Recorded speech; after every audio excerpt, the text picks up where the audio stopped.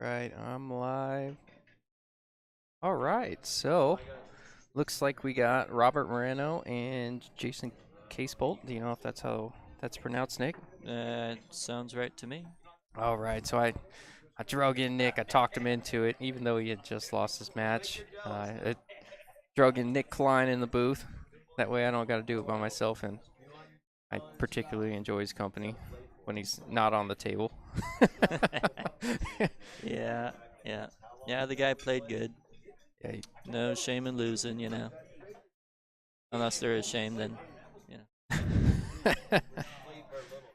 All right, so I have only seen a little bit of Robert Moreno play. Do you got a little background on him? Obviously, you guys came out here together, right? Yeah. So he's kind of new to the Prescott area. Um, he's really a good instructor. He calls himself a master class instructor. I think that's something you don't just pay for it. It takes some classes to get there. So Yeah. seems to be pretty good. I haven't taken any lessons from him, but he seems to be very knowledgeable, so kind of checks out. And he's kind of a quick player, very good at kicking. Yeah, I wonder how much of that is going to come into play, like specifically on these tables. These. Oh, what a brutal roll!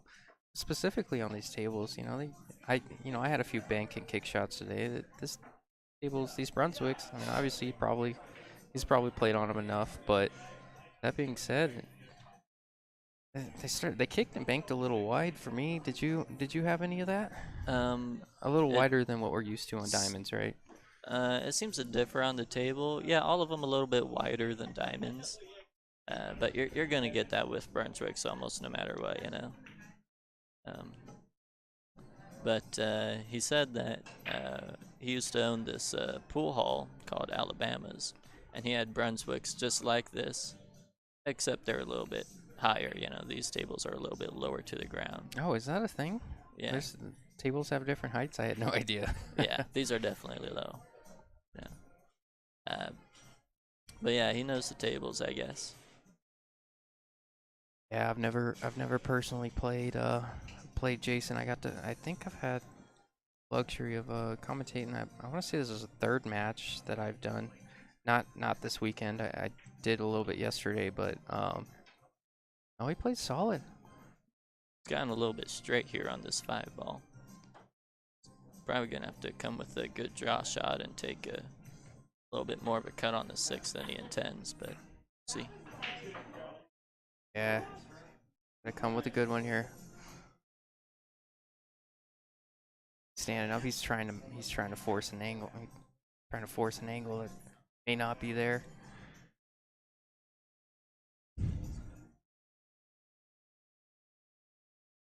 Good shot. Well, Yeah, you also don't want to be too straight.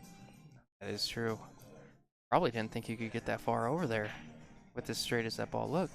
Mm-hmm. It's a good shot, just you almost always want a good angle. Looks like he's got enough to get it. I'd say forward 2 rails is probably a good way to. Yeah, yeah. High left ball. Mm-hmm. He's got enough angle to get over there. Oh. And this is the worst angle because you can't bank it in the side. It's too long for that. 9 ball's too far up on the table. And it's not a easy save, but I think he hit that 8 a little bit too square. Because these pockets play, I think he had the opportunity to cheat that a little bit more. Maybe create an angle and come up 2 rails for the 9. Kind of swerved into the 8. Got pretty straight. yeah, sometimes the spin kind of takes it and straightens it out. Yep.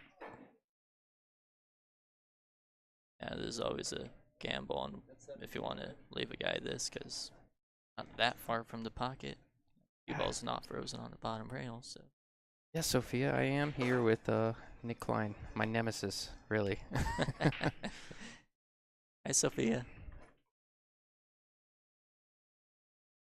Oh, that was a pretty good shot. Real good speed there. Yeah,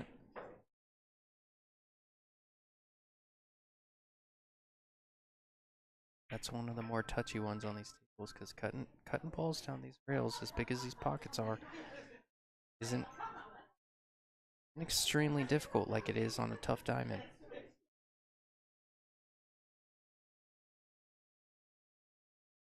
That was a nice shot, but he left him the bank shot.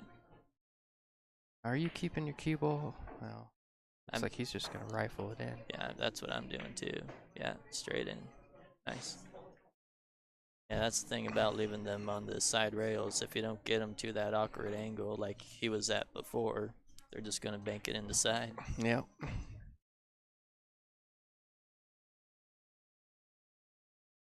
Didn't have a whole lot of a choice though, you know.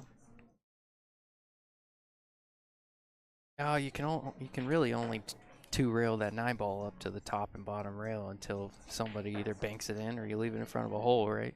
Take the opportunity when you have it. All right, both these guys are only 2 points apart, so this tournament, every 35 points is a 1-game spot. They're obviously very close, so this is just a race to 7. This is a winner side match. I want to say, gosh, what did Tim say? 6 left? Is that what you heard, Nick?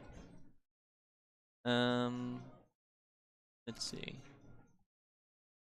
Yes, that seems right. 'Cause The I think two we have winners side matches, and then we already did the loser side matches, so 2, and then the winner side 4. So yeah, that's 6 people. Who was the guy that ended up beating you? Um, I forgot his name. Yeah, I would too if I lost 2-6, Nick. No.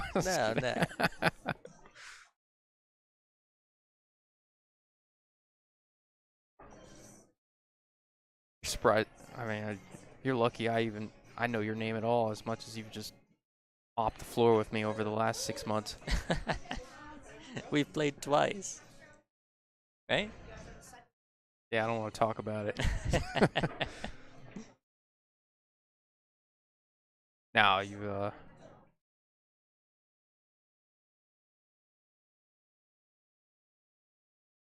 play too good. I hate it. And the worst part, anybody doesn't know Nick, one of the worst parts about Nick, this is one of the worst parts about Nick is, when you get constantly mopped the floor with by a guy, you like to establish some sort of a rivalry in a sense. You almost want to dislike the guy and kind of fake a rivalry to, I guess, give yourself some motivation. But Nick is such a good guy that I mean, even when I lose, I have a smile on my face. I'm like, oh, I'm happy for him because he's too good of a human being. Well, Deep down, I hate you, but I think a lot of players feel that same way. It seems to be a lot of smiles on people's faces when I beat them. It just seemed to like it. Oh, people like you, man. That was a nice run out from the break. Robert scratched on the break, and Run out with the ball in hand. That's yeah, how you're supposed to do it. yep. So it's 1-1. On one of these, don't know. I don't think they've updated the score. Looks like Robert's gonna do it over there right now, so we can track live. I don't have any control over the score. Well, it says 1-1, and I know it's 1-1 because we only played 2 games. I tell you what, Nick, we had this, well, before this we had to manually adjust scores, but since Digital Pool has been, well, they're one of our sponsors, but God, they're so cool. I don't know what to do with my hands in between games anymore. I used to be all busy. Peter had this complicated formula where I had to enter the Pythagorean theorem to switch the score, and it was brutal. But now, it updates by itself. And if people start saying anything in the comments, I'm just like, that's their problem, not mine. Yeah, Digital Pool has done pretty well with all this scoring, and just makes life a lot easier. Yeah. Send it straight to your phone, just keep scoring on your phone. It updates to the screen that you're looking at. It's just easy. Specifically Tim. I mean, Tim, gosh, can you imagine how much easier Tim's job is? Doesn't have to manually enter scores all the time. All he really does is just hit approved score when they submit it, right? Yeah, yeah, he loves it. Obviously, there's a lot more that goes into it than that, but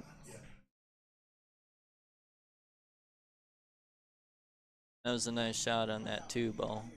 You know, he could have hit, did that just two like wide of it. did that two pass or was it? I mean, obviously it Well, it did passed, but pass, but 4 ball didn't block it from going in, obviously. So just the fact that it was off angle, you still have to hit it fairly accurately. Looks a little bit straight on this 4. Might have some angle to get over for the 6. Have to hit it kind of hard. yeah, he looks real straight on this four. He's drawing this out.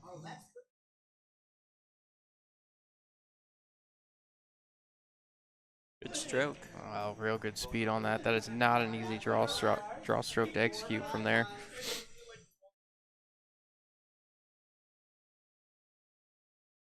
Yep, pretty natural angle to just send that over or draw it over.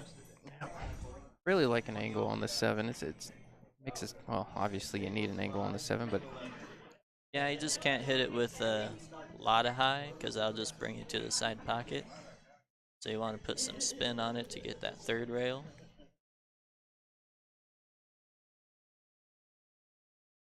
Just like that. Very nice. Either stun it over around the left side for the 9, or you put some high inside on it. Looks like he's stunning it over.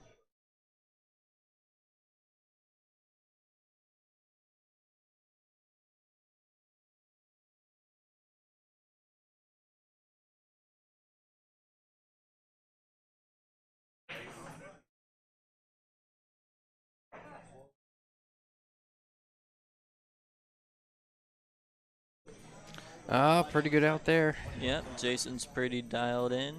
Have you seen any of Jason's game at all? I mean, I haven't played him because I can't make it far enough in these events, but I imagine you've had a couple run-ins with him. Have you? Yeah, he's a solid player. Plays just like how he's playing now. No, I see he's got his headphones in. That probably helps him keep his focus. Yeah, that's a pretty. I've never been much of a headphone guy. Have you? Have you ever done that? No, I've always I practiced with it once or twice, but yeah, it's just not for me.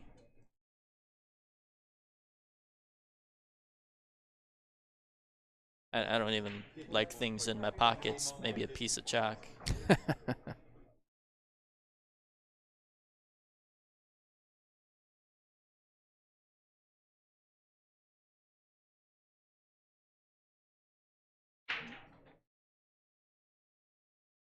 A pretty solid break, but he's not going to get very fortunate on the 1 ball. yeah. Probably see a push out here.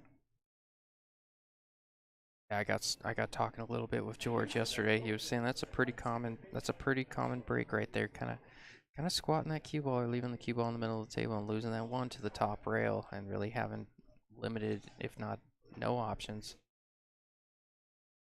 Yeah, you can correct for that by putting a little bit of draw on it or hitting it harder so you get a shot on the 1. Yeah. But You know, I noticed with you, you were really that one ball was tracking towards the side a lot. I was trying to bring mine down, and it almost, correct me if I'm wrong, but it almost seemed as if you were making the wing and going for the 1 as well. um, yeah, yeah, it just seems to kind of go hand in hand when I do that. Yeah. So at that angle, both balls are almost always in the pockets, and it's just a matter of, are you gonna get a shot on the 2, or are you gonna push out? So you could start playing for the 1 down table, but I didn't want to change anything because it's been working the whole time. You got Jason here wrestling with some inner demons. That one ball is pretty close to the 9. He I don't doesn't think have to he's take it, I don't think he's obviously. thinking about that at all. Well, maybe he is. Well, just because it's so close, he's looking for a two-way maybe that he can. Is what I think here. He may be looking for some sort of two-way where the one's getting the 1 away from the 9 and maybe running into it. Well, if you cut the left side of the 1 and the cue ball runs into the 9, then both the 1 and the cue ball are staying down table. I almost like. Do you think there's an option to kind of combo it and then come off the right side and bring your cue ball up?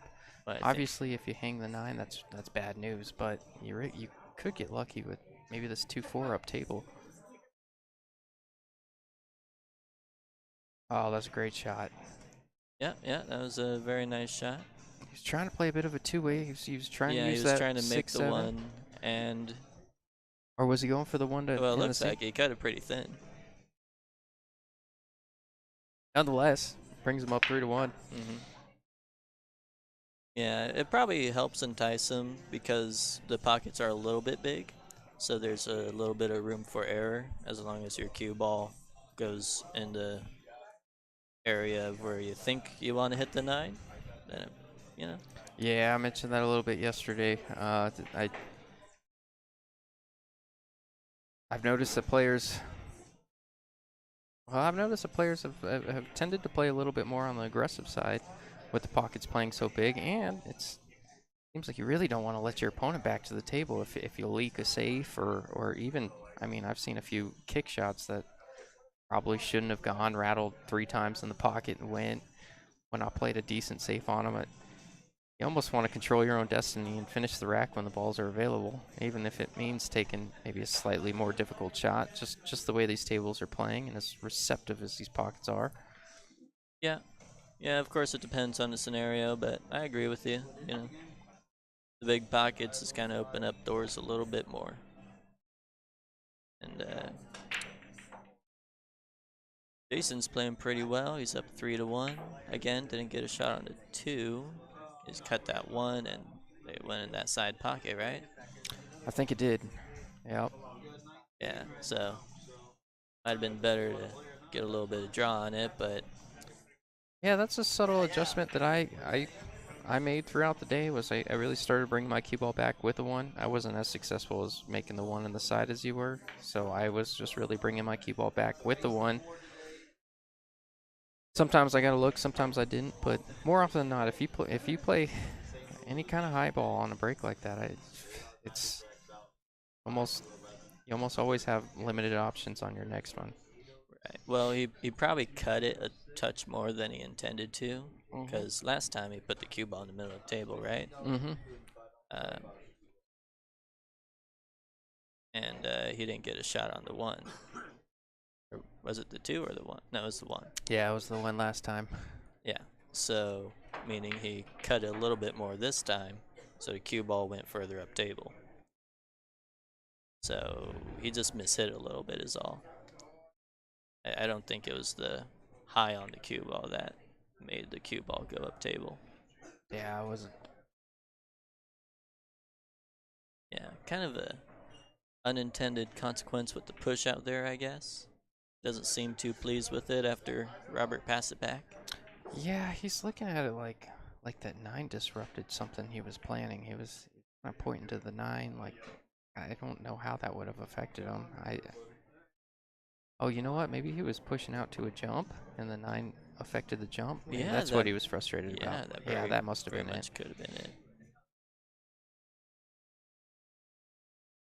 Quite a bit of distance to leave yourself to push out a jump for, but both these players are really good and probably extremely capable of jumping from that distance in these pockets.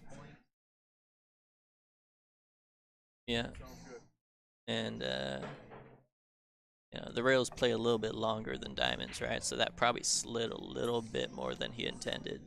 Yeah, that was something I had to adjust to pretty early on. I mentioned early yesterday that I think the guys that obviously everybody's played on Brunswicks, but mentioned there's got to be a mild edge for guess a home court advantage for the guys that are used to these tables and play on these tables on a pretty consistent basis. I mean, Yeah, there's a couple of guys that are locals here that are still in it, right? I would have to check. A lot of new faces to me in this one. A lot of new faces on day 2. Yeah, I believe there's at least one local who's still in it. Yeah, He's playing Kurt over there. yeah, I believe so. Yeah. So A little bit too much there. He's gonna leak it. Yeah, gotta make a decision on how to get on the 6 ball though, if you're not gonna play safe. And he's probably not gonna play safe, considering how makeable this 5 ball is. So you Does he could, does he got enough of it to maybe come into the 8? yeah, that's exactly what I was thinking. Spin it with outside English, meaning right hand English in this case, and Yeah, spin that's into the 8 or the 6. You could do either one and still get a shot on the 6. I like that opposed to going up table somewhere and taking your chances on an angle. yeah. Even if you get a little squirrely, you can play safe if you maybe rub the 8 just the wrong way, which I don't foresee happening if you do run into the 8. He just played safe. I don't know if that'll do it. Looks like it leaked out. I left him pretty straight.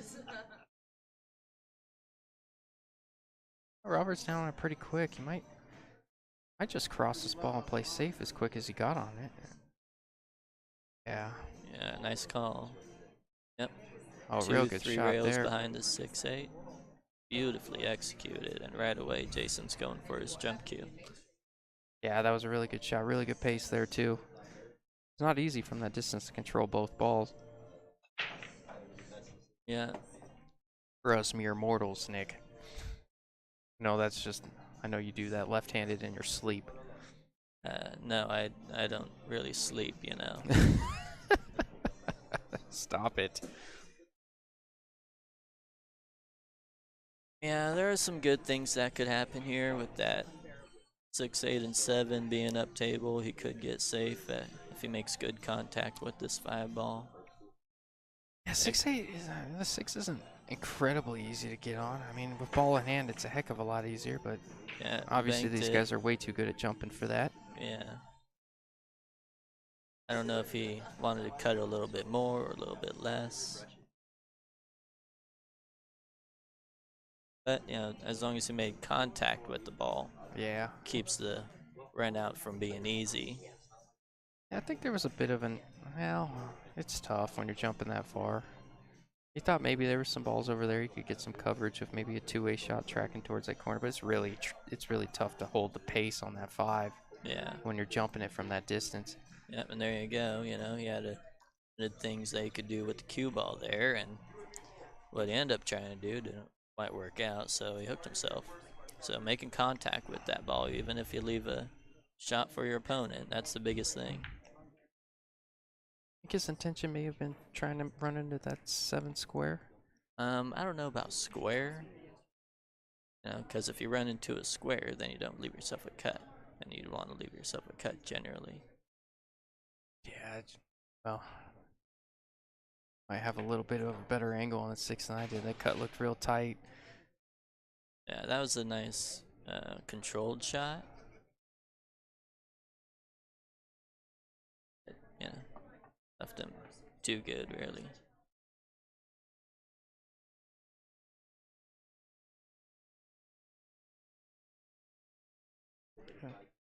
Really interesting that he tried to come across that ball there. I thought he had enough to maybe Yeah, hold it. yeah, you could hold it, but if you go a little too far, come in between, you know, then you will get more of a cut shot than you intend. Obviously, our angle a little deceiving from time to time. We got the side. Well, we see what you guys see, but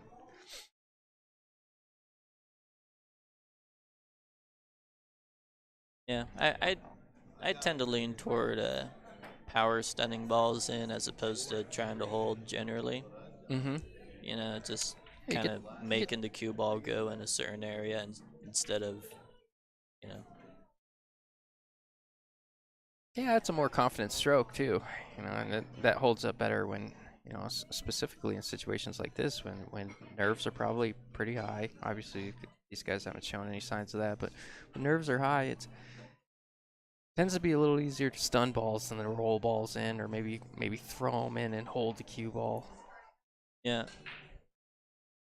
And yeah, it could be just as easy as the angle just asked a little bit more for that, you know, Yeah. cut shot as opposed for the, you know, uh, just drag it in and slow it down, you know. I'm sure he's comfortable with both shots. Just happened to be that one where he decided, it'll guarantee me a shot on the 8.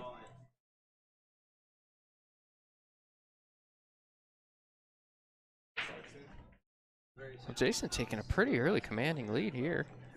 Yeah, he ever cut that again, which the cue ball made contact with the 8 ball. That shot into that corner pocket and kissed the cue ball up table. Almost got a good shot on the one. Has a bank.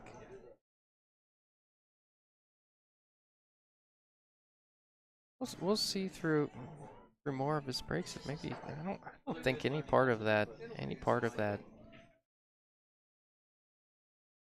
Well, Yeah, it's kind of an interesting shot here. He could just thin it and go up table, get behind some balls up there. Yeah, it's a nice bank.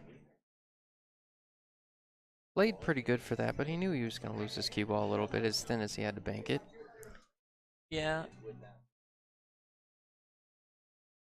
Yeah, I mean, as I think if he made contact with the 9 ball in some way, he was always going to have a shot on the 2, and maybe that was what he had in mind.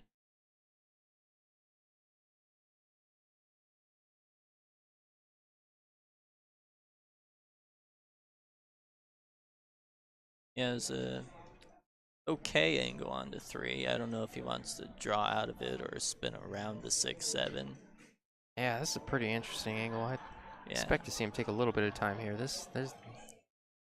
I might opt to hit this rail first with some left-hand English, but it looks like he's drawing it. Maybe trying to. I was about to say trying to find the rail between the 4 and the pocket there. Yeah, it's a little scary, but he hit it pretty good. That's very scary, to say the least. And You got to hit that ball so good. now he's got kind of a backward cut angle. The table doesn't draw super well, but he could draw it above the 7-6 and come back. Doesn't need to come back a lot, just have some sort of Yeah, the look on the 5. five's close enough to a pocket. He can leave a little distance here, but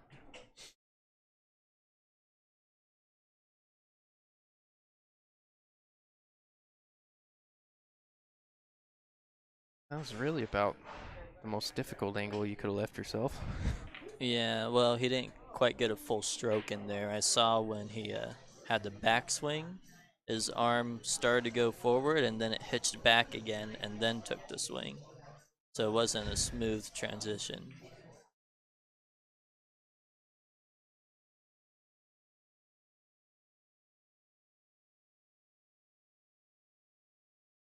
That's a good shot there, as long as the 9's out of his life, which it should be. Yeah, he should be good on this.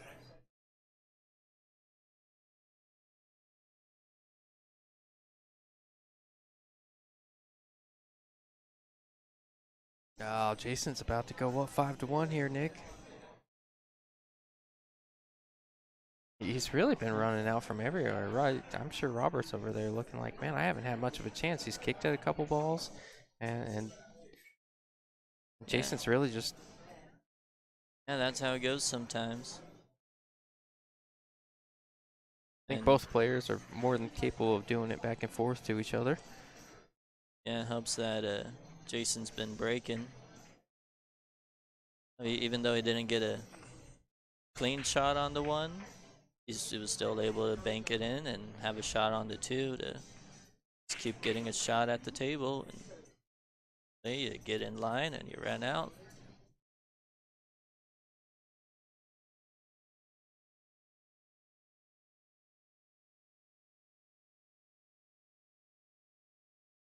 Early 5-1 lead there for Jason. Yep, and it's a race to 7. So, winner breaks. I haven't seen a ton of Robert, but I've seen enough of him. He's more than capable. I promise you, in the back of Jason's mind here, he's not sitting there thinking, "Oh, I got this one in the bag." It's more so I gotta keep applying pressure here, because Robert's more than capable of doing the same thing right back to him, getting control of the table. Yeah. 3, 4, 5 racks. Well, how he plays these next couple of games will really tell the story on how Mm-hmm. he's thinking. You know, if he starts easing up on some shots, then he might be a little too confident. If he starts playing more safeties, then he's like, this is where I need to bear down and, make sure I have control of this. Update on Kurt's match. Well, Justin Turner, let me see.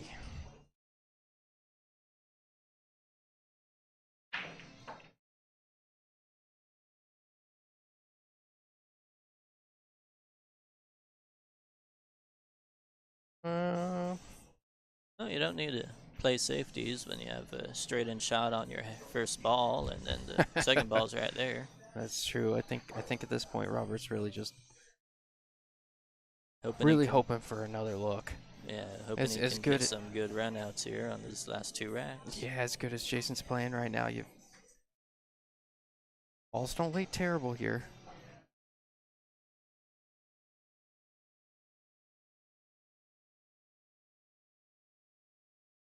Yeah, helps that the pocket was pretty big. You He got a does. better angle than I do. Does he got that for? Yeah, he's got just enough of it to make the 4. Oh, he does. Yeah. Cue ball's on the rail, so a little limited on what you can do with the cue ball.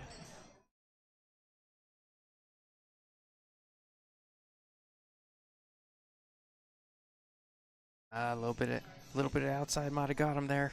Yeah, he forced it a bit much. He was pretty close to the rail shooting that shot, right? Yeah, he was pretty much on the rail. Yeah. So that's why he that's hit it pretty harder to get that forced angle so it deflects off the 4 instead of Yep. relying on the spin to Yep. come over. Yeah, his cue ball. I mean, judging that immediate swerve that you get right off that rail too, I'm sure was a factor of maybe the slight overcut. Yeah, I might have also wanted to take that magic rack off the table because it's coming across there. A little difference, could have done something. A little soft.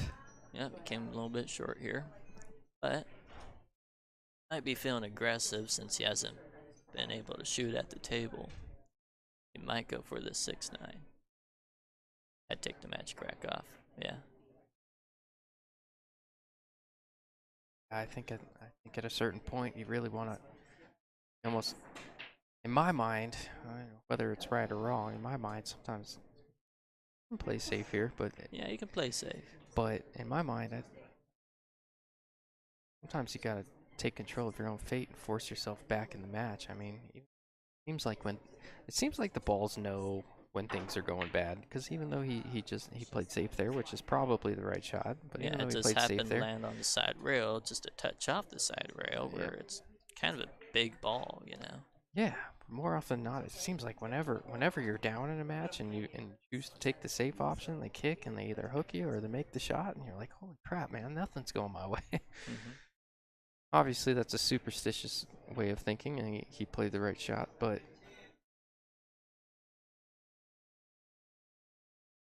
Yeah, it was kind of a big ball. oh, Got he a was little rewarded for it. unfortunate. Yeah, Proves to be the right shot. yeah, very nice. Really unlucky there from Jason, though. He actually kicked that really well. Yeah, I thought he was going to make it. He kicked it so well. But, Table had something different in mind.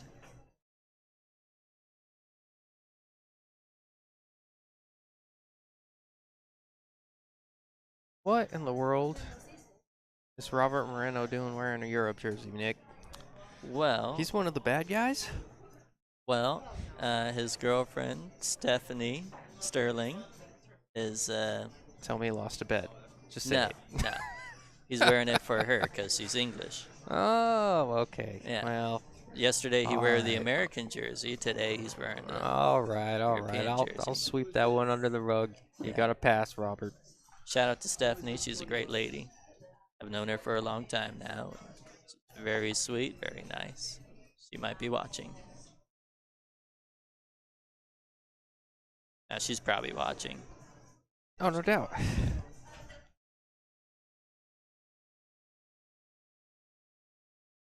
Uh, I always love. Do you have a girlfriend, wife, anything? no, Oh, you don't? no, completely single. Well, I'll tell you what.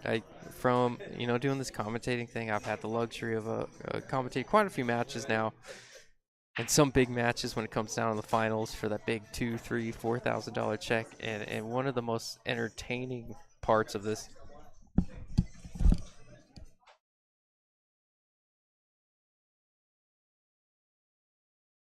Should be 5-1. I think it's 5-1 or 5-2. 5-2. Okay, yeah, 5-2, I guess. Little confusion in the score for a second, but no. One of the more entertaining parts about this is when their boyfriends or husbands are playing. Like I got, watching John Driver and who was it? It was John Driver and Philip Salas, and watching both of their, it's to say wives now. Um, well, just watching players, girlfriends and wives. I mean, they're clenching their purse, they're white knuckling it, and they're so much more nervous than the players at the table. Yeah, They yeah. can't. None of them can sit down. I mean, if they're sitting there moving around in their chair, and they're way more nervous than the players on the table. It's one of the more entertaining aspects of this, man. It's seriously super fun to watch. Yeah, it is. I'm not poking fun at anyone. I think as a fan of pool, and I think it's so cool how much the women support their men and get excited and get nervous for them, and it's seriously a lot of fun. Yeah. So a little bit of a overcut on that 2-ball that Rob shot.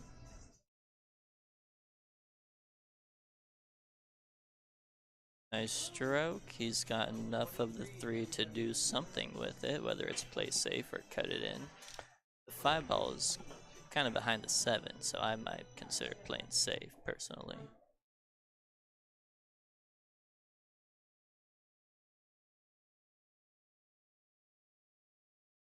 I left it available. Yeah. Oh, Ralph Craig. Hey, Ralph, that's a sensitive subject, but let's go ahead and dip into it because I like Yeah. pushing the envelope a little bit. Yeah, I finished at 12th, where did you finish? I think. 12th? Yeah. Or, You're whatever very that's. modest. It's 9th through 12th, 9th as through they say. 12th. I don't know all the details. I just know there's a final 12 today, and I was a part of that, so I finished in 12th. Yep. No. Now, when the women ask, you say you finished 9th. Sounds All better. right. Yeah. I'll take that as a no. I'll write it down.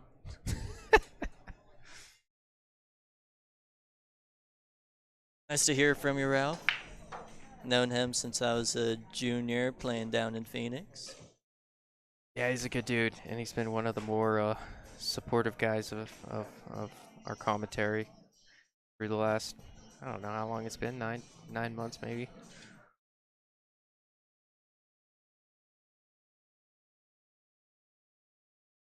Always tough when you're tree topped over a ball like that. Try to get good contact like he did. He felt like he did his job. Got a little bit rewarded with tree top and Rob here, but Rob's gonna have a little bit of a better look to do something with the 3-ball. Yeah. Five's in such a tough spot. That's the issue with this shot.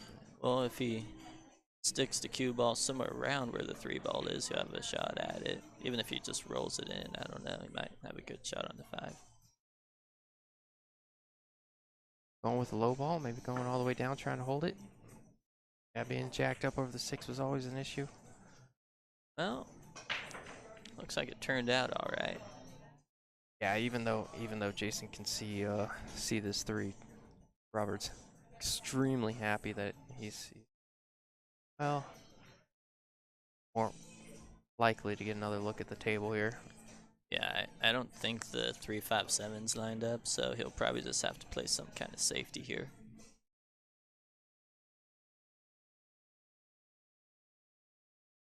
Probably just clip the 3 and come 2 rails behind the 6 or 7.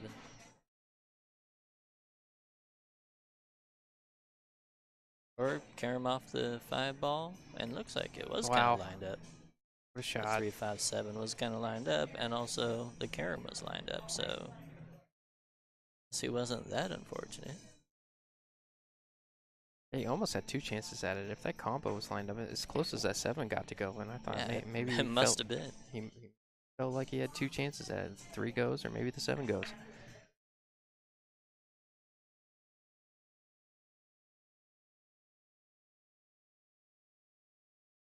Well, you gotta see the shot to do it. I guess he saw it and did it.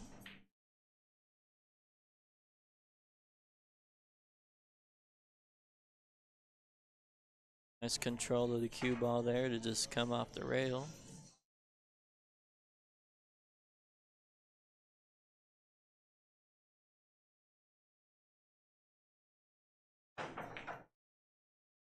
Yeah, this is gonna be really difficult for. I've always felt, and you mentioned something to me earlier that you have a slightly different mentality than I do, but you said earlier, you said if I'm on one and my opponent's on the hill, I don't have an ounce of nerves. I just go out there and do the best I can and try to do my job because I always feel like I have a chance. To me, I always feel like if I can keep my opponent off the hill, I got one to play with, and it keeps my back arm a little bit looser, knowing that I got that one game to play with. But when he's on the hill, it almost feels like it's just one bad roll, one bad shot, table rolls off, anything. I mean, a ball skid, anything can can lose you the match, and that's super discouraging for me sometimes. And I feel like I play a bit tighter. That back arm gets pretty tight. I don't play maybe as aggressive as I should when I'm comfortable. But I wonder which mentality Robert's taken into it, being down 2-6, knowing his opponent's on the hill, playing really well. Well, honestly, he's probably not too bothered by it because they're on the winner's side. Yep. They'll be in the Final Four no matter what. Well, Final Five. that's a good question. I'd have to get with Tim on that one.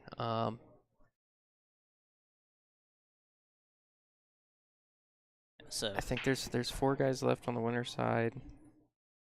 Some of the loser's side played out.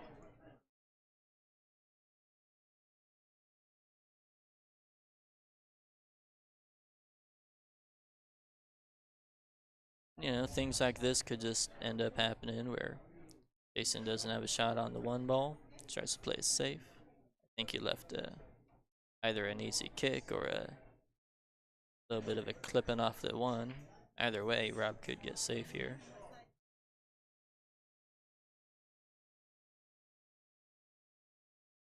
I think you gotta kick from behind with a lot of English, and I think you can stick your cue ball there. Send one ball up, maybe behind the 9.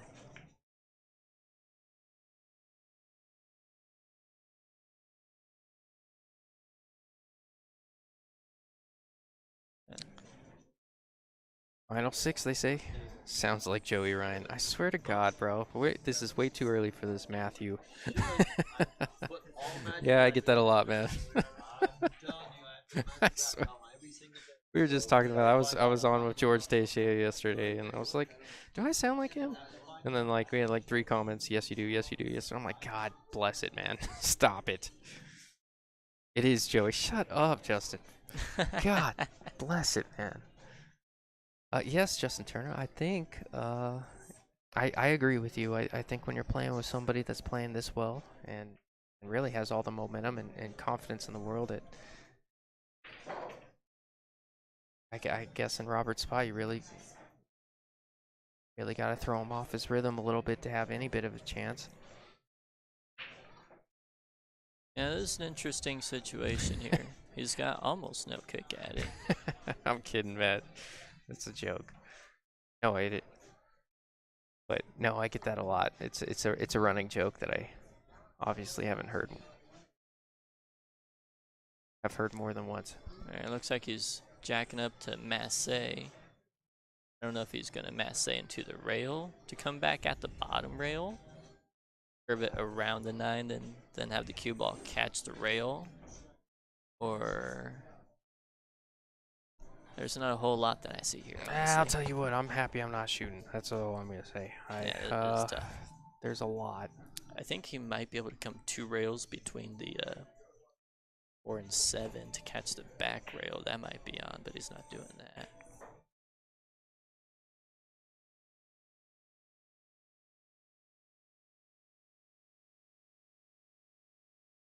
Oh, he wasn't far from getting past that too. He was almost on it. Yeah, really limited options there. That's really, really good save. Yeah, that was tough. There may have been a few options, but that was definitely the more straightforward one.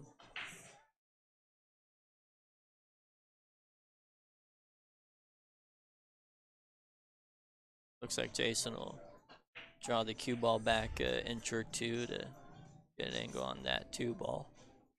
And then hopefully the cue ball will stay up table, where he can just shoot the 3 in and have an angle on the 4. Or even straight in on the 4 is alright, but the 7's there, so you probably want an angle on the 4.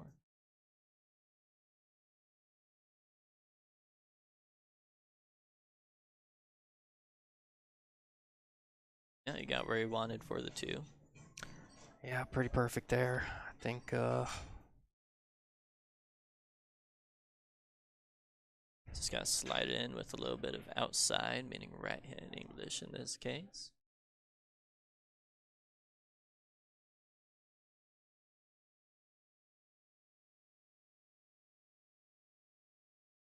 I think he can just tap the 3 in, the cue ball, bump the 7 forward, and he'll have a good shot on the 4 ball.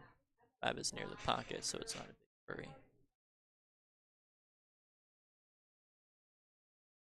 yeah, it looks good. I think Robert would be really happy to get back to the table if he does. It's not looking good from here. But I mean, credit to Jason how well he's played this whole set. He really just Yep, he's kept his composure, had good fundamentals, stroked into tougher shots, the longer shots. He's done very well. like what he's doing here. Even though some guys get a little complacent when they get way up. He's I don't know if I like what he's doing here. I don't want to go over there for the 5 ball.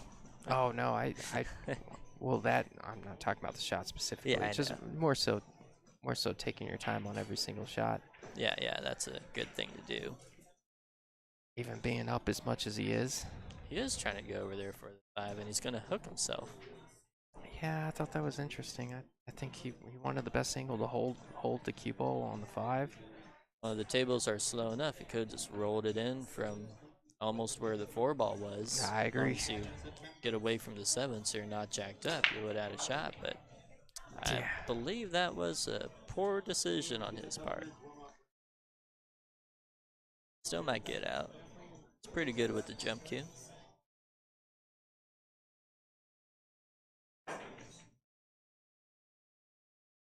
Oh, Robert's pretty happy about that one. Yeah, no, I really think you just take your angle on the 6.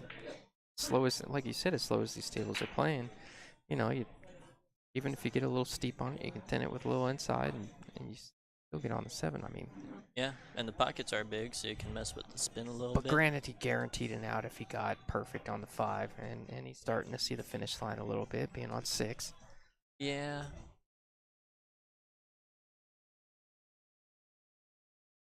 Yeah, sometimes feeling good can trick you into thinking you can do the tougher shots without an issue, but usually want to keep it as simple as possible, whether you're up or down.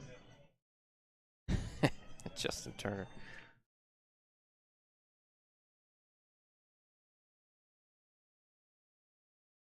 Well, looks like Robert clawing his way back. Yep, that's what I mean. As long as you got a game, you're still in it, especially with winter breaks. Yeah, that's a huge. I think last season Tim did the alternate break format, and it just seemed when you're playing 2 high caliber players, if you got down 2 or 3 games, it almost seemed impossible when you're down, because it was like if you're playing 9 ball and they were breaking well. Well, you know, when you're up a couple of games in alternating breaks, it seems like you can't make that up when you're playing a pro, because Oh the no pro will doubt. just run out, you Yeah. know? But No when you're doubt. playing 650 or under, we make mistakes. More often than not. So, I, I don't think it makes a huge difference when it comes to this level, whether you're behind a couple of games. But when you're behind 4 games, maybe, that when it breaks format can help you out. It can help you claw your way back. Especially with a break like this, you know.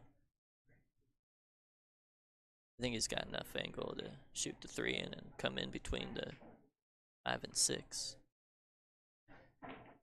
Yeah, I think you're right.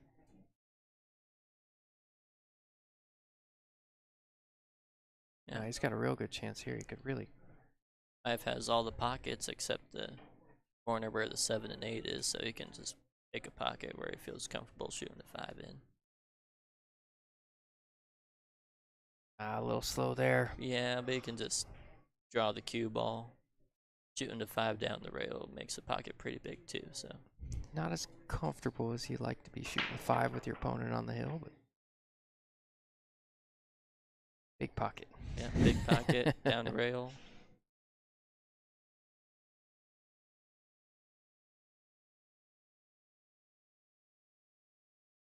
As long as the cue ball doesn't get behind a 9, which it clearly doesn't.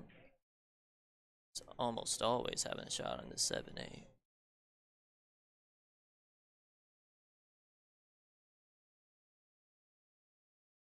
Well, the one blown shape from Jason looks like it's going to cost him 2 games there.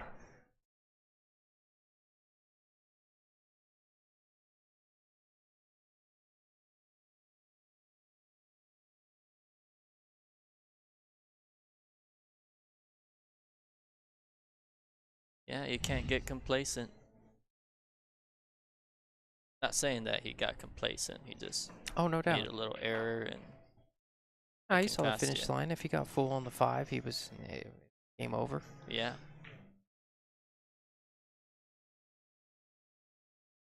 And maybe it was steeper than we saw too. Maybe if it was real steep, he was forced to go that route. Yeah, well, he drew the cue ball back that way. I don't know. Like, as long as the cue ball was off of the rail, you could like even draw the 5 into the 6 if you needed to. But, you know, that's neither here nor there now.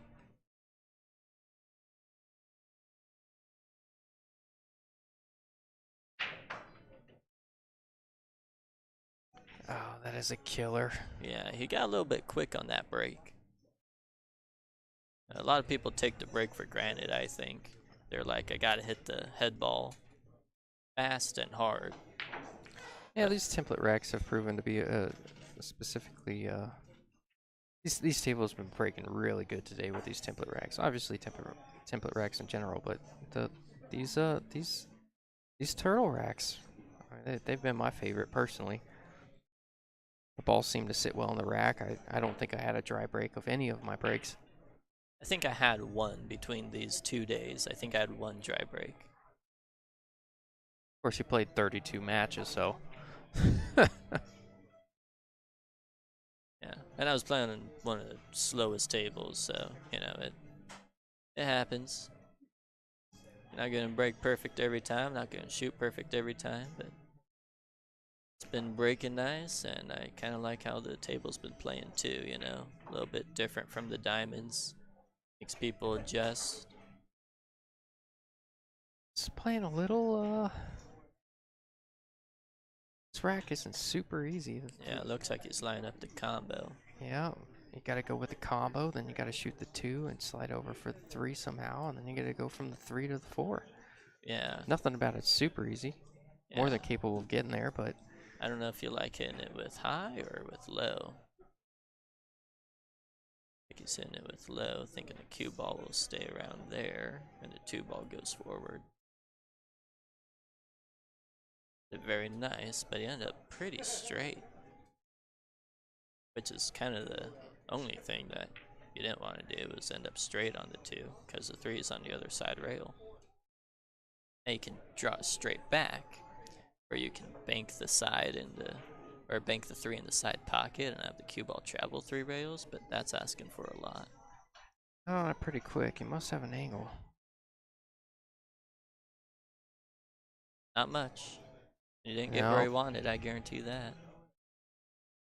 Yeah, the stretch doesn't help much with that either when you're trying to force that cue ball over. Yeah, I probably would have grabbed the bridge there and just drew the cue ball back and banked a 3 in the side. But he can play an okay safe here as long as he controls the speed of the 3 ball. Make it 2 rails below the 4-6. You can I was also going to ask you that, if you like the 2 rail or you like the 1 rail. I like 2 there. It seems a touch more natural. yeah, you can also hit it thinner and have the cue ball come behind the 9 ball. You went with the 1 rail option. Yeah. This leaves a pretty easy kick though, because you didn't get the cue ball behind the 9. Easy to kick it.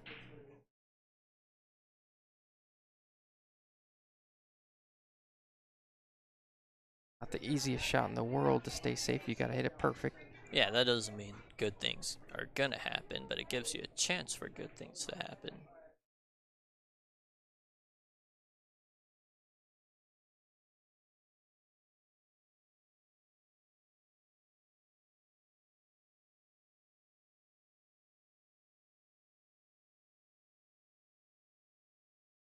Guys, looks like he's deciding if he wants to go 2 rails at it or 1 rail. He's looking at the 2 rails. Which if you hit it soft, then the cue ball can end up on one side of the 6 or so, and the 3 up on the side of rail on the other side of 6. Yeah, don't want to hit it too soft either, too. I mean, if you hit it too soft, the 3 might run into the 4, clip the 4. Hit it with speed, and I think I don't know if he was trying to make the 4 or the 3 off the back of the 4. Those were available, but that's pretty aggressive. Not sure. Maybe he thought. Either Maybe way, didn't want to slow roll it and create separation with a little bit of pace. yeah, either way, he left a shot on the 3 where he's a little bit tree topped over the 6. So Jason wants to spin it with inside English, and in this case, left hand English to go 2 rails up for the 4 ball in the corner pocket. Looks like he's not as jacked up as we think, Nick. Yeah. Squeeze around the side of that ball with some left. Might even want to come to this bottom rail, depending on what he's more comfortable with. And either come 3 rails up for the 4 or 2 rails up.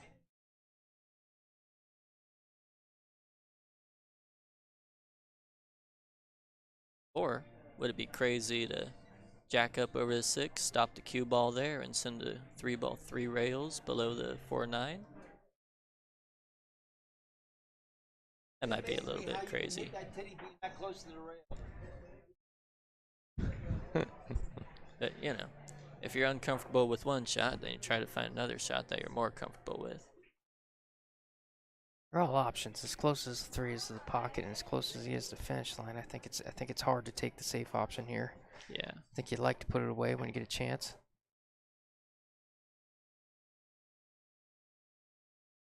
He's got a shot here.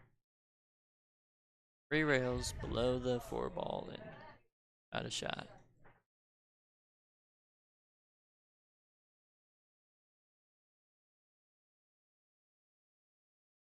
Can't use the rail as much here as when the ball is close to the rail. So you want to hit this a little more center. He might need to punch it over a bit more to have a that's shot what I on was the thinking. 6. I think that 9 plays pretty big.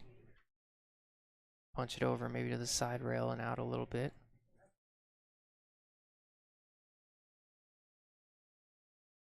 Yeah, not super easy here.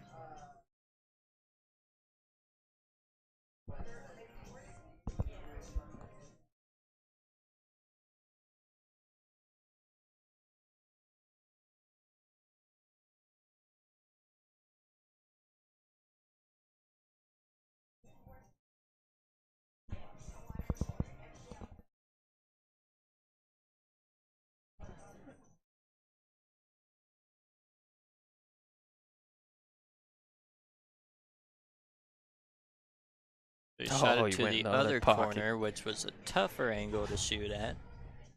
And the pocket did not accept that 4-ball. That was really the worst case scenario too, leaving it hanging in the pocket. And it's Yeah. deep enough to make it mildly more difficult, but Robert's favorite from here. Yeah, he's experienced enough to know this shot. I heard one of the pros say that one time. One of the pockets that gets the most underappreciated is those pocket hangers. Nobody practices them because it's so close to a pocket, but it's something that It's something I practice, because I've done enough wrong with it. yeah, I've lost enough money on those.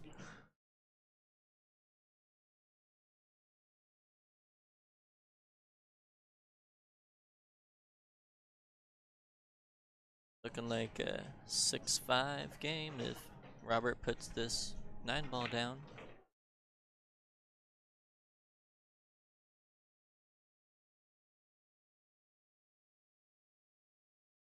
He does. Well, shoot, he's brought it back within one game. That Yeah. one. Oh, Never give up, folks, I am going to step away from you for 10 seconds, Nick. All right. I will be right back.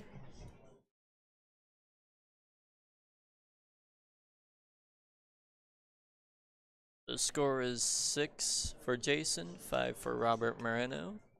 Race to 7. Robert Moreno is breaking.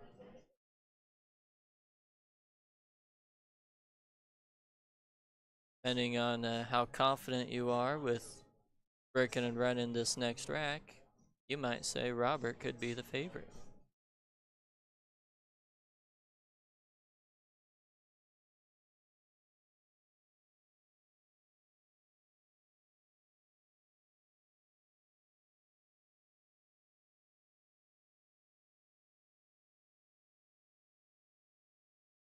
He took more time on that break. A little more careful with where the cue ball was. Looked like he was a little more careful on how he hit that 1-ball. So it seems like that offered him a better break than before. I think he has a thin cut on the 1 and can come across 2 rails for the cue ball.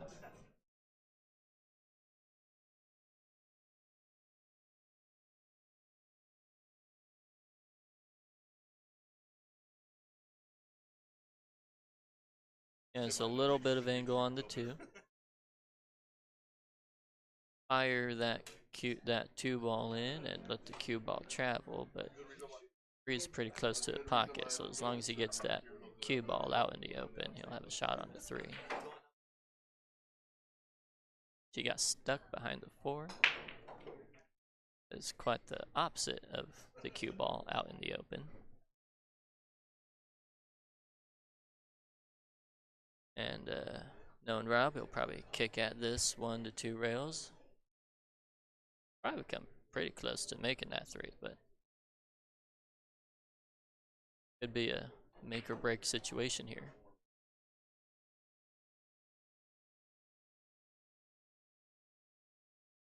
Looking at both side rail options.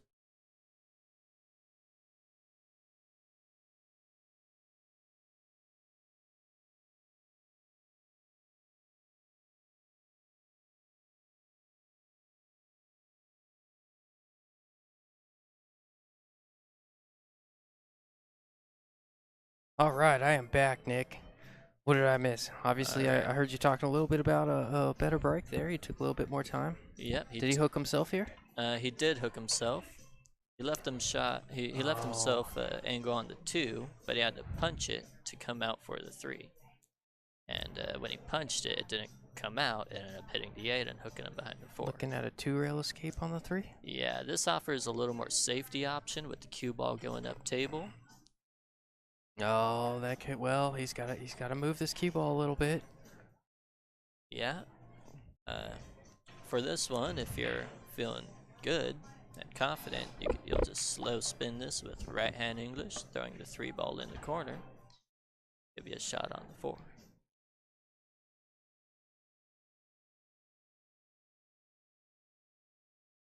Not that easy though. Oh, is it gonna get a roll? Is it gonna get a Yeah, roll? yeah, it looks like he is. Robert's done a good job fighting his way back from 6-1. Is that Mm-hmm. what it was? In 5-1. It was 5-1, then 5-2, Oh I yeah, you're believe. right. You're right.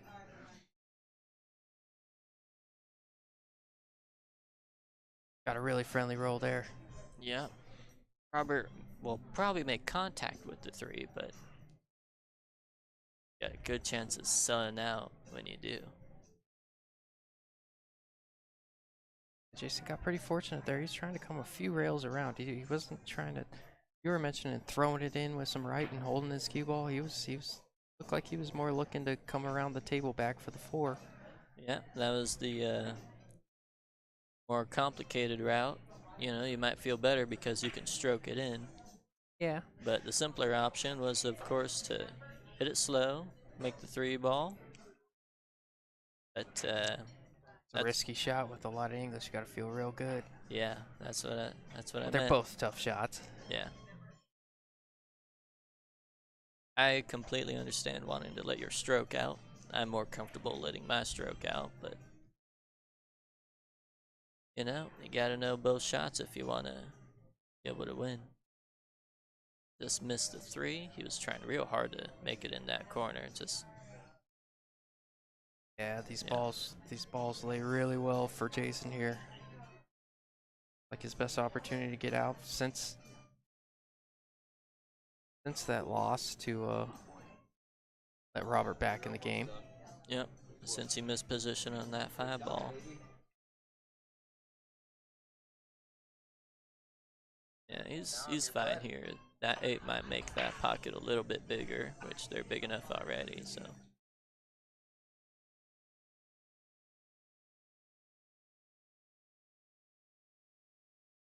Now he's got to stretch a little bit here, or grab the bridge, or granny stick. A lot of people call it a granny stick. Some people say, hey, you're using a cheater stick. And I'm like, what's cheating about it? Yeah, no, it's well, you know, it got a pretty bad reputation until I started playing a little bit more on the 9-footers, and then I'm like, okay, there's just certain shots you can't reach. But being 6 feet tall, like I am, and playing, you know, almost predominantly growing up on bar boxes, it wasn't even an option really. I mean, it was very seldom did it even come up. So it was one of the bigger weaknesses in my game until started playing a little bit more 9-foot. Yeah, he did well here, drawing that cue ball back a little bit, ensuring that he has a little bit of angle on the 8 ball. You think real first year and shooting like I would consider it. Looks yeah, like he did, yeah. Come up a little bit short. Should make the ball, but now you got to worry about if you cut it in the corner, there's a cue ball coming back at that side. yeah, it's gotta play a little English side. Shouldn't be a problem for Jason as well as he's been shooting. Yeah, Great shot. very Great nice. out. Real good match. Robert showed a lot of heart coming back there. Yeah, very solid Uh, match. I've got a good feeling, Nick. That's not the last time we're gonna see Robert. He's playing good, but he just kind of ran into a freight train. Jason was to start off that match. He didn't give an inch. Yeah, taking that commanding lead early really helped him out here. All right, so I believe we're gonna take a couple minutes before we start our next match. Okay, so we got Mike. All right, so we got Mike Hammond and who is it, Tim? Jonathan Cardania up next. The loser will get 5th, 6th, and the winner moves on. I think it's gonna take just a couple minutes to get everything set up. At a certain point, I gotta get all the sponsor shout outs in. Let me get all that information, but we'll be back in just a couple of minutes. Give us a chance to stretch our legs a little bit. Thanks, guys.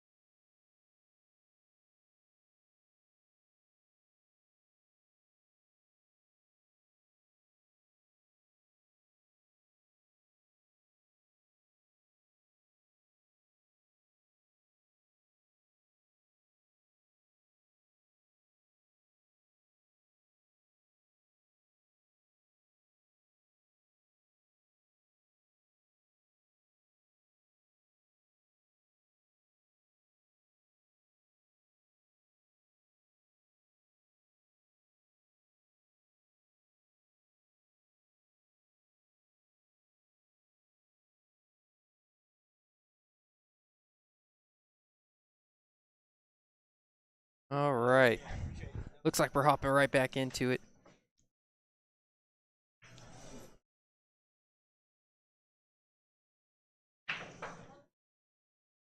All right, we are back.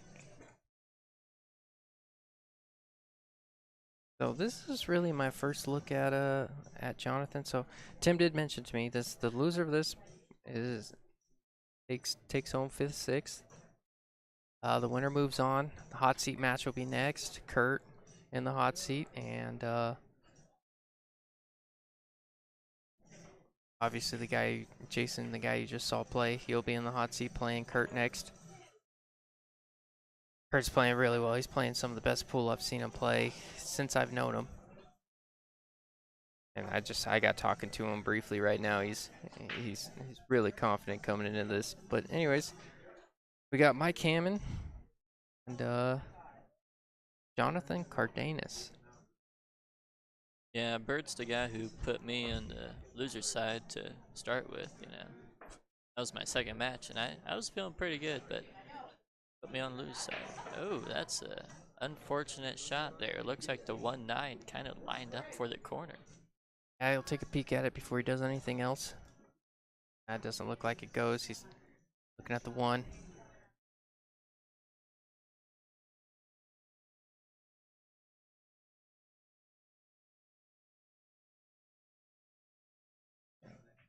If it didn't line up for the corner, then it's not that unfortunate because Mike still has some work to do here. We have not seen a three foul yet on stream. There is a three foul in this tournament. He is on one. Yep, he is on one. And, Left the second one. Left the second one difficult. yeah, he can't get past the 9. It looks to me like he's got to shoot up table at that top rail. Like a two rail escape here. Um, Oh, that can he? might be Oh, can he go? That might be possible. Yeah. Come near the corner points. Lots of spin and did not make contact. What's up, Kurt? Oh, hey, Kurt. We were just talking about you. I was. Yeah, it was nothing good. Well, you beat me, so yeah, it's good. Yeah, it looks like Mike just gave him the hand gestures, let him know he's on two. Are you feeling good, Kurt? Yeah, he's feeling good.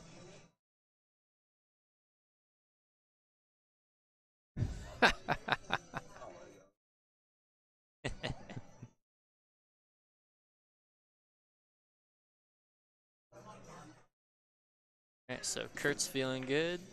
We got these guys. Rob's on the loser side now.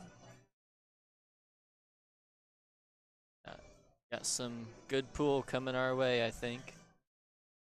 Yeah, Mike's one of my. He's got one of the smoother strokes in the game. If you watch him, he's got one of the real smooth transition, backstroke, four stroke. And when he gets on a roll, he makes the game look easy. I really like his game. Yeah, back when I started coming around Phoenix, I was watching him play and you know, in those tour stops, and I was like, that guy is the guy to beat, I think, you know.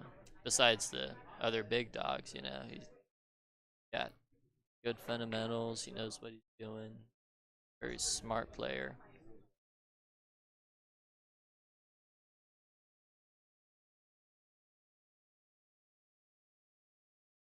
Looking at thinning this and using the 9 to take away the escape.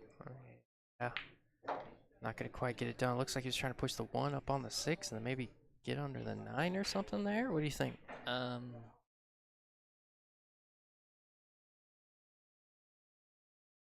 it looks like he was trying to come up behind a 3 after making contact with the 3, which is interesting. Creative, but didn't quite work out, but might work out now. He's got to come off of it and come behind the 8 ball. Yeah, I think Jonathan would have tried something a little bit different on that safe, but being on 2 fouls, he was really just playing a bit of a containing safe to make sure he stayed alive. Yeah, he wanted to hit that softer where he hid Mike behind the 5 ball, but quite work out that way.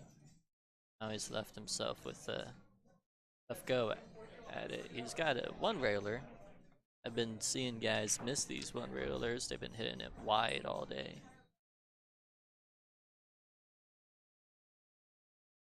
Like that. Yeah, yeah. That's the thing about these tables. They have I expect a pretty similar save here. I think he's gonna get the cue ball real close to the one and play pretty similar save. If the 1-6 isn't lined up.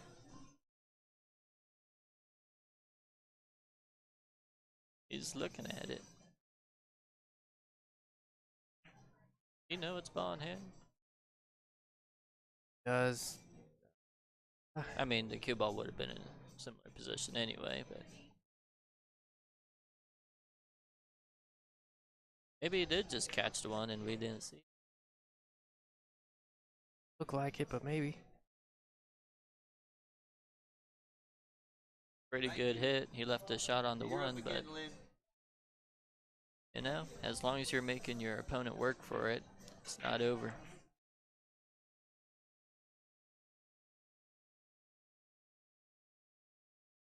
Kind of like that. Yeah, Mike tried to take advantage of these big pockets. Went a little fuller, trying to get above the 3. Yeah, he really just one-stroked that ball. You know, and it being the cue ball coming close to a 9, he probably should have took a little bit more time on it. Yeah, these guys might be playing a little bit fast. You know, that might be their comfortable speed. Nerves might be a little bit high. That was a nice bank.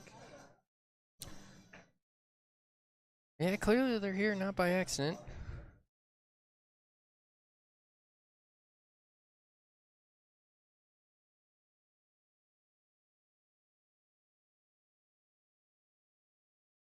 Like he's got a somewhat straight in shot on the 4 ball.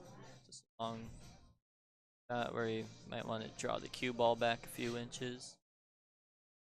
A little bit of a cut on this, doesn't he? I don't know, it's hard to say. If you're right, I think he's in a really good spot. He can just draw this back a little bit, but if he's got a little bit of a cut, maybe the cue ball headed towards us a little bit, makes this run a Well, little bit. Yeah, that's what he's looking in that at. case, then he can just come forward and cut the 5 ball in, and the cue ball go 2 rails Yep. cross back over for the 6. Looks like he's drawing it.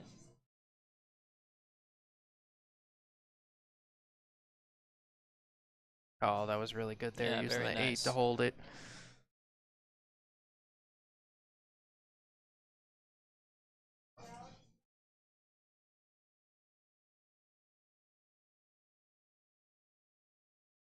He might have just a touch more angle than he wanted. Might have just wanted to flip the cue ball down, which he can still do it. The cue ball's coming a little bit closer to that 7. He's good. A little bit more cut than he intended, probably, but 3 rails around for a shot on the 8. Yeah, Jonathan only avoiding a 1-game spot by just a few points. There's a 21 plus 12. Looks like There's a 33-point difference. Drawing the cue ball. Guess he could hold it. I think he has a little bit of an angle on the 8. He might stun over for the 9 in the same pocket.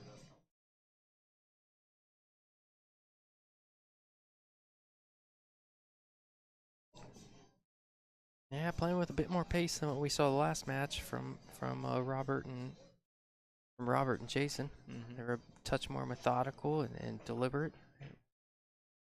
Both these guys trying to establish a little bit of a rhythm. Yeah, rhythm's good. Especially on a winter breaks format. If you get a good break going, get a good rhythm going, could put together a 3-pack or so, you know? Very true. When you get that back arm loose, anything can happen.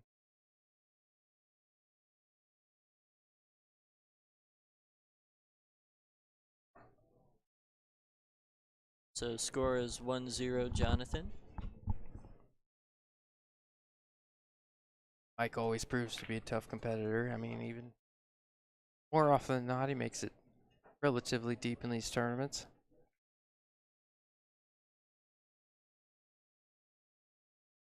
He's Mike, got yeah. good fundamentals.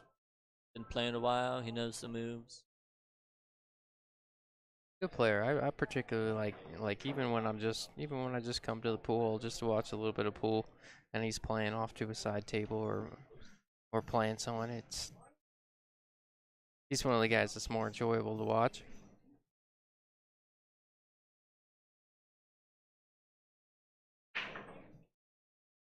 Raised up a little bit on that break, which players do pretty often to get more power. Kind of like Shane Van Boning, he raises up a little bit before he breaks.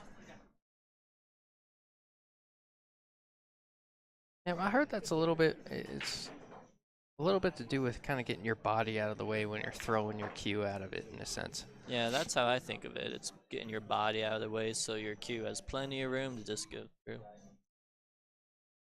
course, if you're not super practiced in that element of the game, it takes a long time to master if you haven't. The break shot is, to me, I guess a lot of people say you should shoot a. I think I heard Mitch telling someone one time. Mitch was saying that you should really shoot your break shot like you're shooting to like almost a hard stop shot, I, but to me, the break shot has always been a completely different shot than anything else you experience at the table. It's more of a what you're saying. You raise out of it a little bit, get your body out of the way, allow that cue to pass through. A nice shot. It takes practice. That was a very nice forward. Come up on a good angle on the 3 to just slide over for the 4. Just got to make sure you don't scratch in the side pocket. Made sure you didn't scratch in the side pocket, but not gonna like it. I think that 6 ball is in the way of shooting that 4 ball in, probably.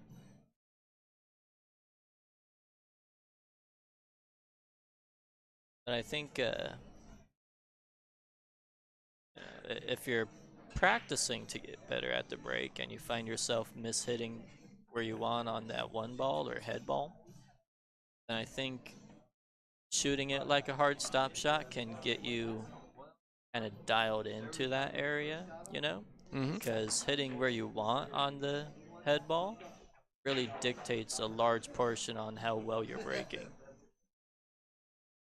So that may be good for practicing Yeah. getting better at the break. Yeah, well, I think a common misconception, I think I mentioned a little bit yesterday, a common misconception, I think, wow, these balls lay really good if he makes this 4. I mean, look at pocket hanger, pocket hanger, pocket hanger, really, Yeah, he after just this fired 5. that in. I didn't get quite where he wanted on this, but you have your choices on what you want to do here. Got in, no problem. As easy as he made that.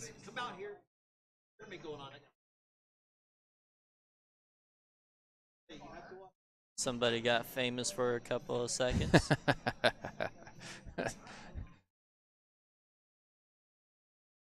They don't know, but now they know. Meanwhile, Mike is running out.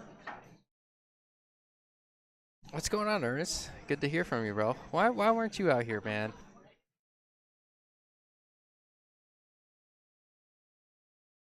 Yeah, Mike strikes back. Yep, so that makes the score 1-1 and a race to 7. Yep, race to 6 from here. Looks like we got some quick shooters. This may be a fairly quick match. Yeah, I agree. I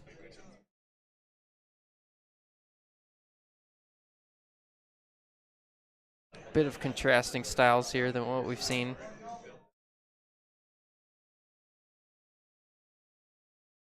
But it's something I know about Mike. Once he gets on a roll, makes the game look easy. I think this match, if you haven't seen a play, I think you get the experience to see what I'm talking about. He's shooting a bit quick.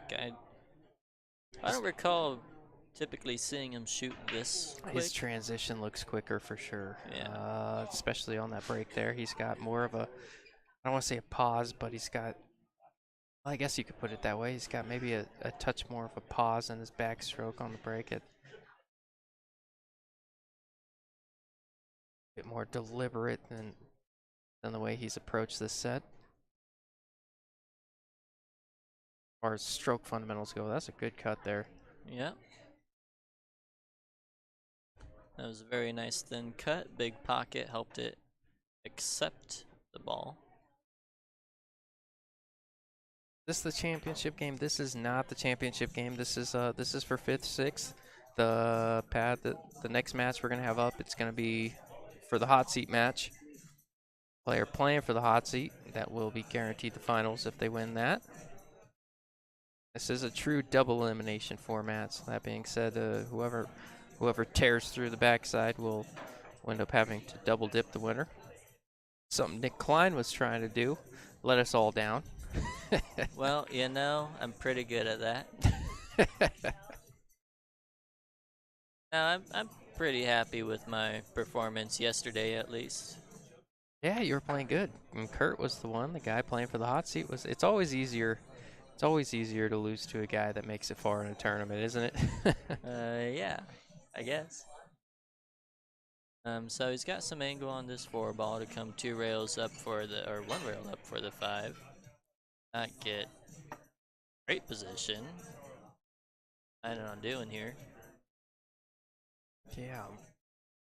I'm curious his mentality there, whether he was trying to shoot. Yeah.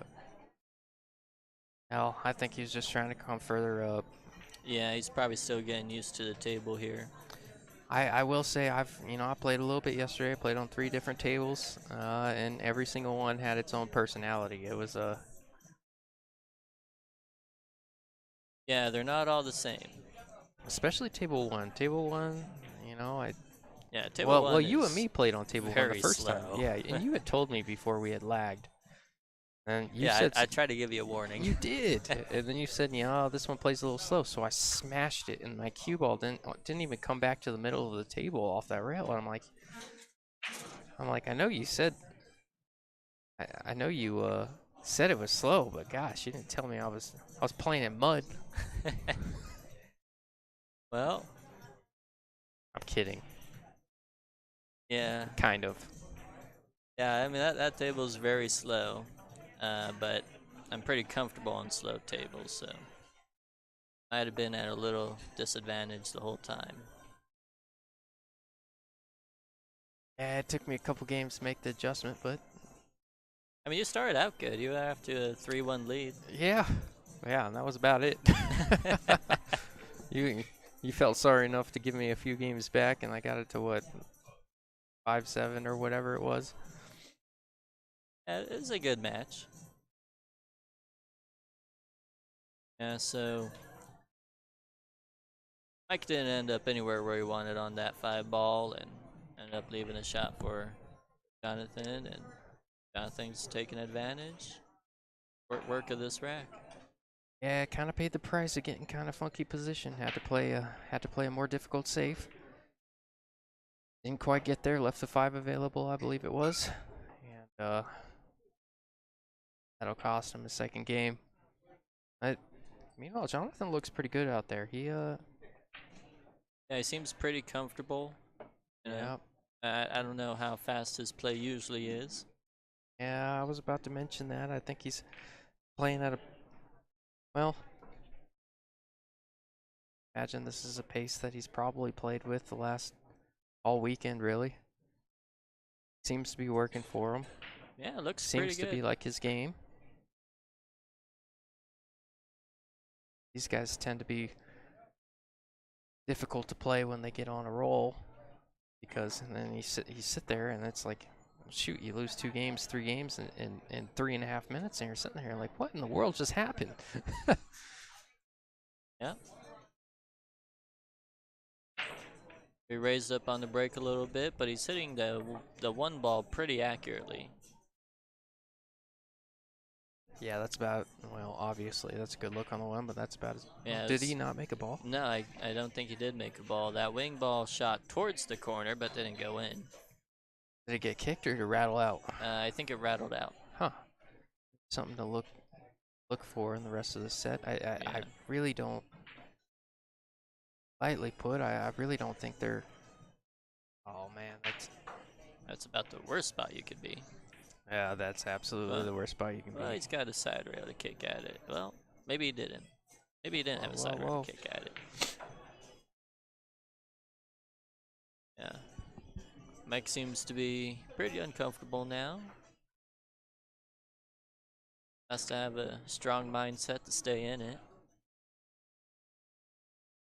You're welcome, Pat. As we move forward, I think I'm gonna put, like, when it's the hot seat match, I'll put like a text up top that says hot seat match, semifinals, finals, all that. So it'll be a little bit easier to track. We're a little bit early for that, but this is the backside. This is Whoa. for fifth, sixth.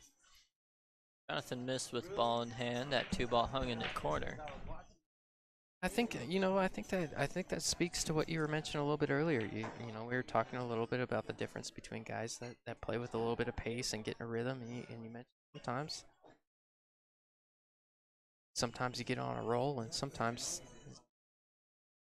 when you're in such a rhythm, you tend to, or you're playing so well, you tend to take something for granted that may be Yeah. right in front of you.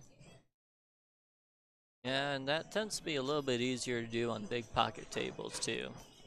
You know, you still got to put in the pocket. When you catch that rail, sometimes they just don't go. I found myself getting a touch.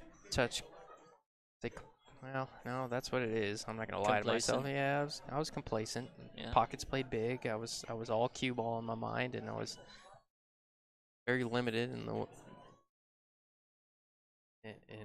my focus on pocketing the ball. Cost me a few games. Yeah, that was a nice two-way shot by Mike. I think he knew if he hit it short that the 5-7 was always going to be there to possibly block the 3 ball. Well, if he made it, he always had a shot on the 4, so I think it was a pretty smart shot. Yeah, it was a really smart shot. I think Jonathan still has a rail first shot here. He can cut it in off the rail with right hand English. And the cue ball may be heading toward that corner pocket too.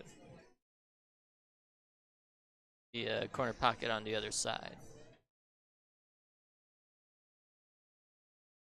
Hit it thick. a real good chance for Mike to bounce back. Yeah, this looks perfectly natural to get exactly where you want on the 4 ball.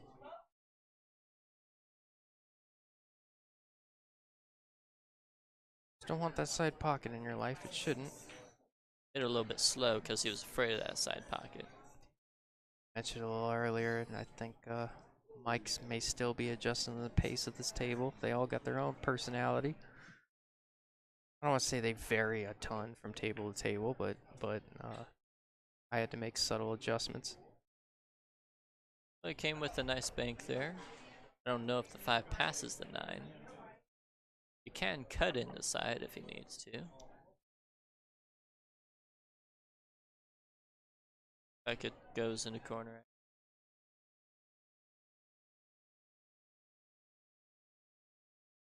Got a shot for the 6 in the side. Doesn't have to do too much with it to have a shot on the 7. This is basically what I was talking about. I got Now, up on it.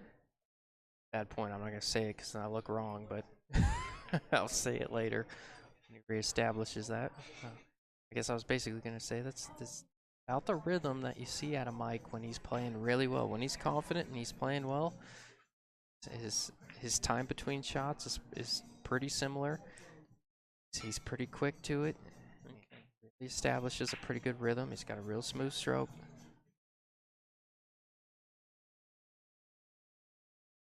And he's got to look at the 6. I don't know if he has a cut for the 6 ball because that 8 might be blocking off from the cut. But he can hit it full. He can hit it full in the face. Yeah, I got a good look at it from my angle. He can't cut it, I don't think. Looking real hard, but Unless he swerves it a little bit, he can't cut it. I think he's got it. He can see maybe his right third, our left third, but not enough to cut it. Now he's looking at all his options for safe. yeah, you might just want to hit this thin on the bottom side. Oh, looks like he's hitting it thick on the top side and banking it, but you missed. But I think he knew that 2-ray bank 2 leaves that 6 ball in the rail probably. Yeah, every part of that was intentional. He knew it wasn't going to overcut the bank. He figured, figured, well, I can't see enough of this. If I bank it and undercut it, I'm bringing that. He played it at a pace where the 6 was always going to the bottom rail had he missed that bank. Yeah, and it happens that it got on the other side of 9, where I think Jonathan has to kick at it, which we know now that the kicks tend to go kind of long. So let's see where he hits on that rail. Yeah, he hit on the short side of the rail, so it comes up shorter than it would hitting on the long side of the rail. That was a nice adjustment there. Mike's got a good look from here. He's got a real good chance from here.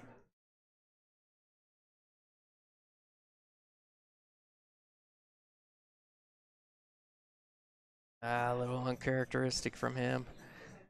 Yeah, I couldn't tell how much of the 6 he had. Um, like we might be exchanging a few safeties here, depending on how aggressive Jonathan wants to be with this. Hey kid, I'm not. I can't speak to the exact measurements, but they absolutely play closer to 5 inches that I've seen. You got a measurement on them, or would you Yeah, would you they're just they're say right. 5 inches? They're right about 5 inches. Yeah. Maybe a touch under.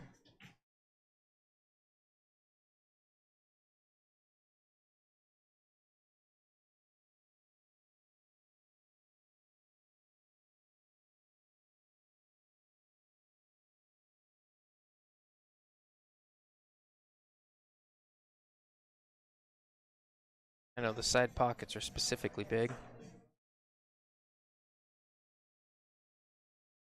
Yeah, well, the side pockets are always supposed to be a little bit bigger than the corner pockets.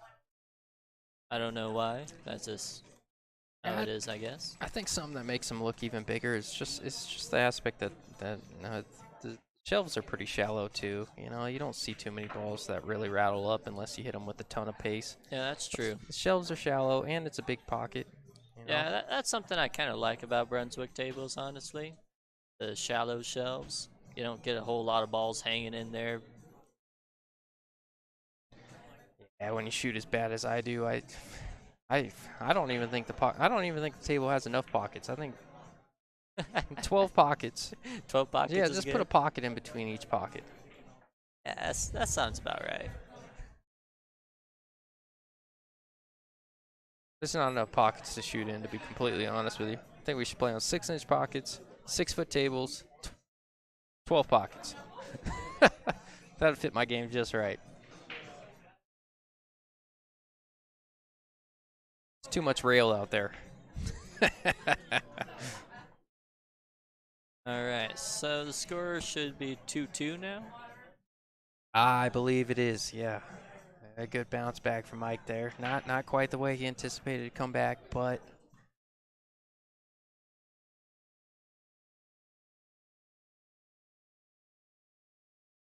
looks like he's going to run to the restroom real quick.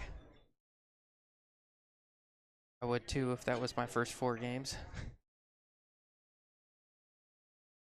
Trying to clean up a little bit. He's hasn't given his missed a few shots that I'm not used to seeing from Mike. Obviously, when he starts getting on a roll, he looks real good out there. Yeah, he seems to be missing position a little bit, needing to adjust to the table. I don't know what table he came from.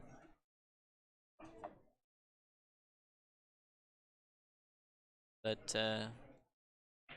yeah. Yeah, you can call them short races, but fortunately the races are long enough to where even if you get down a little bit, you still have a little bit of time for adjustment. Yeah, I think races to 7 are good for not only timing the tournament, but getting some play out of the players too. Yeah, I think it's perfect recipe for success, really. Yeah. It seems like the right number, and this tournament's been going really fast. I mean, I think Tim told me yesterday he had kind of anticipated that the first day was going to go until maybe 9 or 10 p.m. and then we were done relatively early. Yeah, I was on the loser's side, and I went home before dark, so I was surprised, coming back today.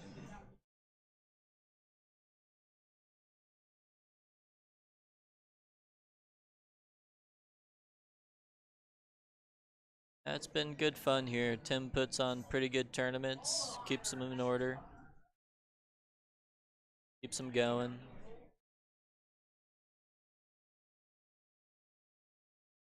Have you had the food here? I have not. Oh, you, I'll have to try it out. yeah. Can I borrow a piece of paper and a pen? I'm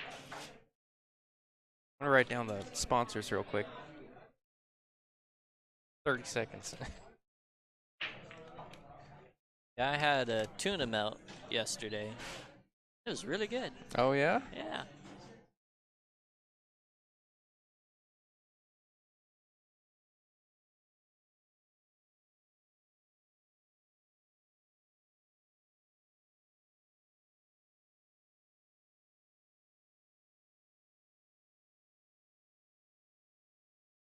So it looks like Mike made a pretty decent break. Got a shot on the one, and got a little bit straight on this three ball. One of those shots where you might prefer more angle than straight in, but it is what it is now. And yeah, he was a bit straight on it. Tried to create an angle, ended up missing the ball and almost scratched.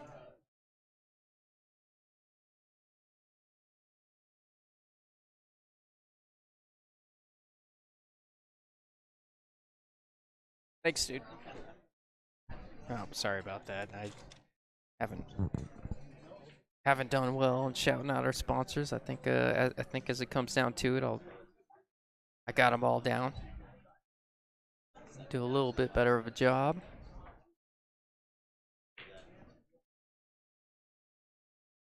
Jonathan's about to shoot this three ball in. Oh, he was trying to find the gap between the 5-8. Did he get there? I think, no, I guess not. Yeah, the body language was a little easy to read there, Nick. What do you Yep, say? he stomped his foot and looked up at the sky and was like, oh no, I did it to me this time. Yeah, I don't know what that feels like. Do you know what that feels like, Nick? No, I've never done that. I know Peter had the great idea. He's like, you know what? We gotta mic up the players that are playing on the stream one time, and I'm like, no, dude, we get canceled so fast. Yeah. Nobody wants to hear my language on the table. Yeah, I consider myself a pretty chill guy. I say some things that are not PG friendly to myself. Oh I'm no. I just whisper them so nobody can hear me, but Oh, no doubt. yeah, so No. just don't put a mic on me. That's not a I would not look so good then. Yeah, he probably has a sliver of this four. Yeah, I don't think any of these guys could run for office if we mic'd them up for a match. Yep, yeah, just a sliver of it. Ended up selling out. Six rolled a little funny. I think Mike should be able to figure it out. As Well, big as these pockets play, generally on a diamond, that's a tough spot for the six. But as big as these pockets play, shooting them down the rail isn't near as difficult. I think it helps that the seven's hanging in this corner. So if he Yeah. gets to the top side of the six, so he can shoot it down and combo the seven in, he's in good. Yeah, that's a really good point. That's Oh, he's on. Oh, he's good. Got good angle on this five. on the good side for that. Mm-hmm. Really just holding that six in the same pocket. If you choose to. I'm not sure what he has in mind here. May have let up on that stroke a little bit. Unless he thought it went in the side. You know, obviously we don't see it as close. Yeah, it must go on the side. He thought it. Wow. Yeah, that's a testament to those shallow shelves that we were talking about. That does not go on. That doesn't go on any other table. Now on a diamond, it just rolls to that corner point on the Oh my side gosh. pocket. This looks so dumb shooting that shot on a diamond table sometimes. I know. Yeah, I do that all the time. Yeah, I don't mean to bring up diamonds as much as I do. I apologize if I do too much, but you know, it's just generally what we have out there. Yeah, It's an adjustment. Diamonds are good equipment. They play consistent. A lot of pros like the speed. That's what we should keep in mind. Yeah, it's just a lot. We got a lot of AZ guys. We had a pretty good AZ showing out here, and generally speaking, with bullshooters and well, at least the Phoenix side. I know you guys have a bunch of diamonds on your side, but generally on our side, we have bullshooters and Metro, and we have JJs, and even Masons has a couple tables. More often than not, that's what they're practicing on, or at least playing competitively. So it's been an adjustment coming out here. I do like the way these tables are playing, and I think George Teixeira said it yesterday.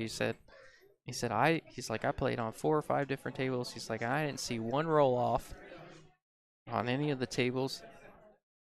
Well, there are a few rolls here and there, but honestly, these tables are in pretty decent condition.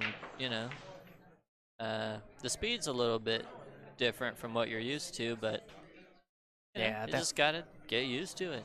Just gotta that's the adapt. biggest adjustment. We're all playing on the same equipment. Yeah, Mike laid down a pretty good break there.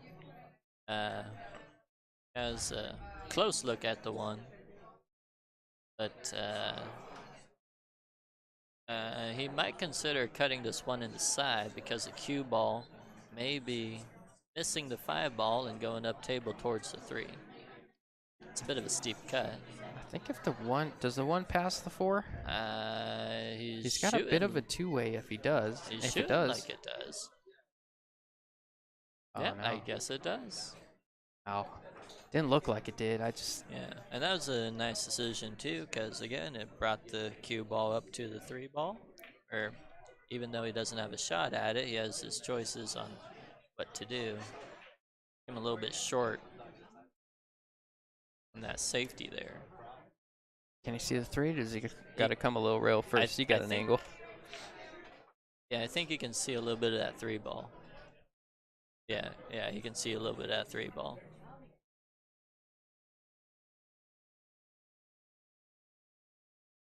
Like Rob Moreno and Kurt Siebel. No? So who's he playing? Is Kurt playing? Oh, No, they'll be playing up here next. okay. I'm sure they're just practicing over there. Well, I think Oh wait, Mike. oh Robert, Yeah, yeah, Robert Robert may be playing. Moreno I thought you said Kurt and Siebels was playing. Kurt's in the hot seat. Robert's battling his way back. oh, the guy who beat me. They're Hill. Oh, Yep. okay. Yeah, I misinterpreted what was going on. You said Kurt Siebels right after you said Robert, and I'm like, ah. I wasn't sure who was playing over there, but Yeah, so we got Hill over yeah. there with Robert Moreno, and what was the name of the guy that you were playing? I gotta look it up. Not one from my Shane Massey. Shane Mass. Yeah, he plays pretty good. Yeah. I made some mistakes against him, and I'll do he one. played good. So, yeah, when you do that, it's a recipe for disaster. That's the truth. It was a nice shot from Mike on the 7 ball. He just has to come up with another nice shot on the 8. He'll go up 4-2. Big as these side pockets are playing, looks like he's going for it. Yeah, but he hit a little bit slow. Yeah, it's still been an adjustment for Mike, adjusting to these tables and the pace. Yeah, the cut shot for Mike there wasn't the hard part. The hard part was getting good on the 9, because you have to come across the angles.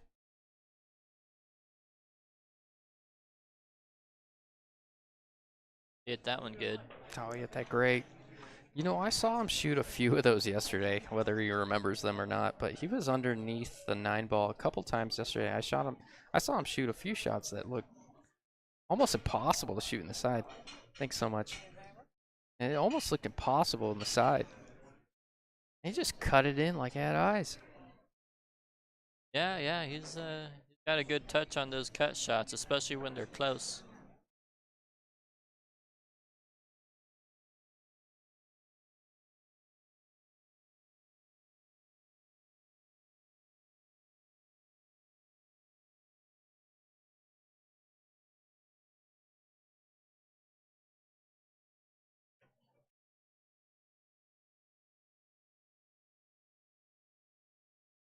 All right, Nick.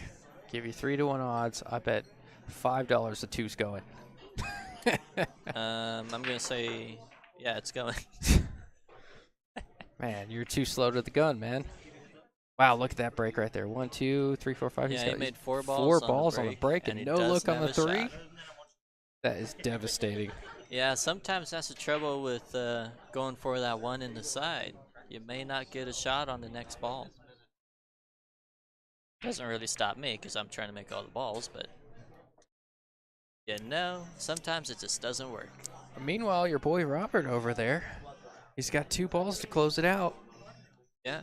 I imagine Mike's gonna push, so we have a minute to talk about Robert's game. Tail Hill with Robert Moreno, And and you just hit that 8-ball perfect to get on the 9. yep, should do it right here. He's got good on the 9. Great And shot, yeah, Robert. Robert's going to advance. Won't be the last time we see him. Will Fletcher. Gosh, every single time I see your name, I just fun name, right? Will Fletcher. well, yeah. If you haven't played him pool. No, he played real good against me down at Tucson. It was we had a pretty good battle down there. Yeah, he's a nice guy. Whenever I come in, he's one of the first guys to say hi to me. And just fun, nice guy.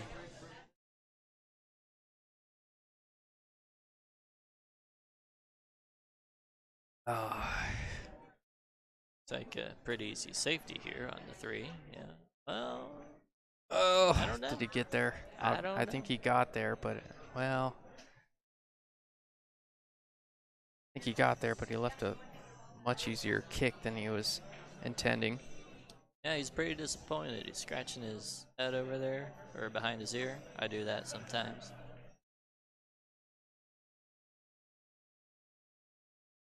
Oh, He's gonna get some love. yeah, he got some love.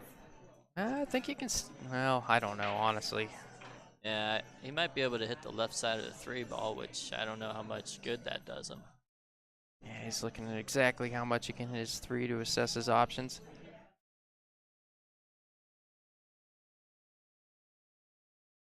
And I don't think the table bank's short enough where he can make it in the side.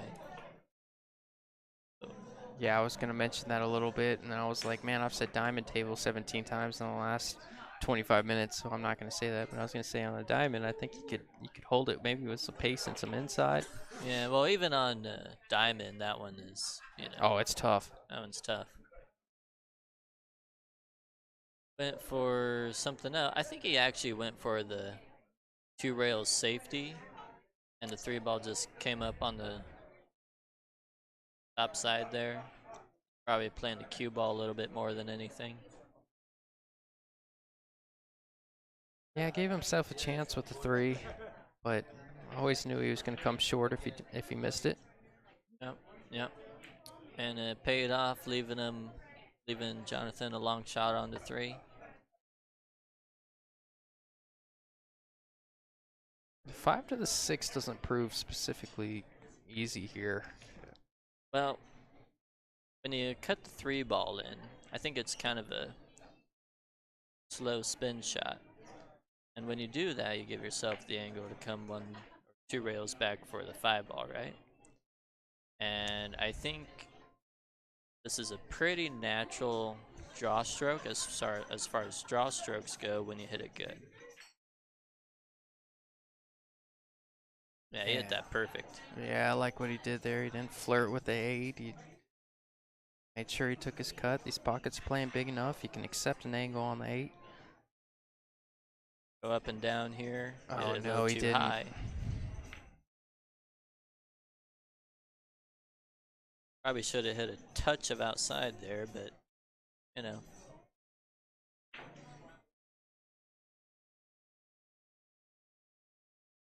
We can tell ourselves what we should have done looking back, but probably seemed right in the moment when he shot it.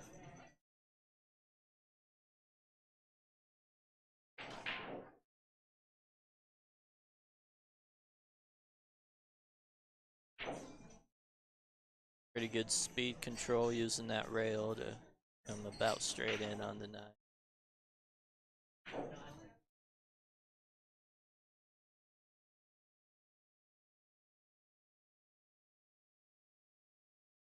That brings the score 4-3, I believe, or is Yep, it? Yeah. you are correct.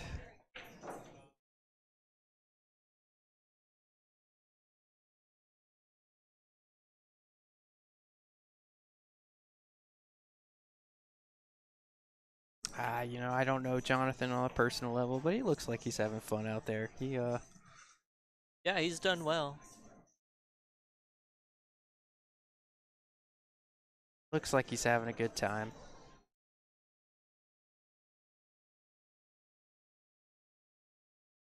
Yeah, Mike's having a good time too. He's over there smiling and talking with people. Yeah, he's a good dude. I haven't had as much conversations with him as I'd like to over the years, but I've just recently became a competitor that's worth the time of day to him. So I think I think we've become a touch closer over the last 6 months or so. I really do like him. He's never extremely frustrated. At least not physically. You can't see it in his demeanor. Yeah, like that's frustrating right there, but he'll just go sit back down to his table, not gonna whine about anything. He's just gonna sit down and think about it. Who is Billiard Battles? Do you know? Alright, so All right, Billiard hit me with it. Battles is that's our streaming guys we have up in Prescott. Oh, okay. Yeah, it's run by Brian Wilson. Oh, that's cool. Yeah.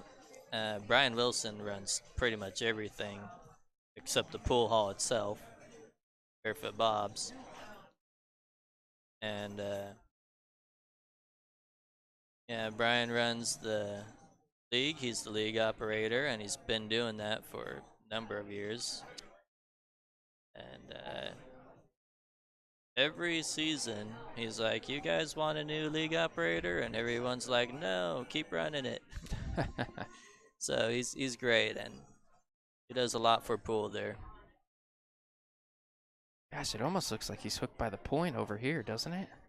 Yeah, it definitely looks like he's hooked by the point. So might be He's thinking looking at about it like he can come swerving. off the left side of it or something. I think Look he's. at it. He's come straight at it.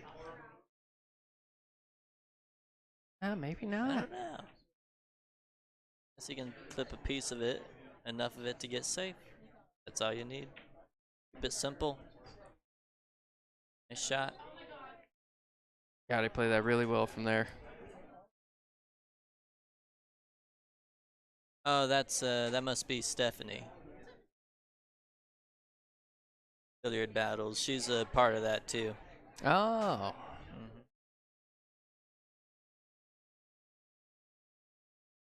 Greg says JoJo is always smiling. I imagine that's Jonathan. That's awesome.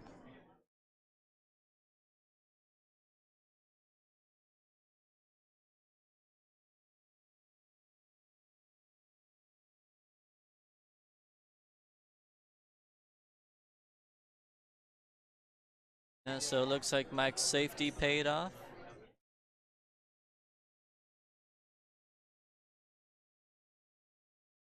Have a little bit limited position on the 3 ball. Done good, so he gave himself enough angle on the 3 to come over for the 4. Yeah, I wonder how that 5/8 sits. Looks pretty good to me, honestly. We're gonna find out by the way he plays this. Well, it looks like he's gotten a bit straight in. You might have to just stop the cue ball there and take that shot on the combination, which you don't typically want to do, but I think that's what you do here.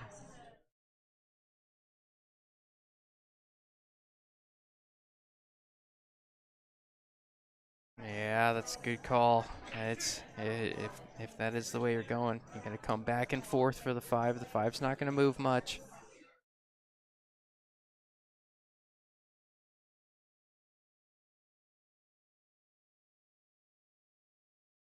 Oh, what a Yeah. what a horrible kick. What a horrible roll with the 8 coming back up. Well, I think Jonathan was always gonna have a shot on the 5 Yeah, he because was gonna have a look. It just looked a little. well, the 5 was enough off the rail anyway that he could have cut in the side or Oh, was there? Was it? Did it yeah, come off the rail a little bit? yeah, it did. Yeah.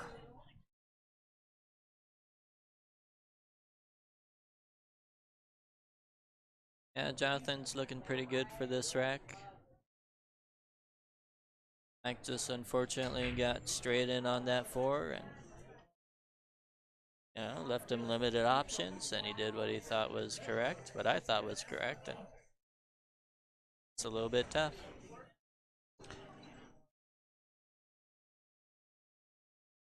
Yeah. Sometimes you get to play those tough shots. Combos are never easy, but they're a touch more appetizing on these tables. What's up, baby? You ready to play next or what? Shoot. I better get a guest commentator in here. I don't want to see none of that. Watch Kurt play.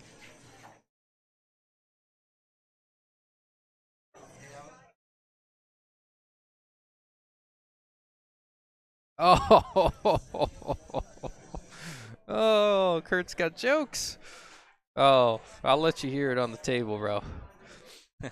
Yeah, he's a funny guy. I was giving a hard time. He's like, I would have stepped in and helped you commentate, but I've been too busy playing pool. Shut up. It's too bad I have to be mildly politically correct on here. Otherwise,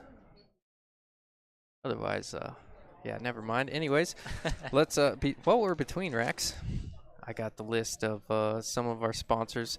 Can't thank them enough. First off, we want to thank Slate Street Billiards for allowing this to happen. They've added some money. I think they added $1,000 to this tournament. Super cool, and bartenders have been great. Service has been great. Can't thank them enough. And let's start off. We got Qualtech. That's John Sanchez out in Arizona. Wise Guys. Surprised David's not here. David, I saw him out in Tucson. He almost always plays these events. Digital Pool, making our life easy. Obviously, I say it every single time. Your Way Logistics. I believe that's Steve Blackburn. He does a lot for us as well. Mike Wynn, Realty One. Uh, just one of the nicest guys in pool. And then we got Off the Rail Apparel. I can't thank them enough. That's the reason that all this happens. And thank you, everyone. And we are off. Obviously, you were watching while I was reading things off. Did you get a good look at the break there, Nick? Yeah, pretty solid break. He got a shot on the 1 ball, and he got himself a little funny on this 2 ball, so he to do something a little funny. Like he's grabbing his extension. He might be cutting it in with left-hand English. The cue ball to come 2 rails on the top side of that side pocket.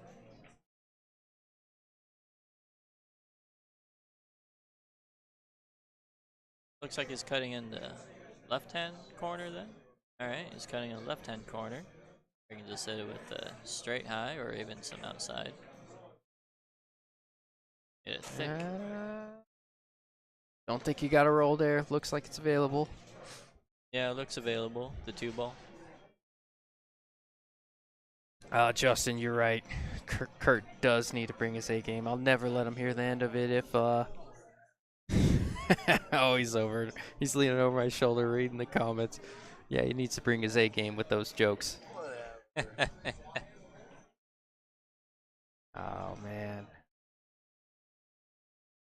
We all know how Kurt plays. He's woken up in a cold sweat from the Frank Peralta double dip that he experienced out in Bullshooters. he's having He's having flashbacks. Oh no! Shout out to Frank Peralta. I know probably not listening, but shout out to Frank. He smoked it. He had probably the toughest draw of anyone. Smoked everyone out there, and then double dipped Kurt in the finals. But Frank Peralta, if you don't know, I think at the time he was close to a 480, 490. Uh, he was close to a 480, 490, and he beat me. It was a 624 at the time. He beat Ray Shobe. He's about a 617, I believe. He beat, I want to say he beat Avery Reese. He was a 635, 640, somewhere in that range. And then a couple more, one or two more 600s, and then double dip Kurt. That was the 8-ball tournament, right? Yeah, I mean Yeah, that guy he was. beat me. Oh, and he beat you. That's He what beat I. me for third. Man, I took third in that, It and just- he beat me there. I played good too, and he Yeah, just came with his A game. he played well. He played well. You gotta give him credit. Anyway, Mike ran out from Jonathan missing that 2-ball, and he made it look real easy. Just piece after piece stayed in line. All the balls were out in the open, but looks like he's getting in stroke here a little bit. Scores 5-4, race to 7.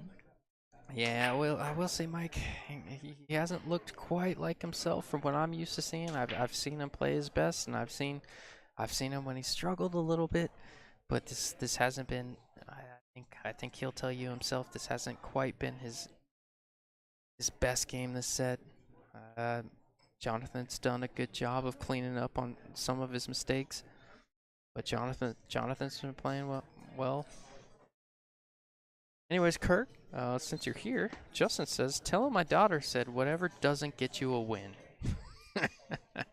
What? I don't Okay. know. It doesn't sound nice, though. Yeah. That's just me. Little fucking 3-year-old cussing me out. He's leaving. Chased him away. Yeah. I got tired of hearing him anyways. You ran him off, Justin. Anyways. Yeah, so Mike came with a nice break there. Got a good shot on the 1. Got good on the 3. Now he's okay on the 4. Has a little bit of work to do to make sure he comes with the shot on the 5. Yeah, if this 4 lays a little funny, I imagine he'll go for it. Yeah, good shot there. I think the hesitation there. Well, no, it might have been from the 5 getting to the 6. Kurt's calling some crazy shots here. Yeah. No. Well, you know what? He's still in the tournament. We're not. Maybe we should just. Yeah. Yeah. Kurt's like, he did it wrong. That's why he got bad position on Yeah, the Kurt 6 ball. wanted a power draw, bottom right, 3 rails, 4 rails. My bad. Like he's still in it here.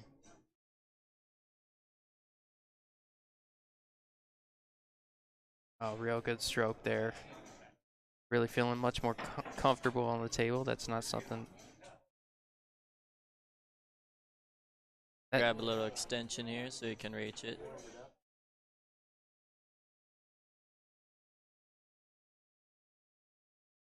I think I like going forward 2 rails toward the 9 ball here.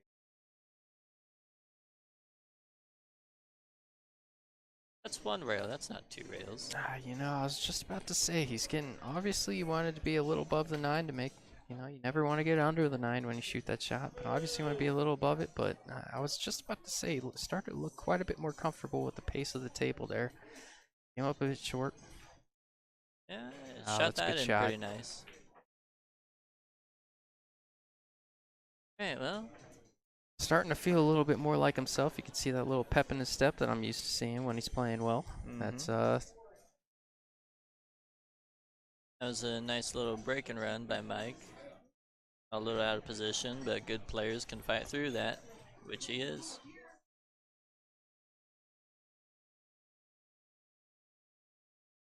I'm gonna have to delete your. Hey, we don't need to fill his head full of anything else, Justin. We better let that one go.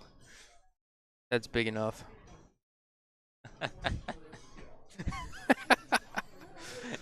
Uh, no, they're being nice now, so I told them to cut it out. We don't want none of that positivity stuff going on around here with you, Kurt.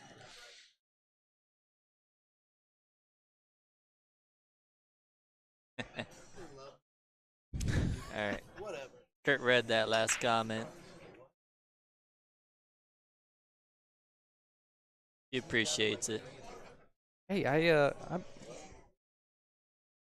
meant to ask you, how did you try out that piece at all? Did you like it at all? Oh, no way. A guy like you didn't try out that piece? Man. Well, Mike made the 1 and 2 on the break. Like he's got to draw back toward the center of the tables so that he has a shot on the 4. Slightly wrong angle, I think, though. Don't get ahead of yourself. Get the job done. As much as we like to have a good time with it, just have About fun out there. perfect. All right, where are we at? Mike on the hill.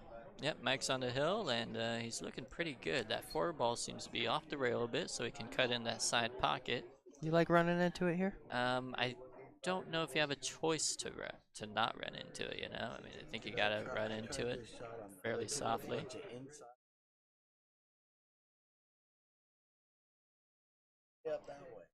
Crazy. That's gross.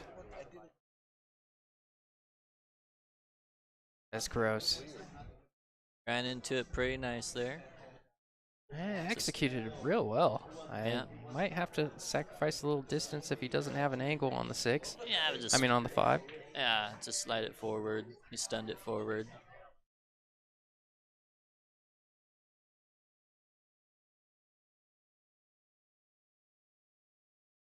Nice angle on the 6. I guess the 7 must go in the side. Yeah, it never looks like it from here. That's something I learned back here in the booth. Those side pockets play much bigger than it does from the side of the table. Yeah, he came a little short on position here. He might grab his extension again. I don't know. No, fine.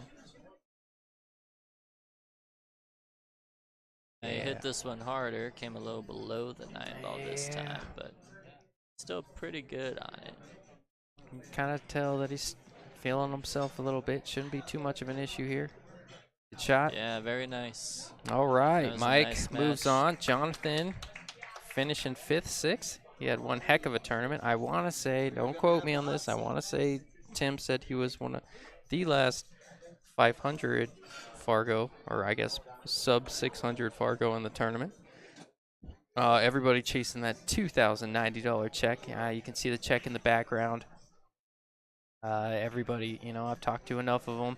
A lot of them like the money, and a lot of them really like. They get to take that check home when they win it. And they get to throw it up on their Facebook profile picture, and they get to throw it up in their living room and stare at it every single day. So, anyways, I think congrats, Mike. We're gonna take a couple minutes before our next match, whether they get started or not. I am I like to stretch my legs in between each one. This is brutal, sitting here. But hey, Nick, I gotta tell you, man, I really appreciate you doing this with me. It's doing it by myself is super difficult, just because it feels like you're talking to a wall. You don't have anyone to feed ideas off, or not, well, Yeah, really it's feed been off fun. of. It's been fun. I like this. Yeah, we'll be back in a couple of minutes. And Cool, man. Are you stuck in it for as long as Robert's in it? yeah, Because yeah. I foresee, Robert's playing good. I foresee him making it pretty far in this tournament. So more than likely we'll be in it for the long haul if you're down for it. But anyways, yeah, let's take a couple minutes, stretch your legs, do whatever you got to do, and then we'll be right back. All right, we'll see you guys in a minute.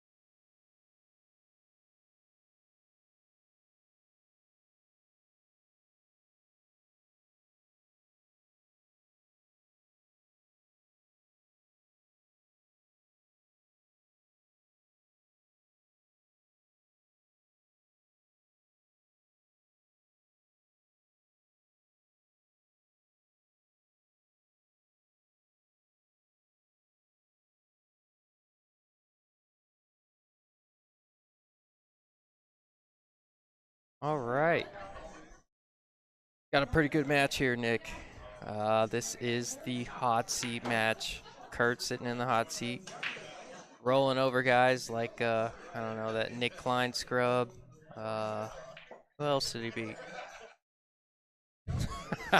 Sorry, did I touch a sensitive subject, Nick? Well, I'm well, just kidding. you're not wrong. It's like I said earlier. If you can't laugh, you gotta cry, right?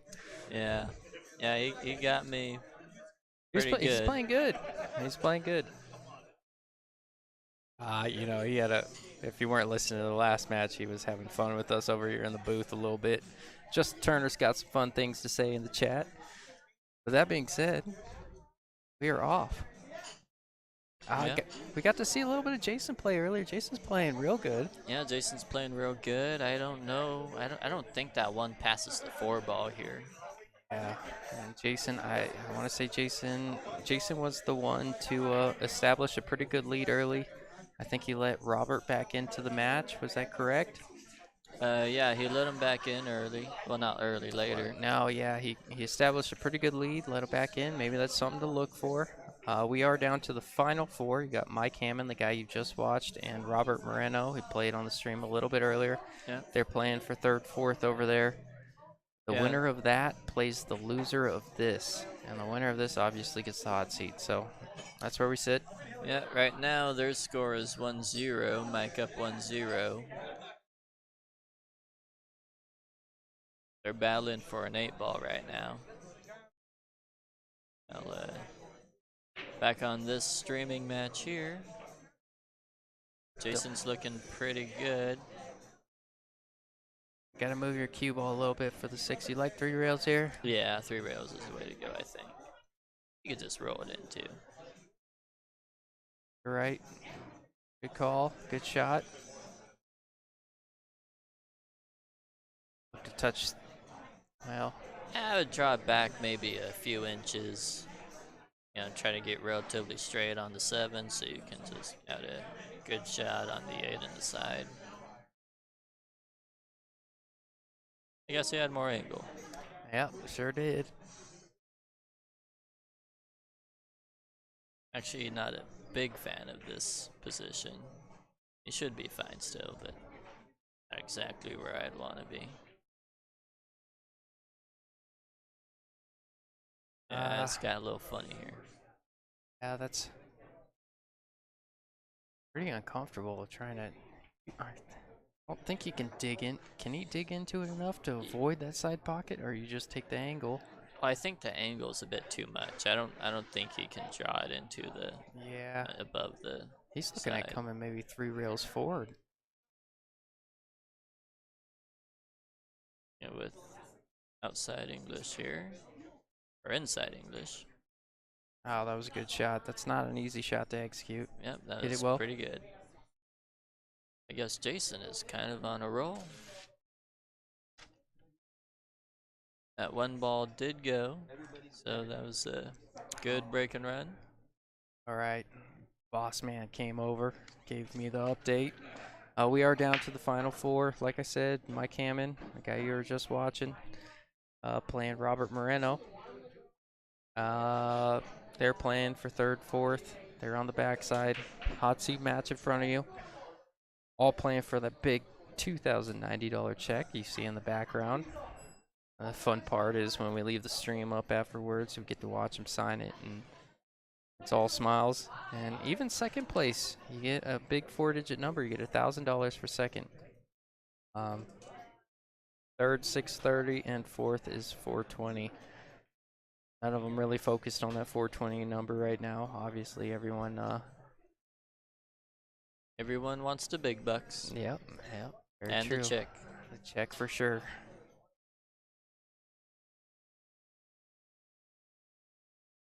Oh, thanks, Tony. Appreciate you, bro. Game number 2. Jason's been on a roll.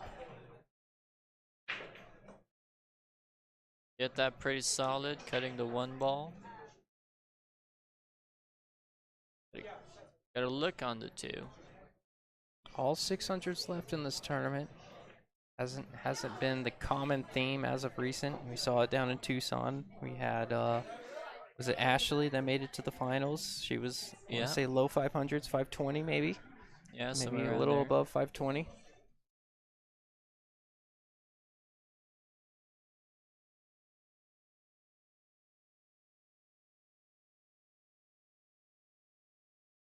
Hit that kind of hard. Yeah, you can still cut that 4 ball in. It's good that he's close to it. You can just come 3 rails around and still get shape on the 5 ball. Maybe even just 2 rails. Maybe just 1 rail. Make up your mind, Nick. God, Oh, it looked thinner than that. you're here to make the right calls. I'm just here. I'm just here to watch. Oh, When you're wrong, I didn't know that was my job. what do My you think I bad. asked you? I don't know. Oh, you wanted to rub it in my face. I'll take the shots where I can get them because you just He's own me put a like I'm lot your of taxes. inside on that. Yeah, he's good. He's good on this. Just come up 1 rail for the shot and shooting 7 in that corner pocket. Meanwhile, Kurt over there making himself pretty comfortable in his chair. Yeah. Oh, Kurt, you know I'm gonna give you a hard time as much as you gave us a hard time down here. Kurt's been playing really well, and you know, as much as we like to give him a hard time, and as much of a hard time as he's given us, in all fun, yeah, Kurt's been playing the best pool I've seen him play. Oh, he got a little funny on that, Nick. Well, it looks a little bit fortunate to have an 8-9 combo. More enticing with these pockets. Generally, Yeah, he's lining it up. second guess yourself a little bit, but pockets play big enough where combos are a bit more of an accessible option. Yep, Great hit it shot. good. So that's starting with 2 break and runs. You guys can see how important it is to win that lag. And the first break is kind of big here. Hey Tony, obviously we don't need anything, and we really appreciate you guys.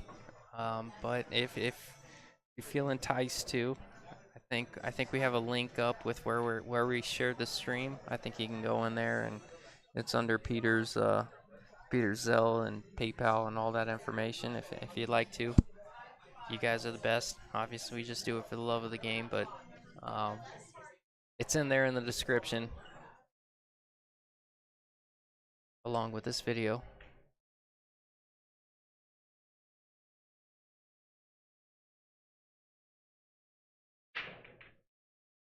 Yeah, he keeps drawing that cue ball to the side rail.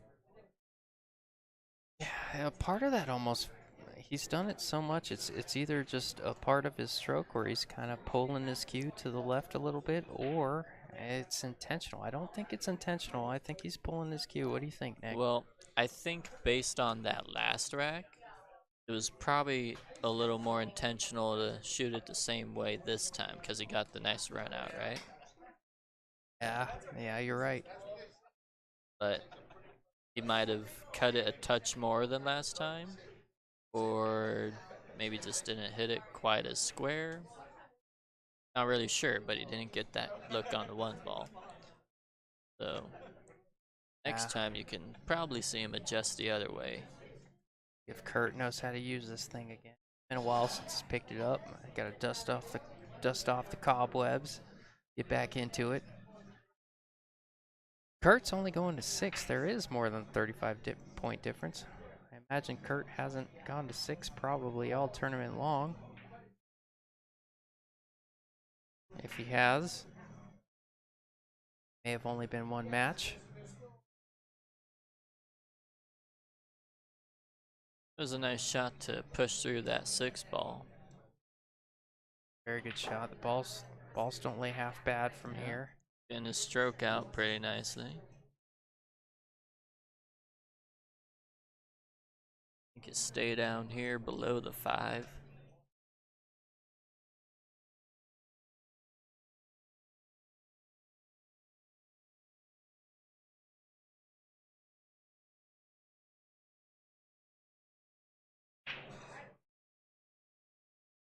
Oh, Tony, you didn't have to do that, brother. We really appreciate you, man.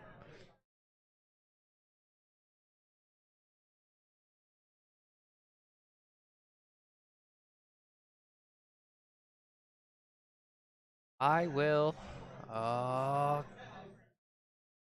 left it. Yeah, he knew it when he shot it. You could see that he raised up his hand like, be careful, but Yep. it wasn't careful enough. Body language was a little bit of a tell there.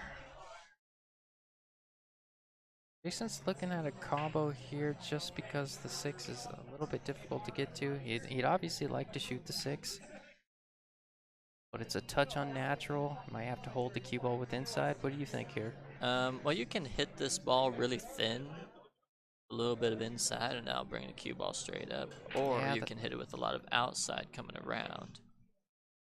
But you try it there, but you want to draw that with a lot of outside so it shortens up the angle, coming more towards the side than outside. he looked at it, saw the 6-9 was accessible, thought maybe the thin cut shot on the 5 was Yeah. difficult from that distance. Yeah, this is a lot tougher than that 8-9 combo he shot earlier, but still doable.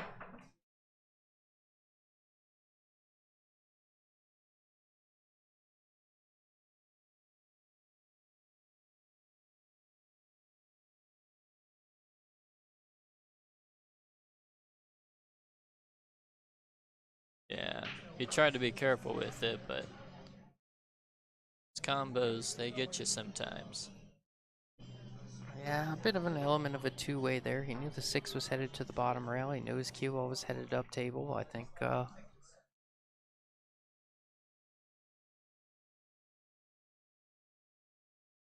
bit more at ease shooting that shot when you know you're at least gonna make it tough on Kurt. Yeah, it looks like you can see the right side of the 6 to just lay the cue ball on the side rail and, well, hit a little bit hard.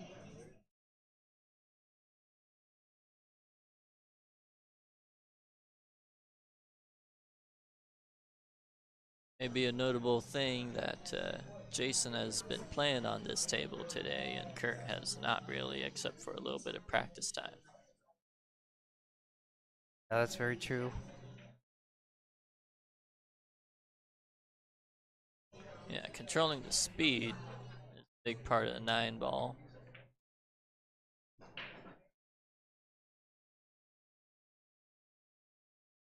Good out there. Jason taking a 3-0 lead. Jason going to 7. Kurt going to 6. Haven't really justified it and justified my my words when I said Kurt's been playing the best pool I've seen, but he hasn't had much of an opportunity, to be honest with you. He really just missed that one shot down the rail. Yeah. Obviously, he'd tell you that he was favored to make that shot. He'd really like to establish something. And let's see how Jason does with the break here. Draw to that side rail again, or Yeah, I'm does he curious about that.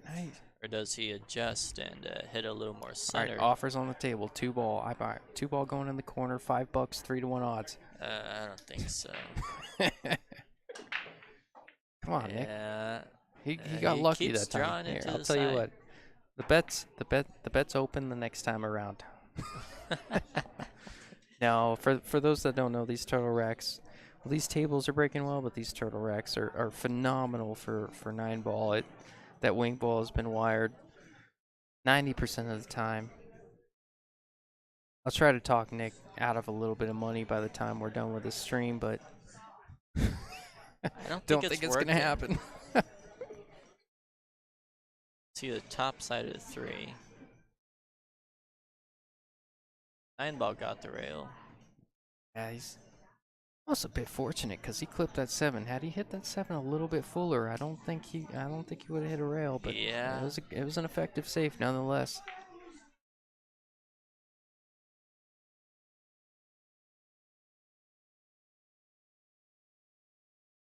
Draw. Tried to shorten up the angle, but Yeah, he got a little bounce off that rail, jacking up a little bit. Maybe a bit more of a level cue. He would have would have been able to get there, but the jump Yeah, I think kind of offset that I think he that aimed a draw. little bit wide anyway. Yep. I mean, maybe not compared to other tables he's played on, but on this one it still came a bit more wide. Really want to aim those kicks and banks to the short side because of the rails opening up.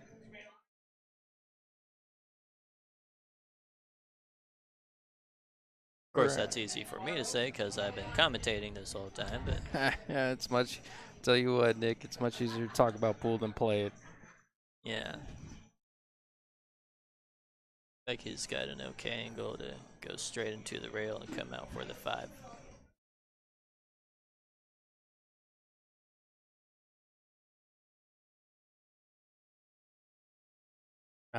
You know, maybe it may be worth mentioning, but you know, Digital Pool, you know, obviously one of our sponsors, they do this really cool thing where they track your progression through the tournament. Obviously, Jason's on a pretty good run here, so I find have a have a second to talk about it, but Jason playing the best in this tournament as far as effective ratings concerned. He's a 645, but during this tournament, based on his wins and losses, Digital Pool and Fargo Rate has him pegged at a 735 for this tournament, and Kurt's been playing at a 706 thus far. Obviously, those numbers will shift a little bit after this set, depending on what happens. Mike playing at a 701 and Robert Moreno playing at 680. What a coincidence that the players that are playing the best are in the Final Four, huh? Yeah, that's quite a coincidence. Yeah, so Jason, he tried to punch that 5 ball in and come up on the 6, but it didn't come out enough. Didn't he get a little clip on the 7 that may have deviated, or clip on something that deviated his cue ball there? Is that what happened? Yeah, but I think he saw that happening, which is why he punched it in so hard. And it didn't quite come out as much as he intended. Kurt was just trying to get the PD to watch a hit real quick, but Yeah, Kurt's asking Tim to watch it. that cue ball was pretty close to that 6. From my experience, it always helps when you maybe accidentally drop a $5 bill on the ground and tell them they forgot something as they watch the hit. Sense. This 6 ball, trying to put the cube 2 rails on the other side of 7-9. Did not thin it as much as he thought he was going to. Yes, Carl, this is green felt. That is green felt. There are some tables that still have green felt. And as long as the lighting's good, I don't mind it. Personally like green felt because green felt usually equates to bigger pockets, which fits my game well. I think he can cut the 6 ball in. I don't know exactly where he wants to be on that 7. He can get on the 7-9 combination, or he could just... Well, I'll tell you what you would do. You tend to leave yourself the bank on that shot more often than not. You know, I mean, you're one of, if not the best bankers in this tournament, and especially banking in the side pockets. You're extremely comfortable doing that. I've seen you leave position for that shot quite a bit, and to be honest, it's been about you're probably 17-0 and missing it. I appreciate that. In the sense that you do. Oh, hey, Kurt's pretty good at banking balls inside pockets too. Pays to go to church, boys. Wow. And for those of you that missed it, Kurt was trying to bank the 7 cross side. Or maybe he was trying to make the 9 ball in the corner, but he caught the 9 ball thick. and it went 2 rails into that same side pocket the 7 ball was going towards. Nick, are you trying to tell me that Kurt did not try to carom off the 7 and 2-rail the 9 in the side? Is that what you're trying to tell me I'm right not now? saying anything. I'm just saying what happened. Oh, that's gross. Might have to go to the restroom and clean up after that one. That's just filthy. So the score is 2-1 now. Yeah, I believe so. Kurt will be breaking.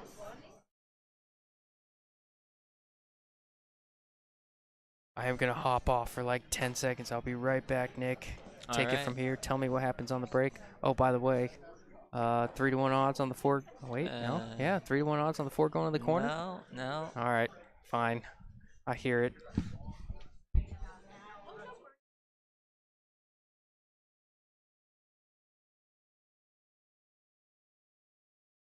Yeah, everybody's kind of breaking from the same spot because the turtle rack really keeps that wing ball going towards that corner pocket. Yeah, and a lot of people try to cut that head ball, trying to make that one ball into that side pocket. Sometimes it does go, sometimes it doesn't.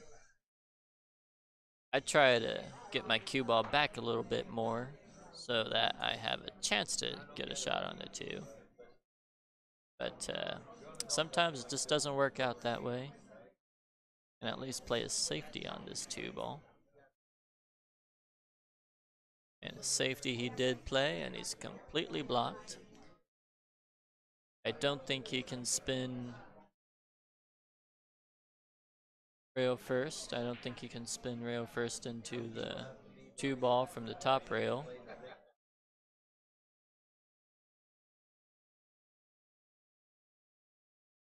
So he'll probably be spinning from the side rail into the 2.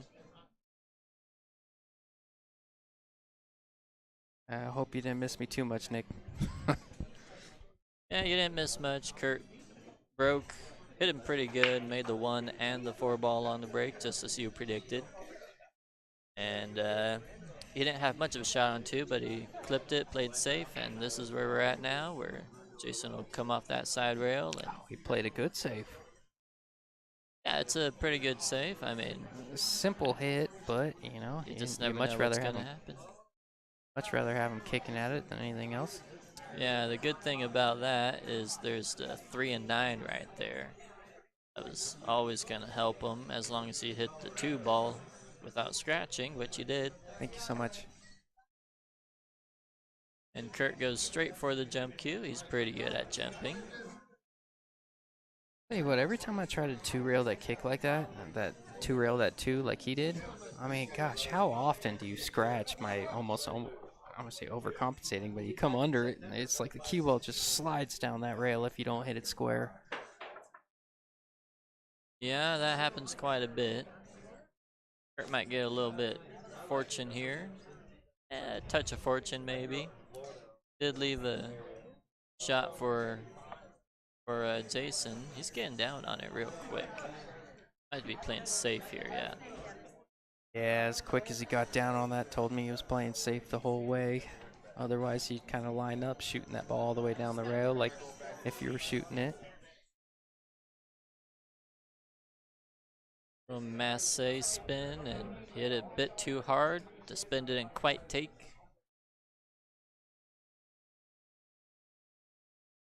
He may consider this 2-9 combination. Looks like he's really considering it. There's an element, it's a bit of an element of a 2-way in the sense that the 2's coming up table He could when also you cut the 9. draw the cue ball back behind the 6 just in case. Yep. There will always be distance if he misses it. Well, he did not draw the cue ball behind the 6. May end up spelling some disaster here for him.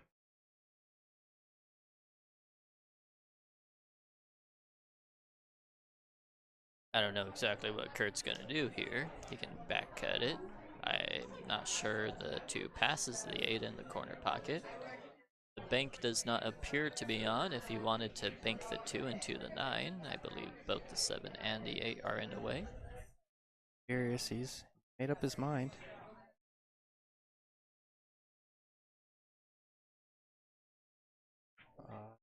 Don't do it to him. He was trying to wave that 7 and 2 the 9. Uh, yeah, that was a tough back cut. Jason will spin this in with right hand English. He might be flirting with that side pocket, trying to get a 3-9 combination. Yeah, I like that a lot. Just don't want the 5 or the side pocket to get in your life. He's flirting Or with the side pocket to get in your life. and it's going in, yeah. Yeah, you may not make him shoot it. Yeah. See, I can call him accurately sometimes.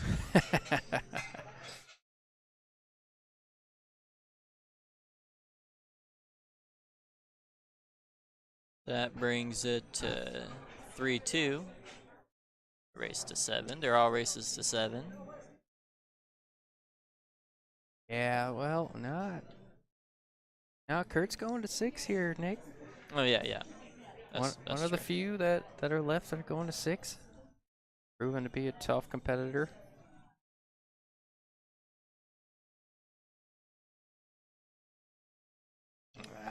If I'm Jason, I'm kicking myself after that one, man. That's brutal. And that's been a bit of a, seemed to adjust to that fairly quickly. But to me, that was a bit of an adjustment to me. So when he's playing a ton of right off that rail like he did, wow, look at this break. Is he gonna get 4? Not quite 4. But now it's like when the diamonds are, I know I'm beating a dead horse here, but the diamonds tend to be a bit more receptive to that English. And so over here, they're a bit less. So maybe it was a bit of overcompensation in the sense that you're trying to make an adjustment to these rails that don't maybe grab as well as what you're used to. Yeah, well, on cut shots down the rail like that, with spin, you're compensating how much thickness you hit it with the spin because you're throwing that ball into the pocket. You may have hit it a bit too full. That's a good point. Yeah, and it's very easy to do in general. But as well as these big pockets, you may be used to hitting them thick and putting a little more spin onto it. So that's another adjustment that you have to make back from your original adjustment. He's looking upset, but I think he's okay. Now, does the 5 go in the side? Yes, the 5 goes in the side. You can see it. That point looks like it's on it. No, it goes in the side. All right. Take your word for it. Down on it quick. Tells me it goes on the side.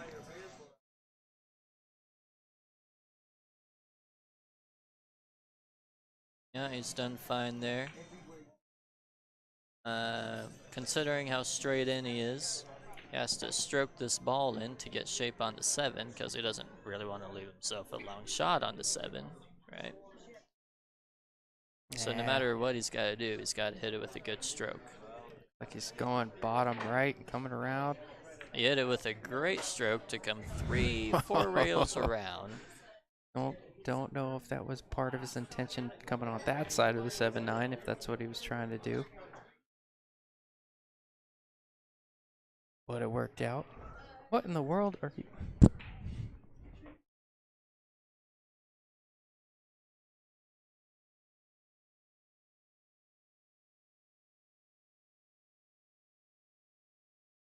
That was a nice cut shot on the 9.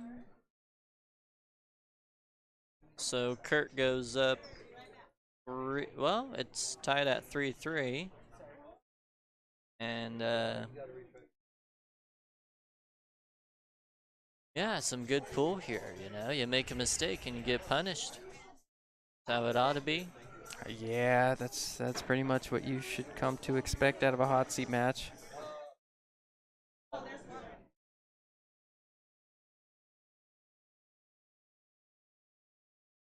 And it looks like Robert Moreno is up 5-3 against Mike Hannum. Oh, that's the. You know what? It's a shame that we couldn't watch both matches at once. Those are both matches I want to see. I Yep. know your road dog Robert is over there, so you'd like to see him. I like to watch both of them play. Mike, one of the smoothest strokes in the game, and then you got Robert, who has just been a freight train coming through this tournament. Yeah, well, he's just recently getting back into playing pool. He played in pool tournaments quite a bit when he was younger and did fairly well. And he's just finding it again in himself, and he's having a good time doing it. So Yeah, I think that happens for a lot of us pool players. The killer instinct that you get tends to come and go.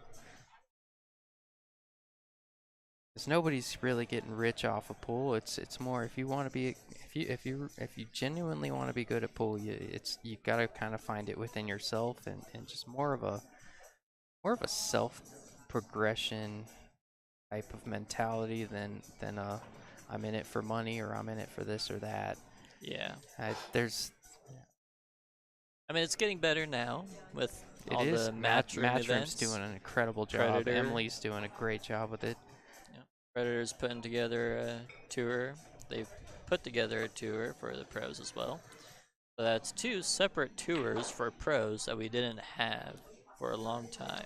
Yeah, I don't mean to be biased. I don't have a Predator sponsorship, so I don't mind saying it. But what Matchroom's doing specifically to me, I find to be credible, and in future of pool, Predator's done a lot. But it seems like Emily's very receptive to what the pros are telling her and what the fans want, and she finds an even balance.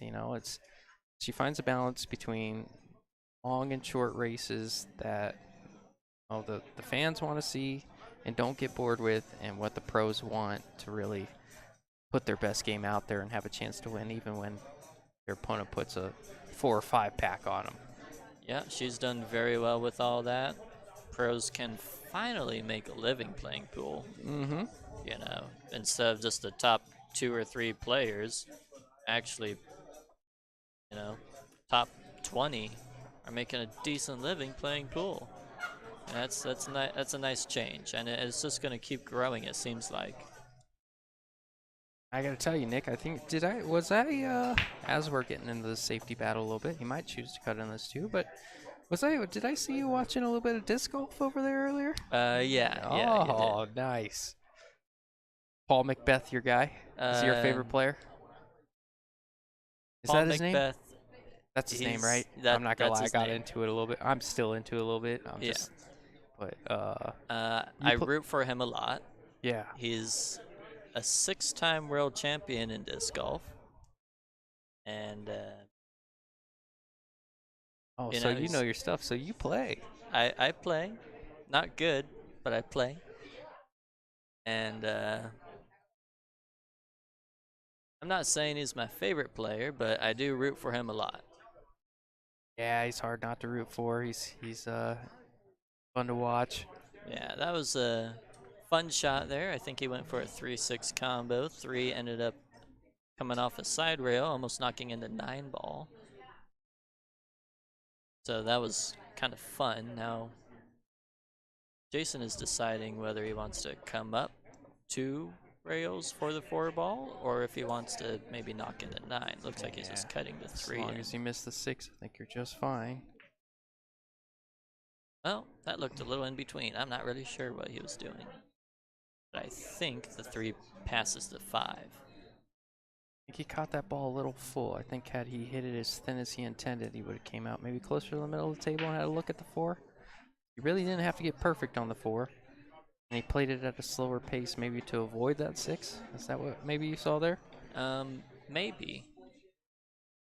I feel like stroking in with more of a high ball would have helped you avoid that 6 ball, though, so that the cue ball pushes through the 3 instead of deflecting off the 3. Uh, yeah, so I guess the 3 must not have passed the 5 because that was an easier shot to go for Kurt. Tell you what, my caveman complex tells me to bank this ball in all day, and then my brain tells me to do something different. Bank it in the corner? Is that what you're saying? Or the side? Oh, you know what? No, he's too steep for the side. Yeah, he's pretty steep for the side. He's cutting the 3 ball down, I think. Into the 9, off the 6. Oh, it worked out. What a shot. Yeah. Thought the 9 was a little closer to the rail. Didn't know that was an option there. Hit it well. Yeah, he's looking pretty good now.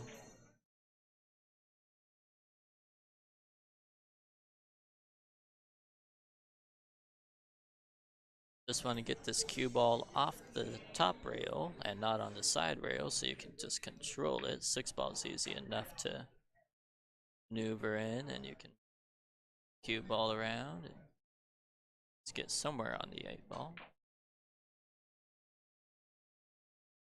Not a carbon fiber guy, are you? I think No. you use a wood shaft. What kind of shaft do you use? Yeah, I use a wooden shaft. I don't have any sponsors, so I'm not telling you what I play with. Oh, it's like that, huh? It's like that. Come on. Is it okay, can I ask if it's a low deflection shaft? It is not a low You deflection. use a good old maple? Yep. God bless it, man. Shoot too good for that thing. No, I just figured all the cool kids coming up, they all got black shafts. Yeah, they kind of do. I am not one of those cool kids. Oh, stop it. All right, looking like Jason going up 4-3. Jason going, as a reminder, Jason going to 7, Kurt going to 6. Straight race to 3 from here. Yeah. This is a fun match. Good shooting on both ends. Well, you mentioned that Robert was on 5 earlier, and he's breaking right now, so that tells me Robert's on 6. Yeah, it's a 6-4. 6-4. Mike's on 4. You saw him in the last match. Robert's on 6. That's like I said. I did. Oh, Mike missed a 9 ball to make it 5-5. Man.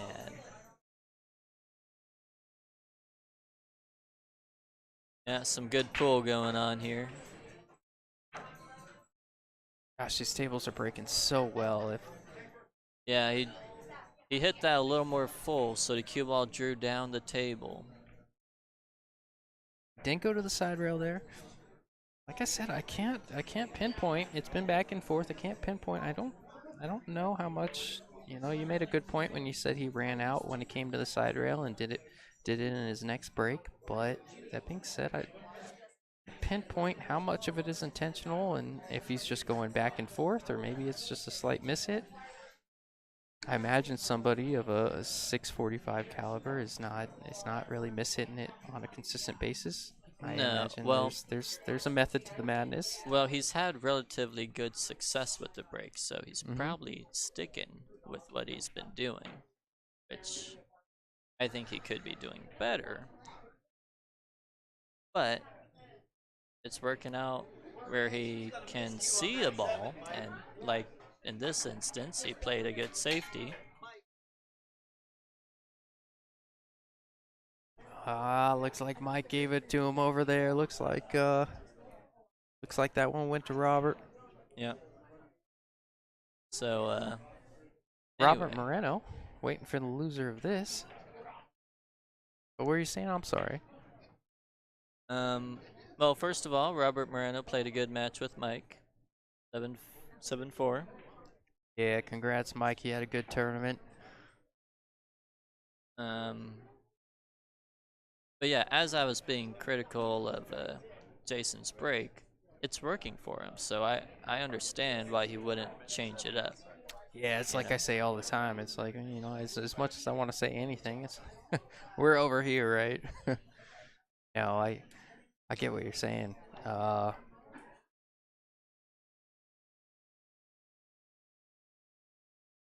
Yeah, I tend to be a bit more, I don't know, I guess critical on how I'm breaking, Yep. as opposed to,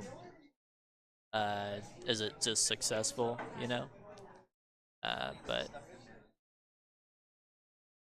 that doesn't always help you.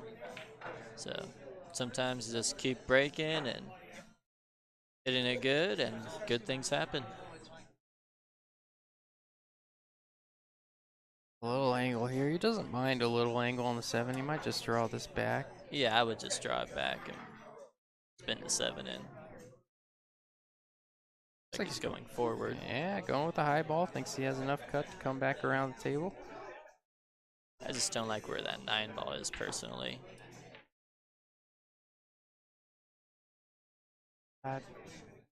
Hit pretty good. That's the tough part about this table. Coming around 3 rails is tough to get your, especially on shots like that are Yeah. relatively full. It's tough to get your cue ball around the table like that. And that was just more of a.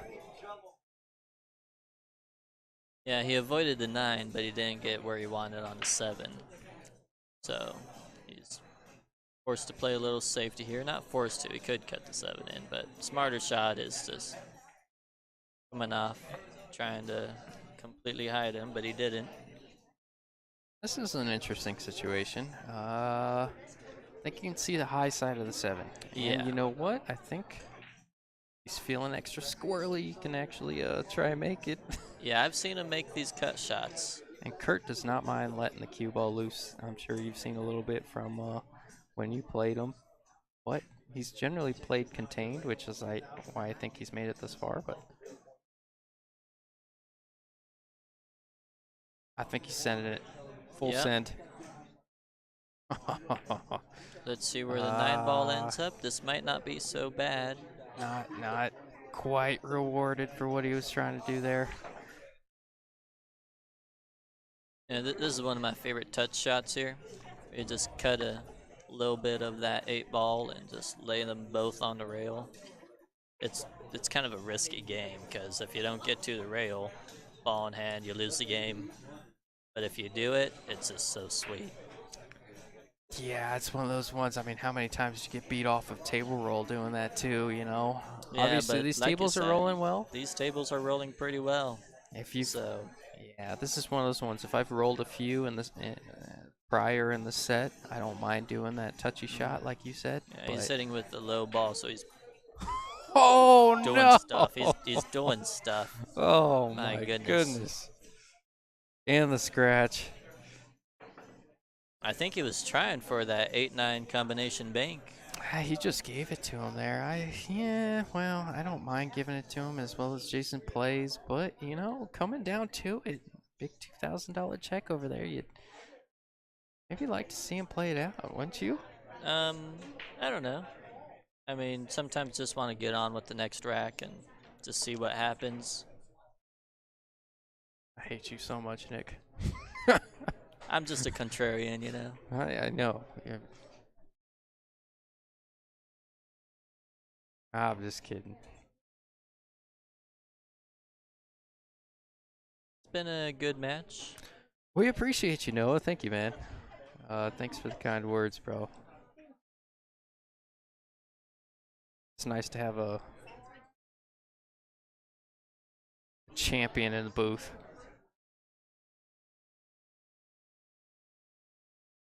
Jason is up 5-3. Jason needs 2 games, and Kurt needs 3. So, That's not the break that Kurt wanted to see. yeah, that's a pretty nice solid hit. Tell you what, Kurt. I love Kurt. I can only say this because I love Kurt. I gotta contain myself for a second but can he always look mad to you? Yes, A little he bit, a does. little. Yeah. And I promise you, this is about as happy as he's ever been. And he's sitting over there. He looks like he might have just executed a massacre. Yeah, he's definitely got Ah, I don't know. He's a fun guy. That's what I know. he is a fun guy. I like him a He's lot. a cool guy.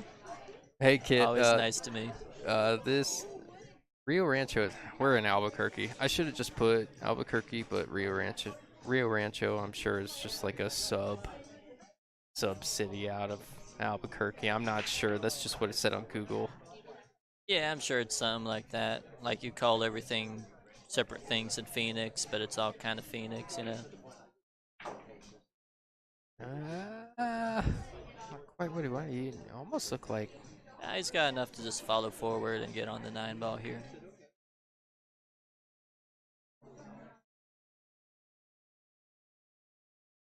Yeah, he's hitting them good. Good break, Yeah, good shot. this one's gonna put him on the hill. Hey, I agree, Ben. I'm not saying that. I'm not saying I would have forced, to be honest, in that situation. I may have been so frustrated that I wouldn't have had him shoot it out. You're right, kid. I can't spell Albuquerque. And I bet you had to. I bet you had to Google copy and paste it to send me that. No, I agree, Ben. I think I would have made him shoot it. Not obviously 99.98% favorite to get out from there. But that being said, makes me feel a little bit better. And maybe it gives me an extra second to get over the fact that I just scratched on a 9-ball combo bank. Yeah. All right, guy. Just walking through, getting in the way of our players. Cool beans. No, I would have made him shoot it too, but I was just offering a little mindset into Yeah. Sometimes Kurt. yeah. You know, if it was Shane Van Boning, I might not make him shoot it. It's true. I'll tell you what, as close as well, That's bankable. this is a bank shot all day. You can play safe, Yeah. but I mean the bank is there, and you can shoot the 3 all the way. It's almost, I don't want to say it two-way because the pace that you have to play this bank, the 2 might come back out. But Well, the thing you might need to consider is where the cue ball is traveling towards the 3, and it's traveling just fine, but yeah, he's pretty straight. yeah, there's safes that you can play there. In Jason's situation and his high percentage of a safe that was, I didn't see anything else that was Yeah, high and these percentage. things happen when you hit balls hard. That's why it's better to have an angle rather than a straight-in shot. Kit. I did not. Spell check hook me up, and that's hilarious. Yeah, well. Spell check, everyone's savior.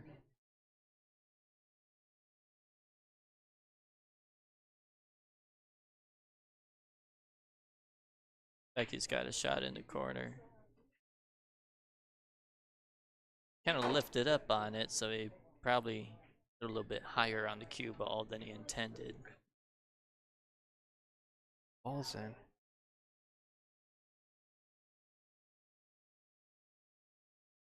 Yeah, he must be feeling pretty aggressive. I think he should probably calm down a little bit.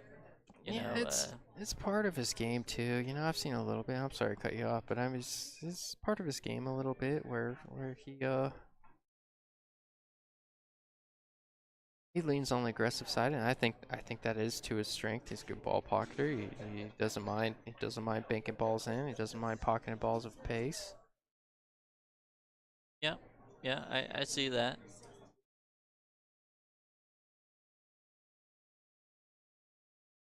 Yeah, there wasn't a whole lot of future on banking that 4 ball, I think. You're right. You may get some fortune here because Jason has to come with a good shot. Before he shoots this ball, a notable comment may be that Jason was up 6-3 or really 6-2 against Robert, I believe. Ended up letting him back in the race. Doesn't look like that's going to happen here. He's in a pretty good spot with the 6. But that being said, I mentioned it early. Maybe something to look at, to watch, really. It seems like he's overcome that. Yeah, he came with a good shot on that 5 ball. Looks like he's staying steady and calm, trying to win this rack. 8 to the 9's his last real issue, and it's not even a real issue. It's if it wasn't for the nerves, you wouldn't even talk about it. But The situation, making it to the hot seat, being guaranteed $1,000 in second place if you do make it, which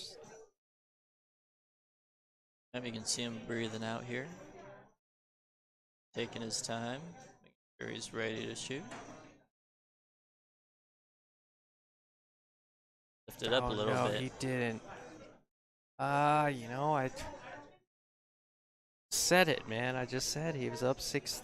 He was up 6-2. I want to say on Robert. Let him back in the match. Yeah, it looks I'm like not. he was trying to draw back for the 8 in the side pocket.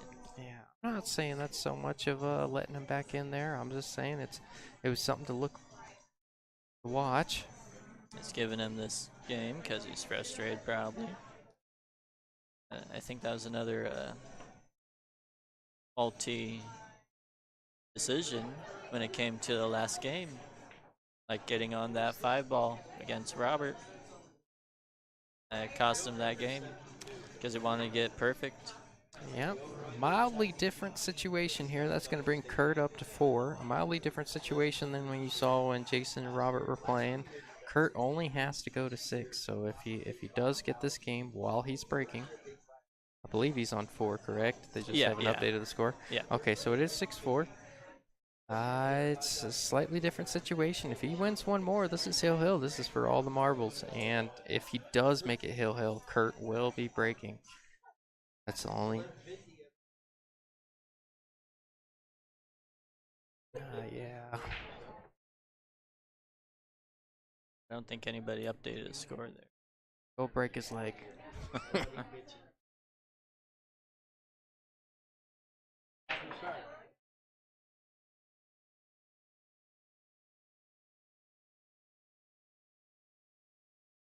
All right.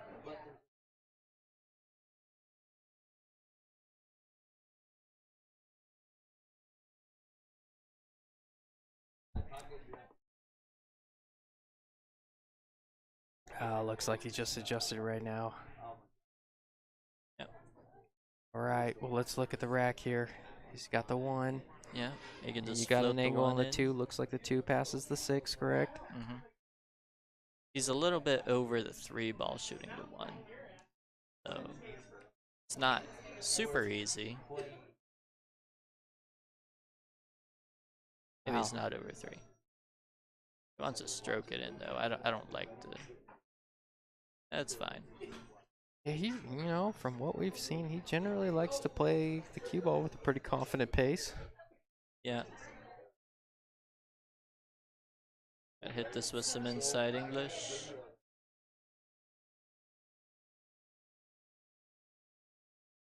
Oh, he looks real good here. It looks fairly natural from the 4 to the 5. If you just get this cue ball off the rail a little bit, maybe draw it a little bit.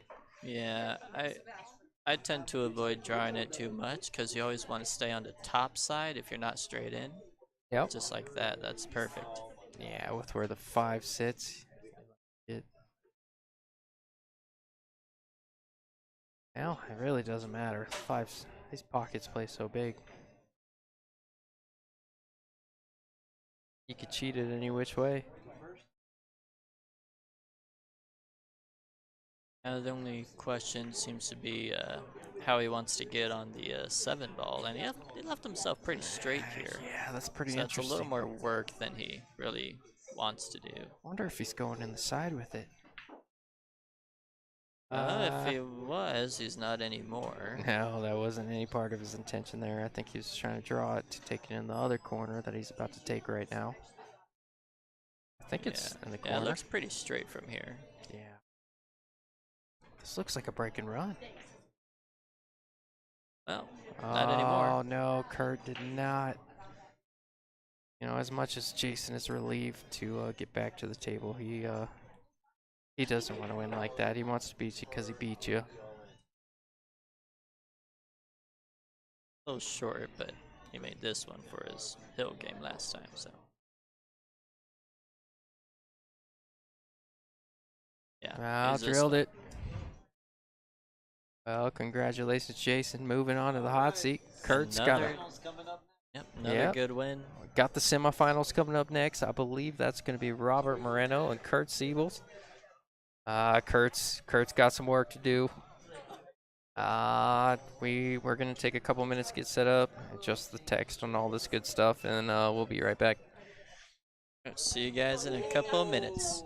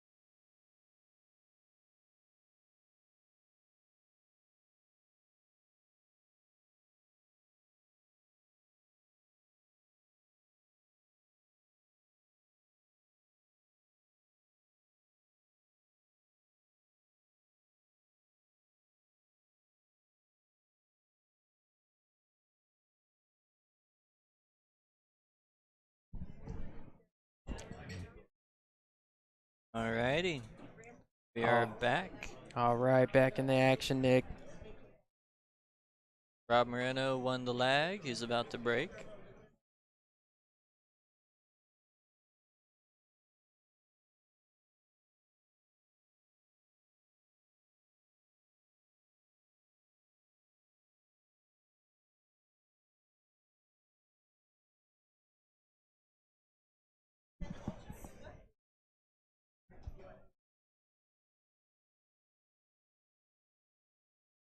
Well, I've only made one comment about it. I feel the need to revisit it. Big Europe jersey on the back. I mean, the big Europe logo on the back of his jersey. Mm-hmm. I can't not give him a hard time. It's the American in me. You gave him a good excuse. His wife, you said, from England? Girlfriend. Girlfriend? His girlfriend is from England. Okay. Yeah.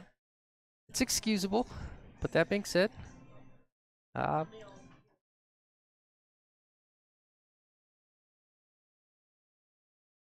And the first day he wore the American jersey, you know. yeah, it would be a disservice. Be a disservice to players watching if I didn't address the situation. But I'm just kidding, bro. He did wear an American jersey yesterday, USA jersey yesterday, correct? Yeah. All right. He's got mild pass. That was a nice little float-in shot on that. On that 2 ball. Just undercut that 3. Looked like it was going to drop in, but just hanging on the edge. Yeah, let's see if Kurt's able to forget that last match. They say the best pool players, they all have a short memory. See if he's able to forget that last match, move on from it, and come back here. Robert, been doing a good job. You know, I said it a little bit earlier, I anticipated on seeing Robert again. Yeah, he's been Mowing playing through the good. backside. But Kurt proven to well,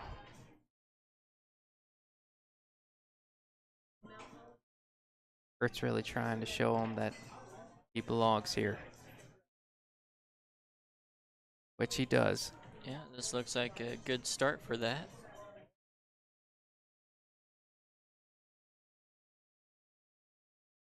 Well, That okay. Got that 6 maybe a little too full or too much English there. What do you think? One or the other. I think he'd like to hit a little thinner because that cue ball did not travel near as much as he anticipated. Yeah, I didn't really see much of any spin on that cue ball, so I'm guessing he hit it thick.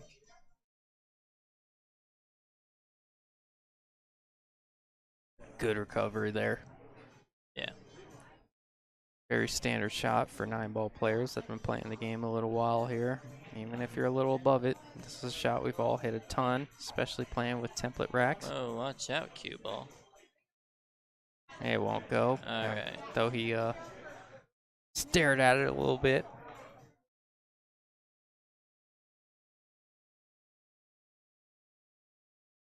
Now, these guys are familiar with the game, so they know not to touch the cue ball when it's rolling towards the corner like that. Now, I haven't ran into that too much, but I played one guy.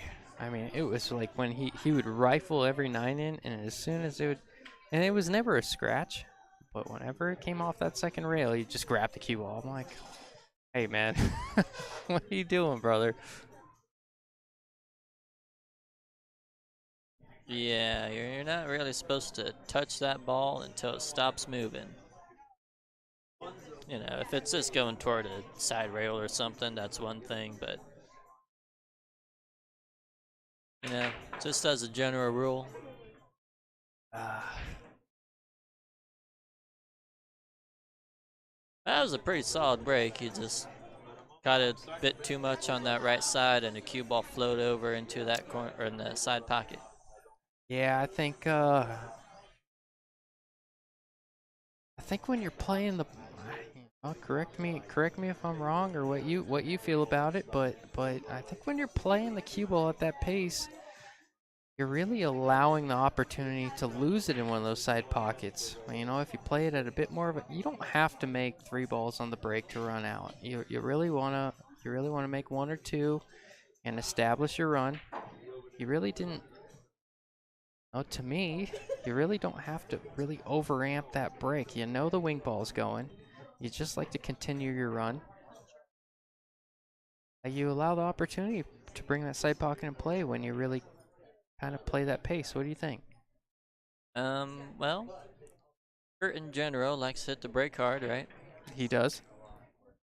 With that being said, he knows that those balls are going in at that speed anyway. And I don't know how much he's scratched on the break, but you can just hit it at the same speed. I've seen a Aim it at few. a little bit of the left side, because Oh, you know that you hit it a little bit on the right side. yeah, And I then, want to say that was the 3rd scratch I've seen from him. He popped the cue ball off the table once. First time, or maybe, yeah, maybe the first time that we saw him. And then he scratched on the break, and then there he scratched on the break in his first break. yeah, so it may be a good idea to take a little bit off the cue ball like that, like you Just said. a hint, just to maintain control, making sure you're hitting that one square, not losing your cue ball. That's very common breaking in the side. That's pretty traditional. I mean, scratching in the side. Yeah, but it's more traditional for players who don't try to correct it. They think, yeah, oh, it just scratches in the side or it just scratches in the corner. It sometimes it does, get kissed in, but you can correct for that.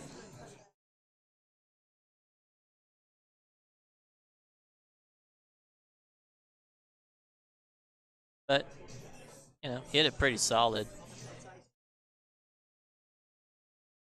So I don't really expect him to hit it any softer. No, it's part of his game, and I don't expect it. It's part of his strengths. Part of his strength, I should say. Wonder. Wow. He's just stroking balls in.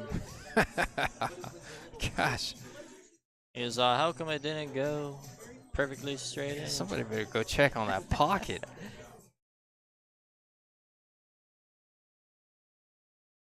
A little quick there, shooting left-handed. Yeah, it may not hurt him so much. That 5 ball or that 4 ball is a little bit tied up with that 5. Yeah, slight sense of security how bad that 4 sits, but Robert more than capable, obviously. Yeah, he's got a real good safe opportunity here. Yeah, it could be a little two-way, banking that 4 at the corner, maybe even towards the 9. Got a good feeling Kurt's gonna see a whole lot of 5 ball here. Yeah.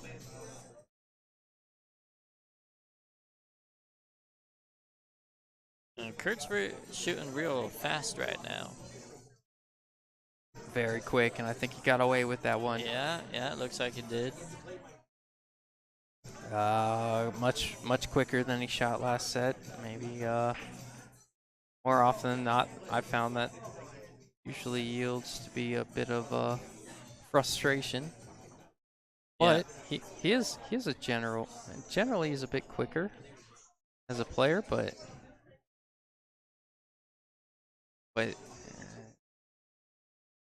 maybe just a touch faster this set from how maybe the last one went.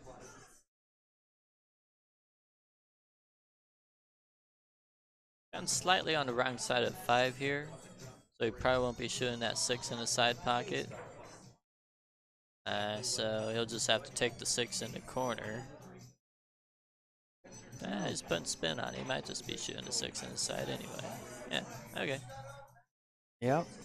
And you want to leave yourself some angle here, so you probably just want to stop the cue ball where it is. Yep. Maintain an angle for sure.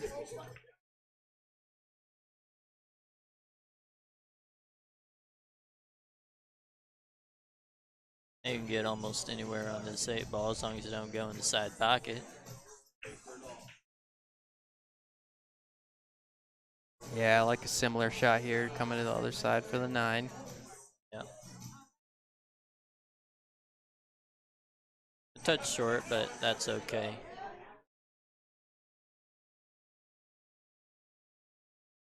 I don't think he really misses this ball so much. Yeah, those are important shots right there, because if you miss those shots early on, they tend to linger throughout the set. So if you make your first one, don't have much to think about. But to me, if I miss that first 9 ball, wasn't a super difficult shot for him. But if I miss that first 9 ball, it tends to be a little bit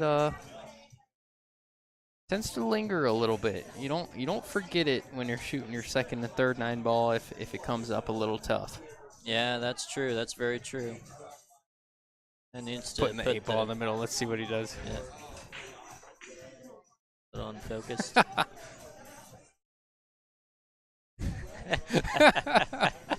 Rob just looked over and winked at me. Well, we're to those at home, not really in a position to say anything. Robert doing the good thing to say, "Hey man, we're not playing 8 ball, bro.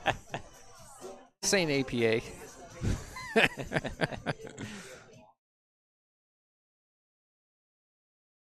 Oh, that was funny. Yeah. You know what made that even more funny? Robert let him get back all the way to his cues, knowing what had happened. Yeah. He let him get to the Yeah. table. Hey, let him cook. All right, so Kurt's up 2-1. They both go. Wait, no. Robert goes to 7. Kurt goes to 6. All right. Good break there, looking like a good shot on the one here. Yeah, he still let the. He actually did what you said. He hit a little bit softer that time, and the cue ball still went over to the right side a little bit, but it had time to deflect up table instead of bouncing into the side pocket. Do you like, I don't think the 2 passes 8. You like kind of drawing this cue ball up the rail, shooting the 2 on the side? Or maybe just some high right and Yeah, I going think in the I other do. corner. Yeah. Very speed sensitive shot Yeah. if you're not used to it. Well, I Well, don't it's say if not. you're not used to it. It's a tough shot. Well, I think it's less speed sensitive than coming over for the 2 in the corner. Mm-hmm. Because almost anywhere up on the table over there, you have a shot on the 2, right? And it's the correct angle, almost no matter how high you get to get down for the 4. If you come across for the 2 in the corner, then you run past, and then suddenly you're shooting up table, and the cue ball's not in prime position for the 4. So, Oh, how good a cue that one, Nick. yeah, that was a great stroke.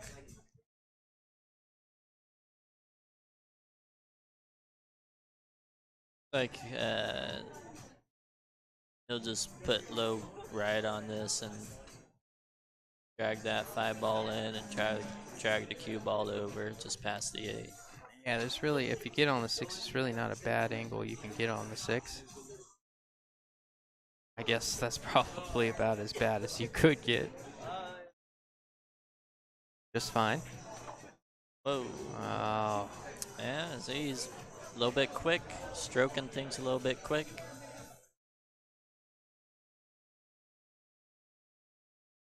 Yeah, I like the safe. You put the 8 on the bottom rail and put the 8 on the bottom rail and 2 rail up the cue ball. What do you like here? Well, I'm a little bit of a crazy man myself. Oh, stop it. I tend to cut this in the corner, inside English. With some inside. Yeah. I think that's a bit more up Kurt's alley. The more I've seen from Kurt, I think that's something he enjoys. Yeah, he's looking at banking it. banking it. Yeah. That was sweet. That was a sweet bank. Good draw. Coming back up for Yeah. the 9. That was. Yeah, what am I talking about? That was a no doubter. Mhm. What do I know? Yeah, when I'm close to the ball like that, I tend to lean a little more towards the cut. That was a nice out by Kurt.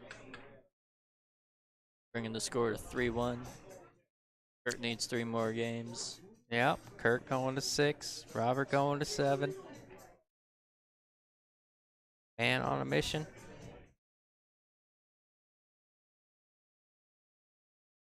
Well, for those that watched the last set and those that are watching this set, this is about what Kurt's done to most of his opponents today. Really taking a commanding lead early. I believe you guys played pretty close, and then he ended up getting it Yeah, towards the end. I took a But lead over him early, and he came back. It was a hill match. yeah, let's see if he takes a little bit off this break here. I can't sucker you into the bed anymore, but for those at home watching, 6 balls going. I bet my wallet, my house, my dog. Uh-oh. Oh, okay. Yep, sure is. Yeah, he hammered that one pretty good. Cue ball still drifted over to the right, but cue ball went up table anyway, and he came down with a shot on the 2.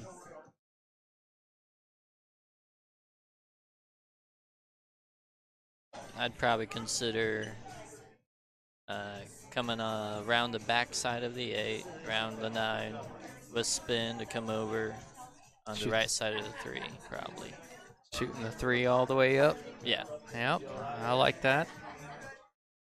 Can avoid the 9 doing so. That's your biggest obstacle.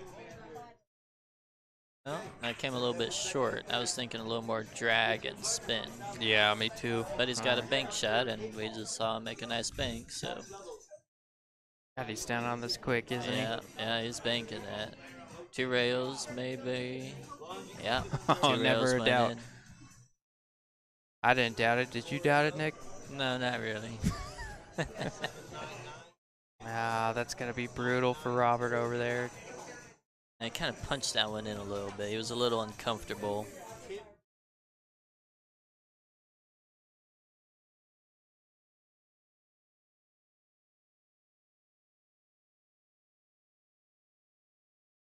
That was a fine recovery shot because it goes into side.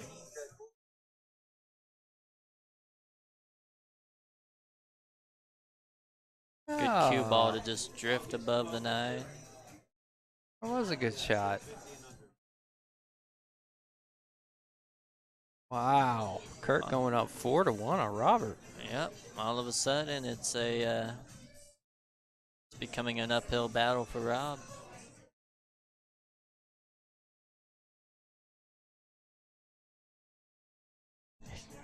All right, ignorant question, but you called him Rob, and being a commentator a little bit, sometimes I'm a bit hesitant to call, all the Davids Dave or all the Josephs Joe or whatever it may be. Mm-hmm. So he does go by Rob on a Yes. Okay. I think he actually likes, when you distinct him from other Robs or Roberts. Okay. He likes to be called Okinawa Rob because he's like from Okinawa. Does he like Romo? No, I don't think so. I'm sorry, dude. I had to do it. No, Robert Moreno, man. Yeah, I understand. He's definitely heard that in his life. I promise Probably. you. Yeah. Romo. But I've met Cowboy fans that hated Tony Romo, so it may, even if he's, I'm not saying he's a Cowboys fan. I'm saying he hasn't been the most likable quarterback in his life. Dude's made of glass. That being said, good break.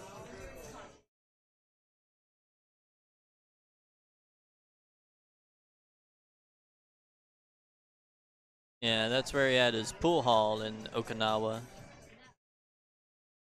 So, Okinawa Rob. Oh, But I just call him Rob. how about that shot right there? Yeah, that was a nice cut down the rail, inside English. Just avoid the side pocket and just avoid the 9 to get good on the 2.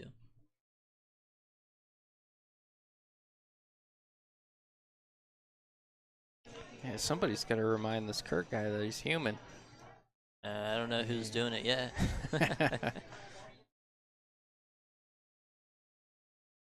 Oh, watch out there. Oh, he might have just reminded himself. Yep. The 9 ball came into his life and whispered in his ear, "This game is actually difficult." Yeah. Yeah, he jumps pretty good. he does jump well. And I didn't recognize it until you said so earlier. I've seen him jump maybe 3 times in between. He's come close to the pocket or hit the right side of the ball almost every single time. Almost jumped a cue ball off the table, but made good contact with the 4. Now this could be a thin cut shot. This could be a one rail safety. Yeah, I think the thing cut. A little up and down action for the 6.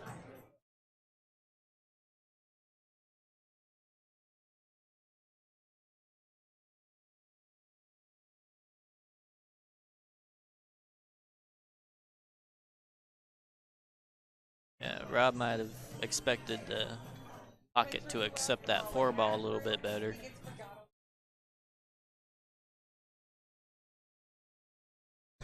Oh, what a friendly bump that was. Yeah, that makes life a little bit easier. It's one of those ones when you're Robert over there, or Rob. It's like I said, sometimes the balls just know when you're not playing. Well, know when you're down, really. Feels like nothing can go your way. But, Kurt's played well enough.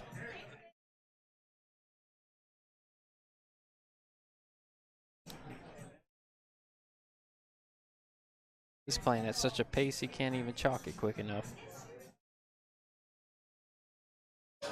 Yeah, that one's going to put Kurt on the hill. Well, we approached this conversation a little earlier, Nick. We approached this conversation a little earlier. I'd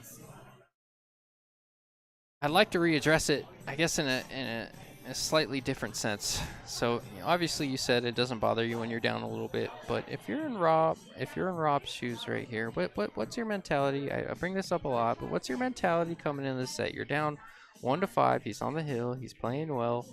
Seems like you can't get a roll to save your life, even when he hits a ball and runs into another ball or misses a ball. Well, both these guys have been playing long enough where they've been in this situation before, and they've come back and won before. So they just got to remember that. I've came back from worse. I've done well. Yep, and you've lost from better. Yep. Just got to wait for an opportunity. If it comes, it comes. If it doesn't, it doesn't. Kurt's played a great game so far. Rob knows that. Kurt knows that. Yeah, that's a really good point. You see this whole 1 ball here to make it? I think he can spin it in. And you spin it in, you're going to have a tough look on the 2 unless you can come Well, all the way. like spin it in softly. Okay. So looks like he's going high, so he's going around. Yeah, Kurt. I don't Kurt really like doesn't- that decision. Yeah, Kurt doesn't have soft in his dictionary. Guess not. He And now he's got a kick at this. Kurt's the only guy I know. If he's got a table at home, he's the only guy I know that probably has to replace his pockets on a consistent basis, just from the damage to the back.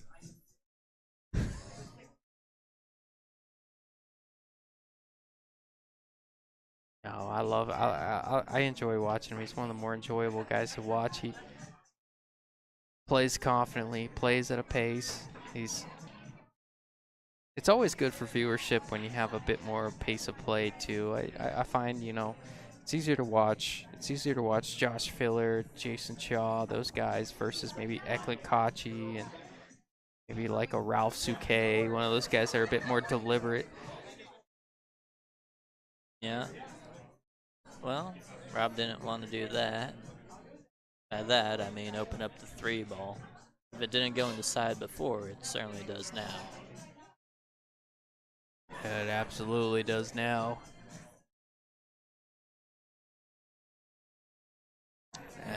This This isn't the easiest shot of hitting a 2 ball in, but not the hardest either. All right, well, maybe an appropriate time to mention it here for those that are just joining or This is the semifinals. This is second, third. Fourth place was Mike Hammond. He is out. Robert beat him. He made $420.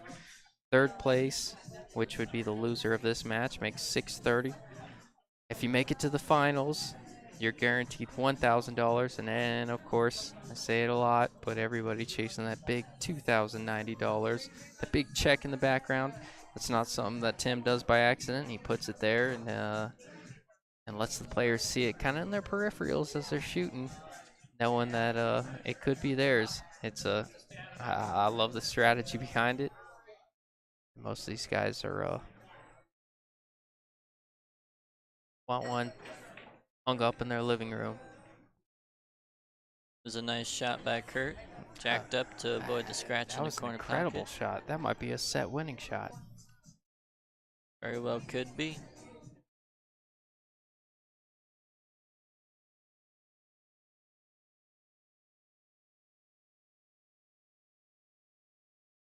Help. Well, slightly off angle on this 8-ball here. Nothing a little, I like a draw here. You like a high ball? I Yeah, like a yeah, draw I here. like the draw. Nothing a little draw stroke can't take care of.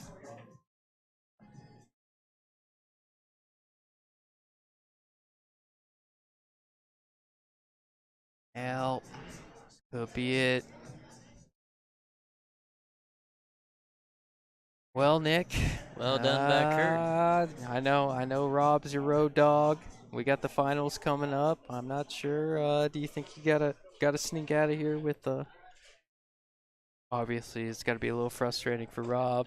Don't blame me if you do, but Yeah, we'll see. okay. If not, thanks for having me on, and it's been fun. Well, I appreciate you, man. Let me know. Otherwise, we'll be right back. We're gonna get the finals set up. Kurt has to double dip. I believe Jason. It'll be a good match. So thanks for joining in, everyone. We'll be back in like 2 minutes. See you soon.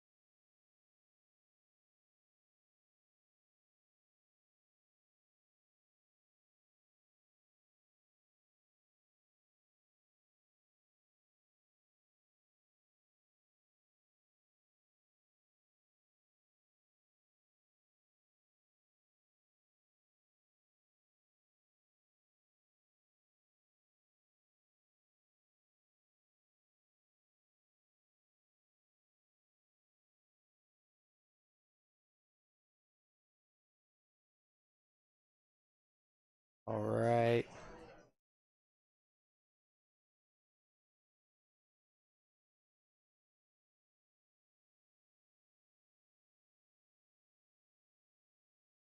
Looks like we are back in the action. I'm here with Nick Klein. He was nice enough. Well, I guess you could say your road dog was nice enough to let you stay and commentate with me. I appreciate both of you guys for doing it. Yeah, he's had fun. He's had a good time. He's happy with his performance. Oh, I bet. Bet. Yep, third in his first tour stop here. It's pretty good. I didn't get to see some of these comments. I kind of missed them earlier. I'd like to maybe go through them a little bit, but uh, Ben. So if you're still watching, where was it? Every 35 points is a one-game spot. So as you see here, it's a 7-6 race. Kurt going to 6, Jason going to 7. It's a pretty heavy handicap. A lot of players say, "Oh, 650, I can't beat them," and it's a valid point. Seeing a 645 and a 602 in the finals, but that being said, we saw Frank Peralta win it, a 480 or a 490 win it one season. He double dipped Kurt one season on one tournament. But that being said, what's going on, Evans? And so this is the finals. This is a true double elimination. Kurt does have to double dip Jason. Jason knocked him to the backside.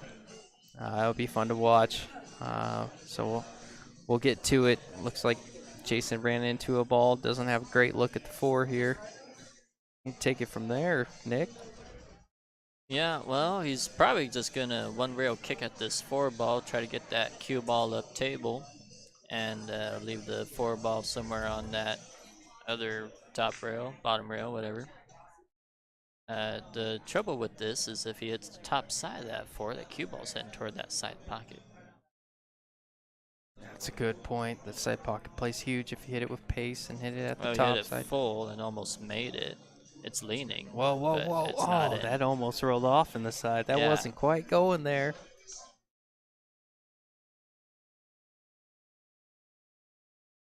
For those just tuning in, I probably not a ton of you. I know a lot of you have been watching since the semifinals, but those that are just tuning in, this is first, second. This is the finals. Kurt does have to double dip. Guaranteed $1,000 for second place. First place, obviously that big check in the background, $2,090. All these guys are all, since about fourth place in, everybody has been in the side. Maybe fifth, sixth. I could be wrong. Well, I got $20 from the side, so. Well, look at you, man. Yeah. Yeah, I made in the money for the 120 from the side, so. Didn't quite make my money back, but I'm happy. So Jason has been playing very good this whole tournament. But Kurt, when he just played that last match, he got on a really nice run. Yeah, he's coming in this match with all the momentum. Jason's been sitting a little bit. Maybe something to look out for in these first maybe 2 or 3 games. Obviously, they'll both settle in. But that being said, Kurt's hot right now. Well, someone just told me that Jason was actually just shooting on the snooker table over there. For those of you who don't know, a snooker table is a 6-foot by 12-foot table. It's like a pool table with pockets, except that they're a lot smaller pockets. I think they're roughly 3.5-inch pockets. So that might warm you up for the 9-footer with big pockets. Yeah. Kurt missed that one. That's one of those ones. That's one of those ones in the back of your mind. You always tell yourself, I want to overcut this just in case I miss. But I think in that situation, you just have to execute the shot. It was easy enough, but in the back of your mind, you're like, if I miss, I want to make it tough on him. Yeah, I did that a couple times this tournament. Ended up overcutting the ball, and the guy makes a nice shot, and I'm like, well, Yeah, I guess I well, shouldn't have overcut the ball. yeah, you let me back in a match like that. You played well, no, it wasn't that you did that. You played safe. You got weird on the 9, thinned it, brought it up table. I banked the 9 in, keep myself alive. Proved proved to not really matter because I was just outmatched, but Yeah, I have a hard time playing safe on these tables where guys like you just bank balls in so nicely, you stop know. it. Whoa, Oh, whoa, look at whoa. this Watch cue the cue ball. ball. Oh, no. He won't make him shoot that. Yeah. Yeah.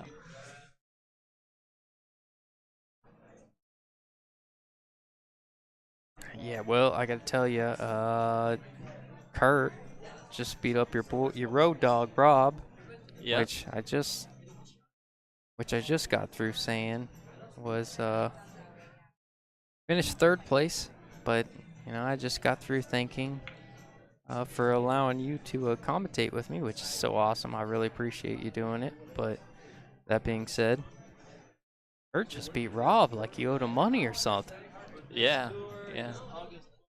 Kurt is on a good roll here, it seems like, and there wasn't much time in between last match and this match, so we'll see if it carries over very well. Oh, Greg in the comments says the snooker table over here is only a 10-footer, not a 12-footer. So I guess I didn't go look at it. maybe Just a little, typically, snooker tables are 12 foot. yeah, little hometown knowledge, I imagine.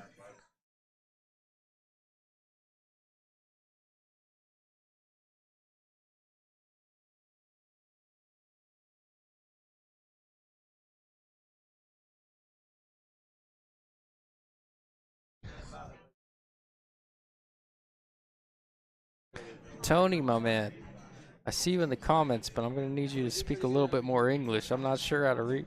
Do you understand that? Um, He's talking about well, yeah. I'm not really sure.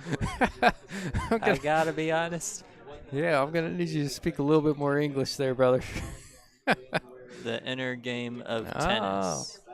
I've heard that's a good book for those of us striving to be competitive I listened to like a, competitive athletes. I listened to like a couple of chapters of it. Didn't really get into it. I gave it a shot. Just didn't really get into it. You want to know one of the best books I read? Let's see what he does here. Nice Oh, cut. real good shot. Is he gonna get rewarded? He's got a look on the 4. But no, one of the best books I read, and I heard that's a great one. But one of the best books I read was one by that was a table tennis or ping pong player, I guess you could say. Gosh, what was it called? I think it was called Bounce. It was one that Tyler Steyer had had mentioned that everybody's got to listen to. Yeah, I heard him talk about that. Yeah. Yeah, I mean, seriously, uh, life-changing book, really. I mean, it's pretty much tells you that there is such thing as talent. There's guys that have hand-eye coordination. There's guys that are better than others. But that being said, pretty much said that if you put 10,000 hours of dedicated practice in something, you'll almost never go wrong with being successful in the thing that you're doing. Well, And almost every single world-class player that's done anything has put in 10,000 hours of dedicated practice, and there's a whole formula. It's a 10-year process. It's like 20 hours a week. It's like 20 hours a week of dedicated practice, and meanwhile, Jason running out, but you can't do more than 20 hours a week because almost everyone burns out if you do more than 20 hours. And then if you do less than 20 hours or you don't do dedicated practice with somebody like an instructor or working on things that you're bad at, then you won't be successful, which is where I find most people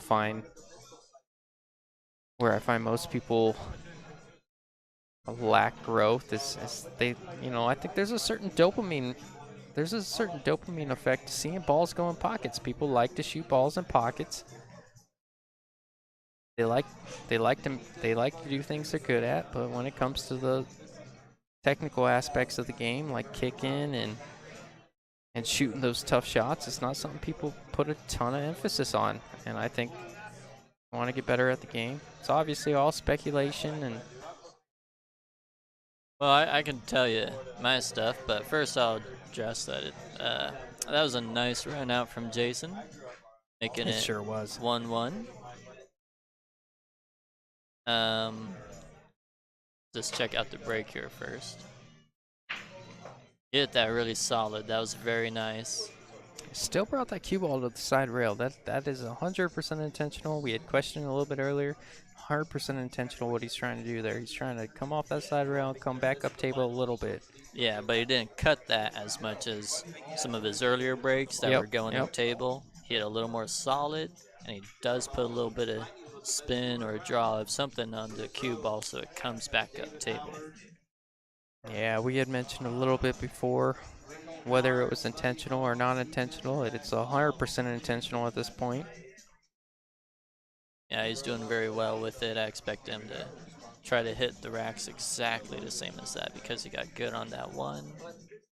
And he's got a run out opportunity here. Didn't quite get where he wanted. But as far as becoming a world-class champion at something, I do agree. You have to put the time in. You have to put the work in. 10,000 hours, you said? That's there's a few different books that reference that, but that one specifically, yes, Yeah. 10,000 hours. It's like something like 20 hours a week for 10 years. Well, I just want to keep in mind that there's roughly 20 top pool players that are just kind of unbeatable unless they're in that top 20 at Oh, the no moment, doubt. No doubt. you know. And it's just hard to overcome. I'm not saying that nobody should strive to become a pool player or a professional pool player. Yeah. Divorce your wife and quit your job. I'm just saying it might be a little bit harder than what that book or any book makes it sound like. It's just you just got to put in more work than you really think you're gonna put in. Honestly, I used to. Now you say it may be too much, but I used to play roughly 8 hours a day every day for about 2 years. I was a teenager then, so I had I was about to all say, the where do you drive find and the energy. time, my man? Yeah, it was That is after brutal. school. Yeah,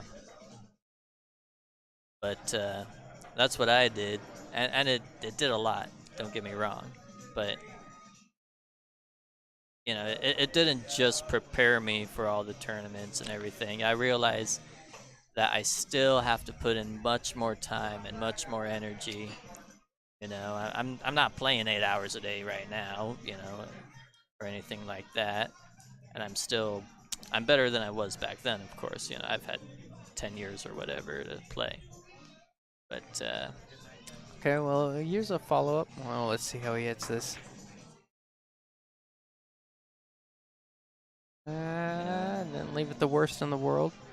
But here's a follow-up question. So the book references everybody that's done that, everybody that's done what you did, going 8 hours a day, 9, 10 hours a day, whatever, completely dedicated their life.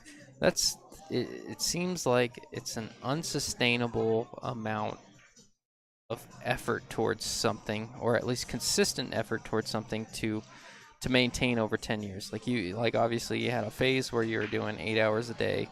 Did you feel like it was almost a burnout period where you felt like, gosh, there's no way I can maintain this many hours a day? there was a burnout period, but that was years later, just a few years ago, honestly, like 5 years ago or so.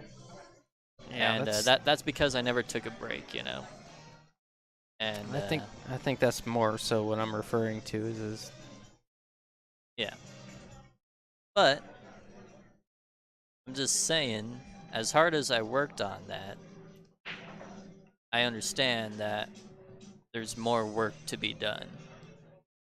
So the idea, I'm not saying that this is just your idea, but the idea that you can just put in a certain amount of time and Dedicated time is really the main thing that I've got from it. It's not so much like I think most people's faults. Yes, I do believe people have hand-eye coordination benefits from birth than others, but that being said, I think every single like they did this long line of research about world-class athletes, and every single one almost fell in the same path. I'm not saying, obviously everything's a little bit different. Oh, is he gonna get a little lucky here? But I don't know. Okay, go ahead and finish your point.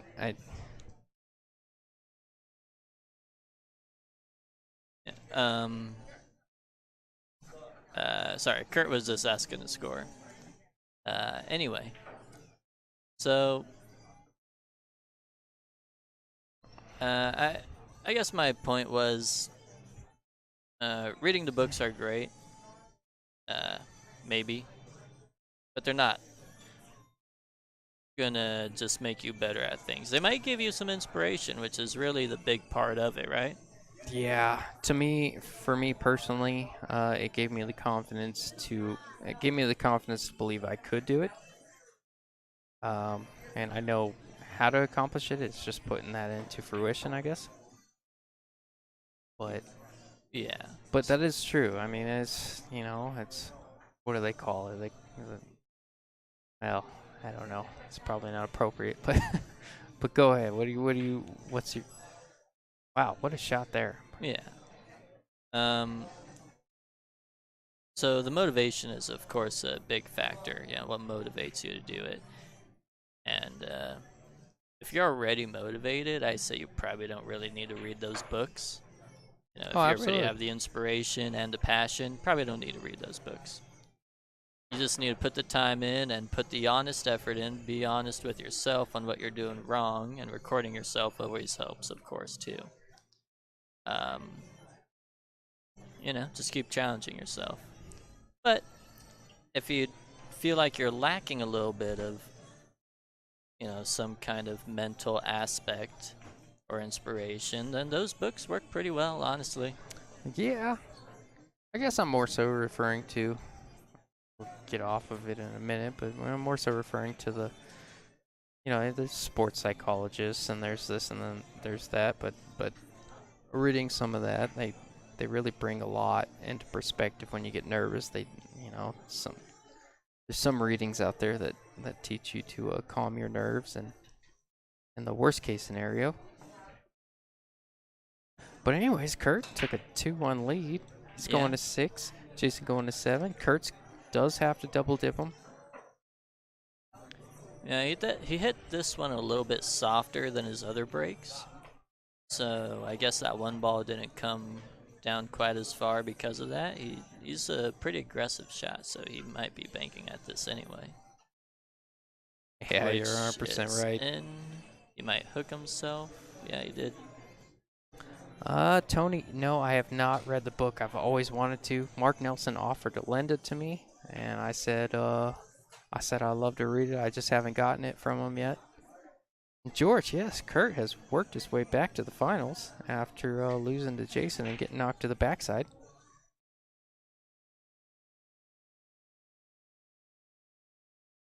Yeah, you're right. He did hook himself there. Yeah. He's been hitting these jump shots pretty good. Didn't quite make that last 4-ball jump shot, but he hit it, which gave him a chance to win that rack anyway. And he hit this one, give himself a chance to get safe. Yeah, anything's better. It's like beating a dead horse. Anything's better in ball in hand than giving them an opportunity to get perfect position on their next ball to continue their run. Yeah.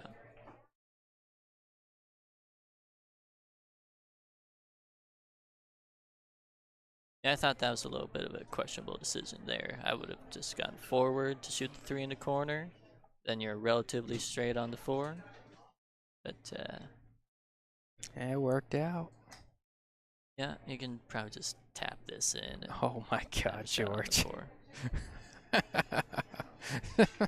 No, this is not joke. I swear to God, bro. It's way too early for this, man. No, hey, George, I really appreciate you hopping in the booth a little bit yesterday. I knocked one off my bucket list. If a meteor struck tomorrow, I could die a happy man. Thank you for doing it, brother.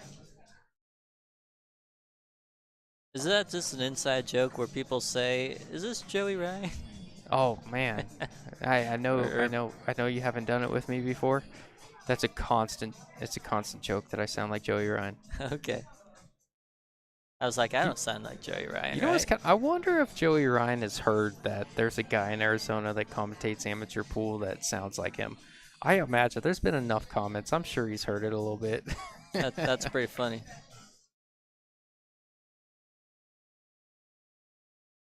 His hand touched a magic rack. That distracted him a little bit there.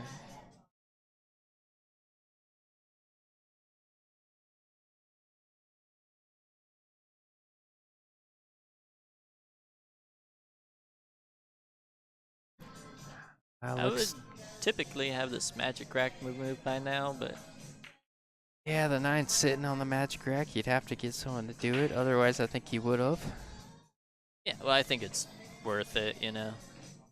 So, you know, you ask your opponent, hey, can I get this magic rack Oh yeah. up? And they're like, yeah, okay, let's do it, or you know, whatever. No, I agree 100%. But when you run out like this guy does, Yeah, not an issue. yeah, that was just fine. Well, George says, "What's up, Nick?" What's up, George?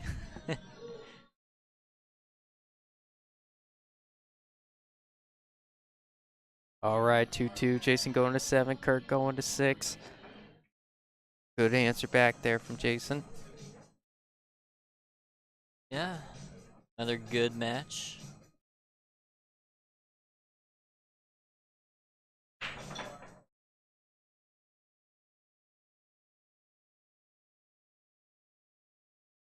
Yeah, Kurt made a nice jump shot to hit that 2 ball, but it just happened to get straight in and left a nice run out for Jason.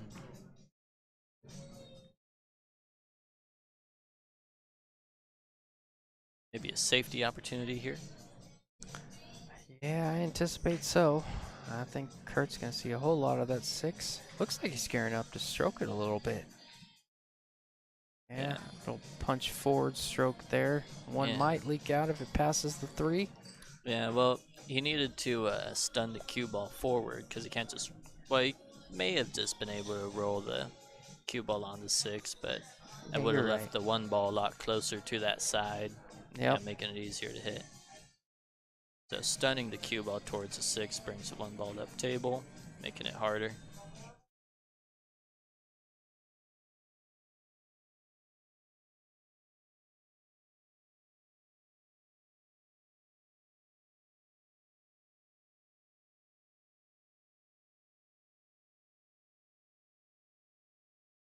Looks like Kurt was trying to come off the point to hit that 1 ball, which he wasn't far from doing.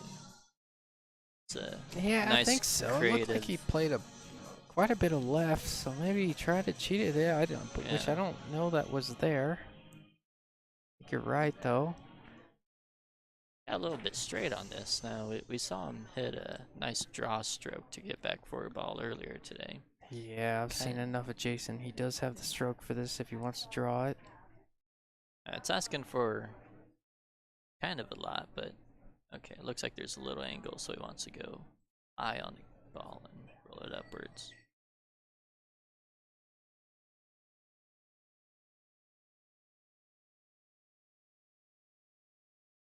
Oh, what a shot. Gosh. Oh, Tony sent me a whole novel over here. I'll have to dissect it. Doesn't realize I have a 2nd grade reading level. I'll have to.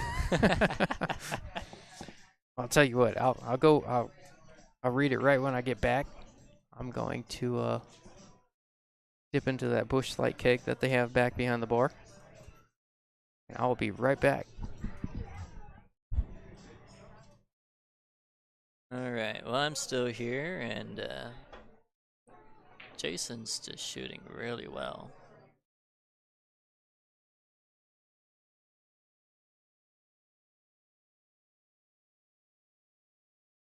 Yeah, he left himself pretty long. He knew he was leaving himself long on that ball, but looks like Kurt needs to come with a nice shot, spinning the 5-ball a little bit.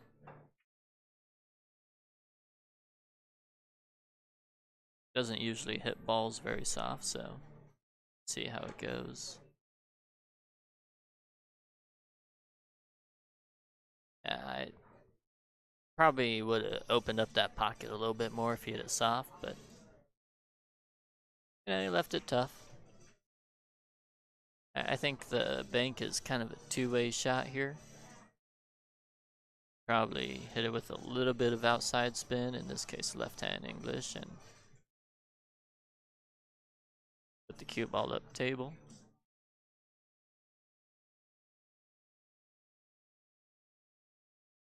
Alright, so he's going all out for the safety. Really nice. I'm confident that 8 and 7 are both in the way of the 5.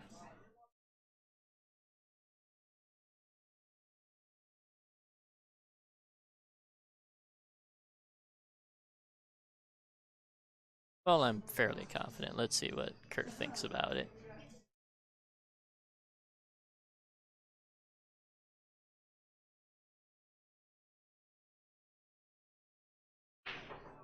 It looks like he's just jumping over the 8-ball that's in the way.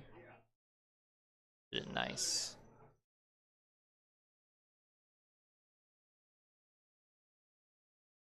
Looks like he again left a pretty straight in shot for Jason. Oh. All right, you got me hooked up. Yep. All right, where are we sitting? So Jason played a nice safety on Kurt, and Kurt jumped over the 8-ball, made good contact, almost got safe, but left him a straight in 5-ball there, and here we are. Looks like there's a little bit of angle on the 6 to draw back for the 7 in that pocket that he just shot the 5-ball in. Whoa, whoa, whoa. Yeah, he's fine. Saw one of those earlier where he drew it in the side. Oh, from personal experience, I had my dad. My dad's kind of getting into it a little bit. He's a 410 Forgo. Somewhere along those lines. I had him sub in my league over at Metro the other day, and he had one of those where he drew it on the side. Like to give him a hard time about that.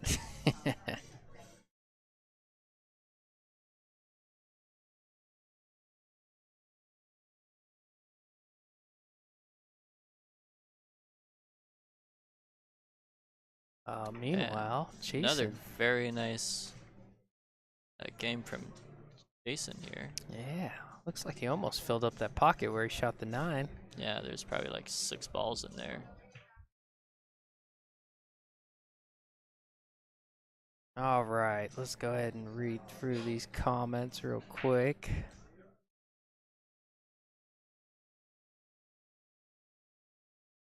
Oh, Tony, I appreciate you, brother. Yeah, that's really cool. I got my. Oh, my dad just texted me right now. He's like, dude. Oh. George, from what I saw yesterday, Jason was playing the best. I would not agree. I mean, I could not disagree with you, George. Oh, that one's gonna cost him there. Jason has been playing very well. Kurt, can't discount what Kurt's done thus far. He's been playing extremely well himself. And Kurt will come back and forth for the 2. Yeah, certainly. A Left himself a little bit of angle there. little steep. I kind of like coming back to where he's going to be standing. So coming back to where he's going to be standing, and then maybe coming to the right side of the 7 on the way back out. What do you think? I keep saying roll it in with spin, but he doesn't like to do that. I mean, this is kind of what I had in mind, so. Yeah, that's pretty much what I thought was gonna happen. You get on the floor, you got a really good layout from there. Or to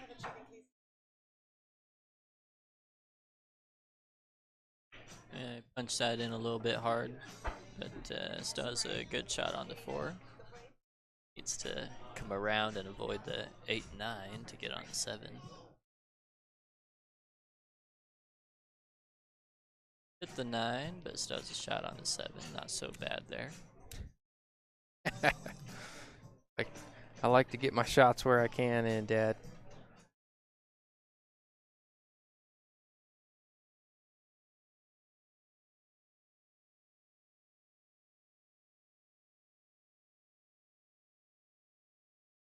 Very solid punching in that 7 ball.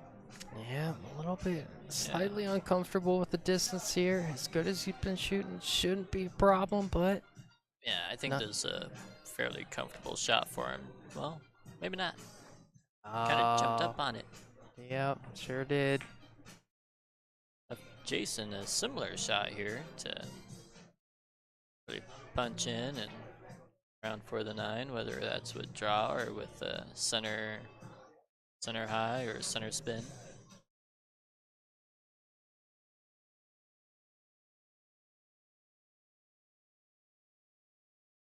There's a few different ways you can go about it. Yeah, I tend to hit this one in with a tip of high, but I punch it so it goes forward 2 rails.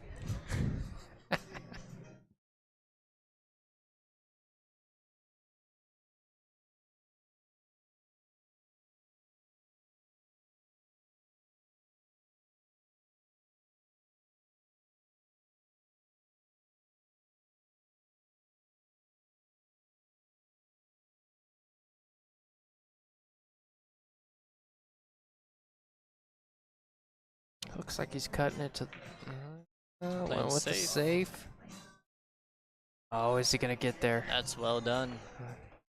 Very effective safe there.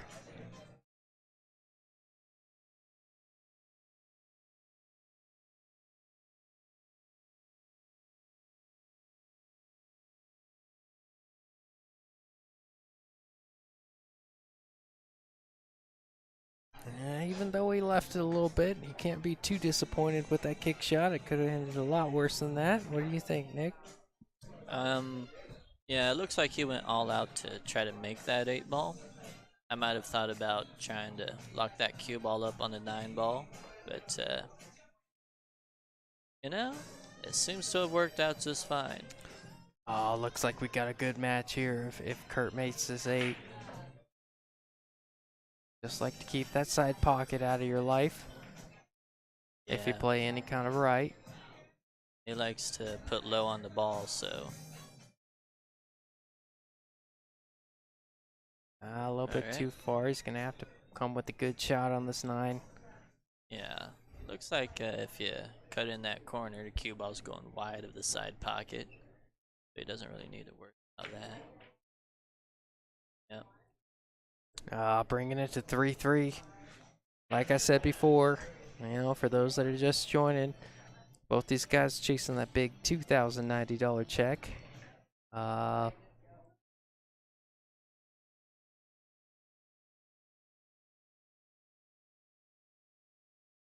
Kurt does have to double dip. It's 3-3. Kurt going to 6. Jason going to 7. Kurt looking to get a little redemption from the first time he got knocked to the backside. By Jason. Really the only guy that's beat him. Yep.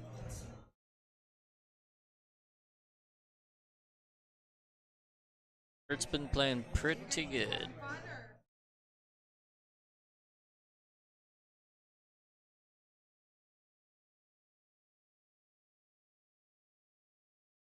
Cue ball's been coming down for a shot on the 1 ball when he's been breaking, so see if that's been happening again. He's aiming low on the cue ball. A bit fortunate for that one to catch the point and stay up with the cue ball. I'm not sure I would say that's fortunate. It's unfortunate where it rolled, but it was fortunate to have a better look at the one, right? Think he banks this? Been banking it Yeah, thing so knowing far. Kurt, yes. But I think if you and me were playing this, I mean, all day we come off the right side and maybe try and utilize that 9. What do you think? I don't know. Like his. Oh. Yeah, that's a problem. Is you had to hit it real thin to get behind the 9.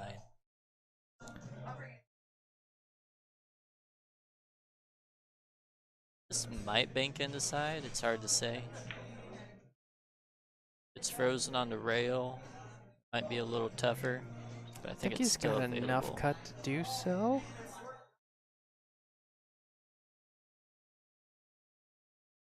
Going with the safe, knowing he has a wall of balls over there.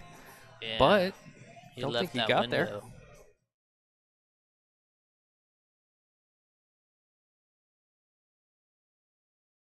Oh, Patrick McGovern.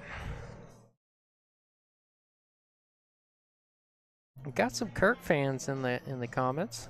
I saw a few Jason fans earlier.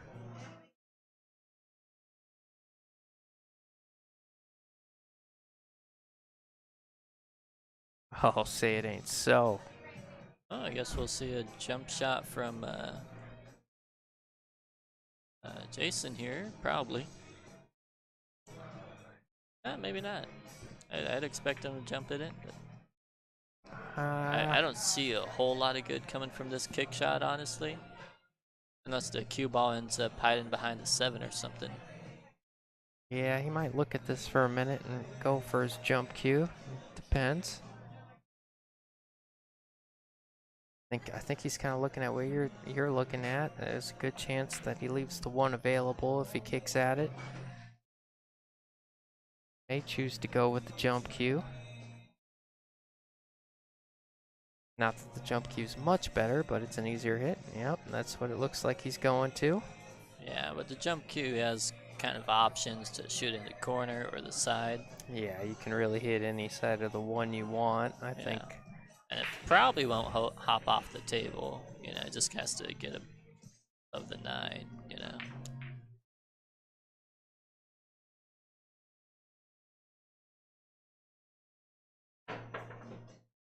Well, I mean, you have to do 2 things, I guess. Make course, contact with the 1 and get over the 9. I love hearing the mildly sarcastic Nick. Yeah. Well, it's easier said than done. I'm Oh, not much absolutely. of a jumper myself, so no judgment from me. Yeah, no. Jump like an old man with bad knees, but do my best. It's gotten straight in on this 4 ball.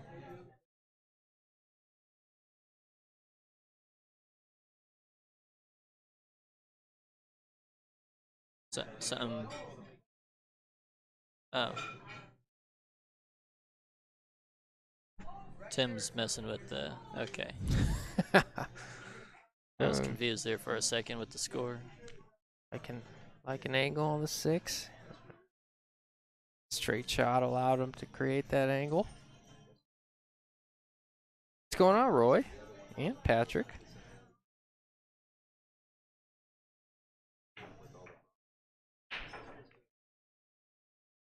Yeah, that was a nice stroke to punch the 6 in and come over for the 7. A little more than he intended, but still very nice. Do you like coming to the side rail here? Yeah, I like coming to a side rail.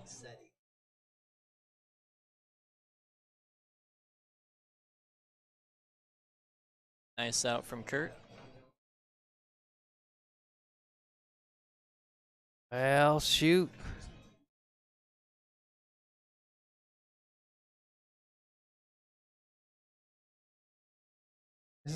Is the score correct? This is. No, that's still Tim messing with the things, yeah.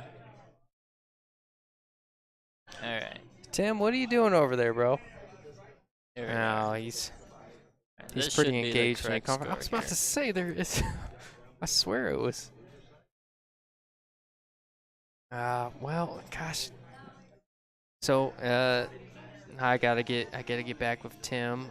Kurt's only going to 6. Jason's going to 7. I made a mild adjustment when he was trying to adjust the score from early on. Typical Tim. Well, if you'll excuse me for 1 minute, I'm gonna go ahead and shoot Tim out because I have very few opportunities to do so, and now that I have one, All I'm right, gonna go ahead and go get him. do my best. Wish me luck, bro. I hope to be back all in one piece. All right.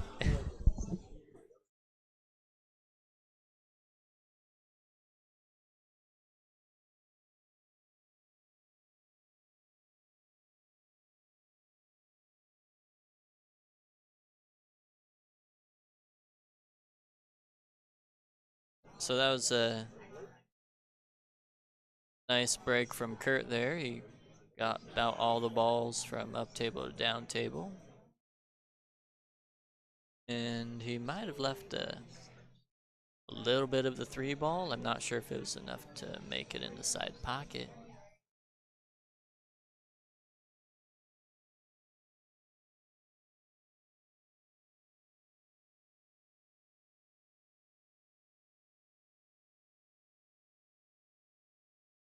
Yeah, he's shooting straight at it. Might go in the side.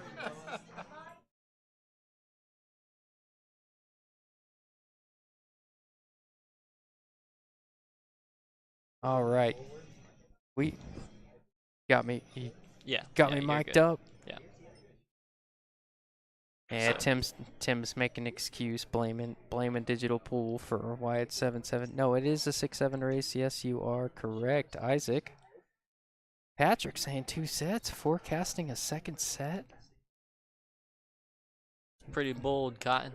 Yep. That's one of my favorite movies, bro. I hate to say it. Love that. Dodgeball. It's a bold strategy, Cotton. Let's see how it works out for him.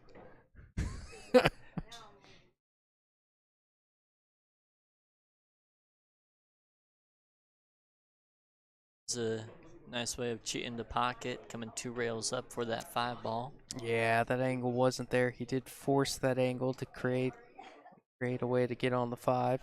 Hit it well, like you said. Both players playing at a pretty good pace from here, huh?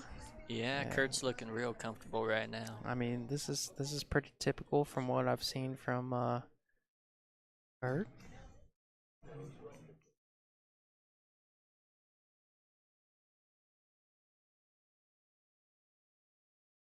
And he wanted to get that over just a little bit more. He's got enough angle to miss that corner if he plays a high ball here. So on a high ball, you miss the corner by about maybe a quarter of a diamond or half a diamond. Yeah, they think so too. Just like that, he went a little far. Went a lot far, Nick. Yeah. This is pretty much where you don't want to be. Still have a shot, but Well, what's your shot here? You like cutting something, or I kind of like the bank and leaving the cue ball on the bottom rail. What do you like? You like cutting it? I've had more success cutting this ball in the side pocket than I have banking it. But, it's all about how you feel. I almost never cut in the corner. Yeah, that was asking a lot of that shot. Like it's gonna go 4-4.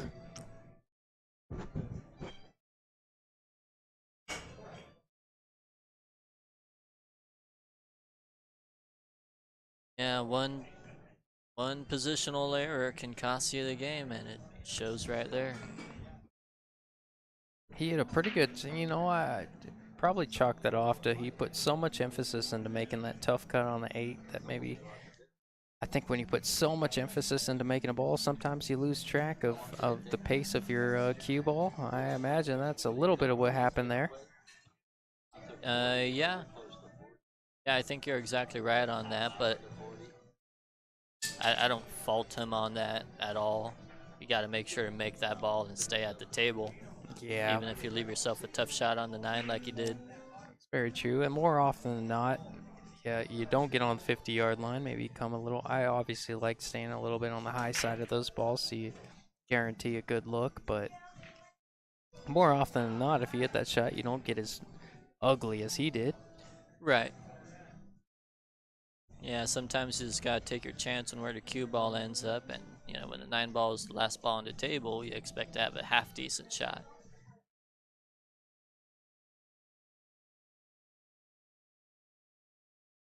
So when you go into the carbon fiber, bro.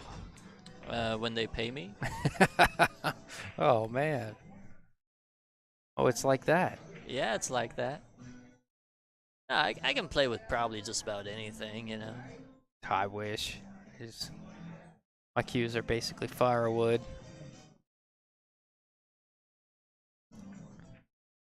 Anytime my shaft lets me down, I find a low-hanging tree and pull off another branch.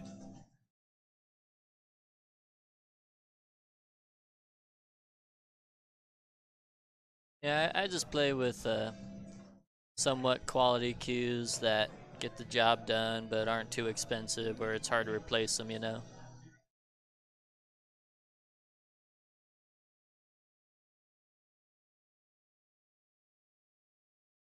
Yeah, my cues are so bad. Well, I don't know. Enough with the dad jokes.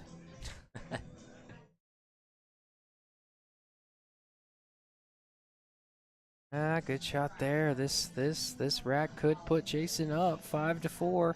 Be a straight race to 2 from there if he gets out from here.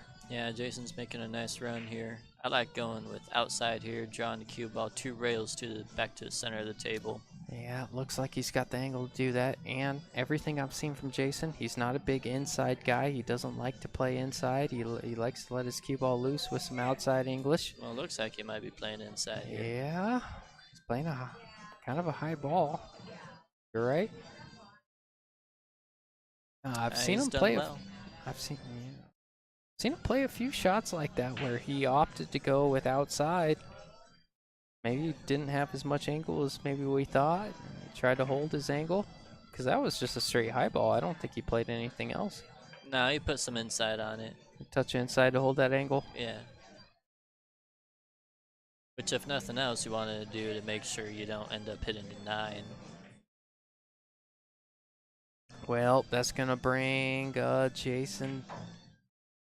Well, I think it just brought him to 5 right now. It looks like Kurt marked it before he even shot the 9. Yeah.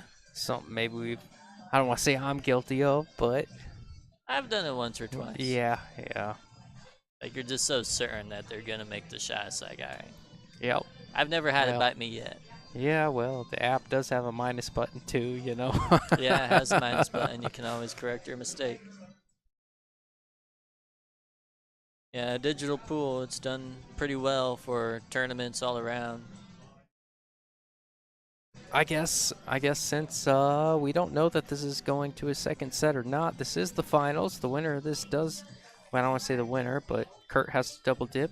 Does make that $2,090 check as Jason makes the 5 ball here in the corner. Boom. That being said, I'm going to read off our sponsors real quick. Like I said a little bit earlier, these guys are the only reason that makes this tour possible. Without their support, we couldn't make this happen. It's so cool. It's so cool to give us amateur players a chance to play for this kind of money and have this much fun. But first off, like I said earlier, shout out to Slate Street Billiards in just outside in Albuquerque, New Mexico, really. And adding money to the event and hosting this event, really. And then let's go through our sponsors. Qualtech, John Sanchez out in Phoenix, Arizona. He does AC for I know he's done it personally for a lot of our friends and in the pool community. Wise Guys Auto Sales, that's David Wise. Digital Pool, everything you see on screen makes our life easier. The scores are automatically adjusted. Those watching at home that want to keep track of your friends and family, and you get to see live scoring as they're playing. That's all due to them. Your Way Logistics, I believe that's Steve Blackburn. He does a lot for us. Mike Gwynn, Realty One. You know, I have nothing else to say but one of the best guys in pool, and he contributes probably more than anybody else in the community. He's one of the best, if not the best. And then Off the Rail Apparel, I know last time Tim had some shirts to sell. They had some pretty cool stuff, but shout out to all those guys for making this possible.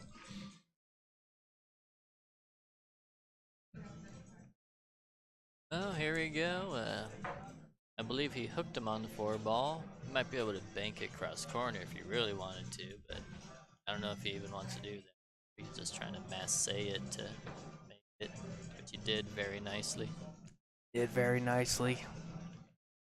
That's a little bit of a half masse where you curve the ball by jacking up roughly 30 degrees or a little bit more. Oh, he hit it well. Is he going to get rewarded? Looks like he will. Yeah, he's got a fine angle on the 7 to go up table for the 8 in the other corner pocket. Little thin on the 7. He can choose to. He can choose. Well, regardless, I think he's going to have a little angle on this 8, or a little distance on the 8. No, he's able to hold it. That was fuller than I thought. Yeah, I think the table's slow enough that wasn't a big issue for him. Might have hit it a touch thick to the pocket to control the speed as well. You know, utilizing how wide the pockets are. That's just smart of him to do. Yeah. Looks like this is going to bring it to 5-5. What a match we got going on here. That brings Kurt to the hill. Jason needing 2, Kurt needing 1. Well, I gotta ask you, Nick. What do you think of the venue, man? This is kind of a cool spot. Obviously, the Brunswicks and this and that, but this is a really cool spot out here.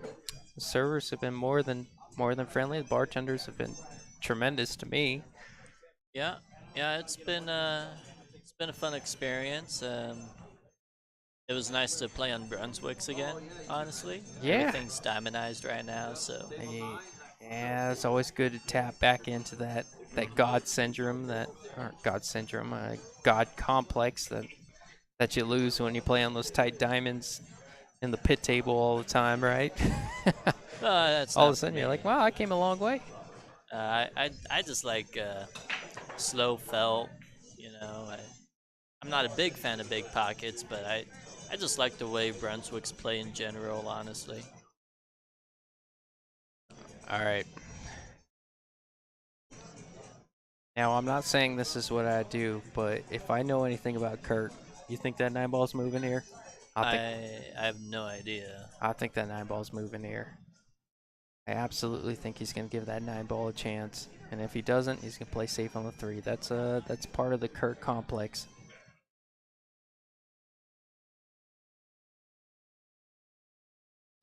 Oh, he sent it. Ball moving. He sure did send it. No, cue ball's not scratching. I've gotten a little bit lucky there, going a little bit wild at that 9. Oh, spreading that cheese all over the table. Well, it looks like he has a shot on the 1. I think he's cutting the 1 to the corner. Oh, maybe try to cut the 1 to the corner. I will say this is one of the few shots I think Kurt will play safe on. That's funny. I like to cut this in with inside English. He might be doing that too. No, he's playing safe. Yeah, when it's close to a ball like that, I just have a hard time resisting, you know? Oh, no doubt. Oh, I got some of that too. It's more like, I think when you watch 600s play, you kind of adjust to what they do more so than what's more of the orthodox way to play that you're accustomed to seeing. That was a great hit. He might have left a shot on the 1 ball, but that was a great hit because he went to the short side, right side of the 4 instead of the long side. He knew that the rails were playing wide, so he's done well to account for that. Appreciate you, JR. That's awesome, man. We're happy to do it for you. I still remember the time that you and me played on stream. It was a bit. JR's in the Philippines? Yep. He went out there. I'd be lying if I said I wasn't happy to see him out there after what he did to me on the table, on the stream table the last time we played. Made a humble man out of myself, to say the least. Yeah, I like JR. He's a good guy. Yeah, whatever, bro. Nah, he's beaten me a few times in some tournaments, you know. He's a guy I respect, you know, with his discipline in the game. Yeah, no, he's a good guy. I like him. I got lucky. Shut up. I think you beat me 6-0. Maybe one. Maybe you hung a 10 ball. I'm not sure. I think it was 6-0 though, if I recall. Oh, look at that. Yeah, he fired that in real nice, but he still came short of position of where he wanted. Well, I think this is one you should take a little bit of time on. I mean, if you're Kurt, you're on the hill, your opponent needs one. Jason's more than capable of breaking and running if he wins this rack.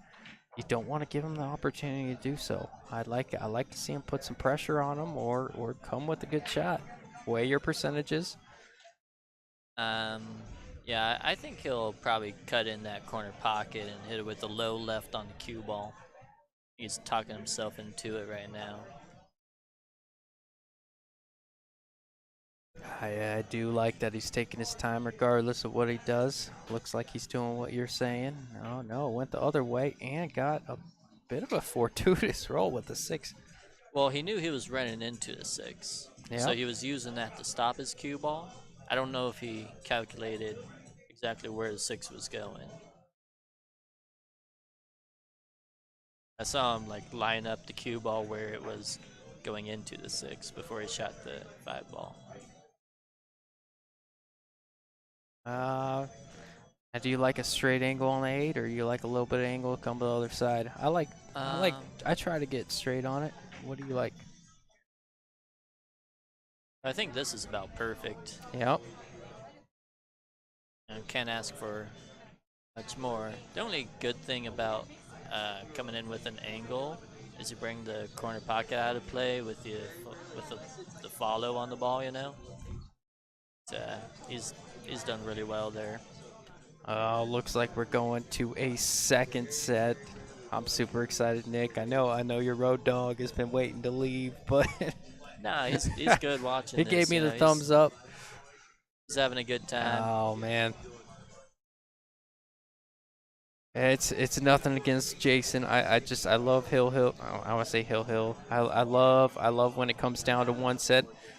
I'm a big advocate of just extended race finals, like maybe a race to 9 or 10 or 11 or whatever it may be, just because it creates that drama, and that's what the second set does for me. Both these guys are just playing one race to 7. I guess Kurt going to 6, but one race for all the marbles. Big check in the background. They can all see it in their peripherals as they're shooting. I love this more than anything, man. Yeah, this is where we might see the nerves come out. Isn't on this next set. Yep, yes sir. This is what it's all about, man. Let's put second set in there.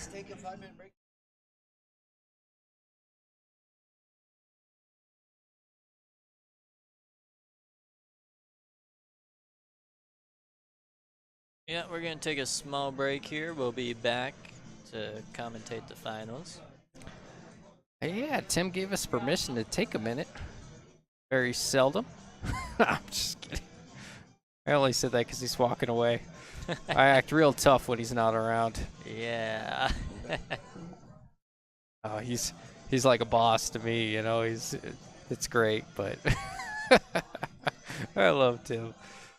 All right, forcing the second set, Kurt. 7-6 race coming up next. This will be the second set. Thank you, Nick, for doing it with me. We'll be right back. Tim gave us permission to stretch our legs, do whatever it takes. We'll be right back. Thank you, guys.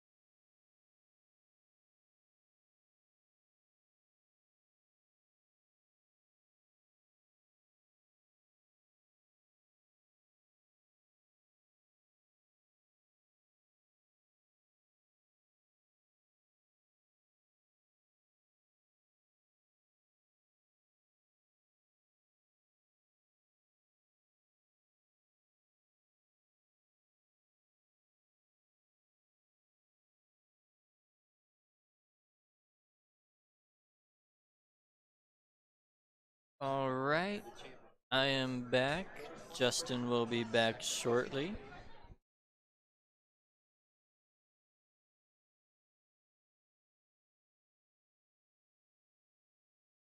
Looks like a pretty fair break from Jason here. He's got a good shot on the one ball here to come 2 rails around the 5-9. Get a shot on the two and the same side.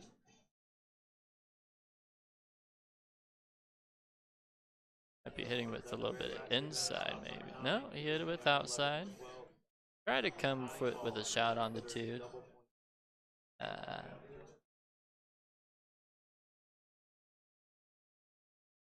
yeah, looks like he's still shooting in the side, even though he came a little far in position.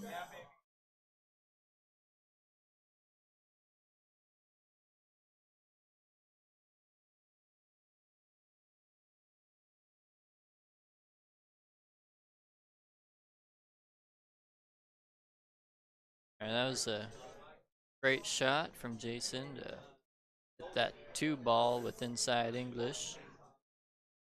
All right, looks like we're back in it, Nick. Oh, this is my favorite part of every fart. It's my favorite part of every tournament when it comes down to Hill. The last set. Yeah. Oh,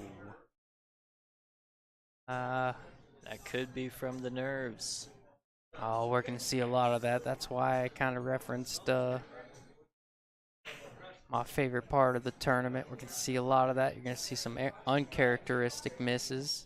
You're gonna see a little bit of pressure, a little bit more time, maybe probably out of Kurt, something we're not used to seeing. Oh, Oh, that is man. brutal.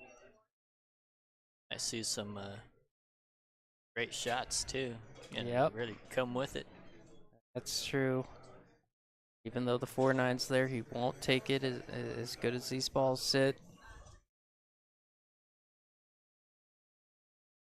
I mean, that one's sitting pretty good. I might take that one.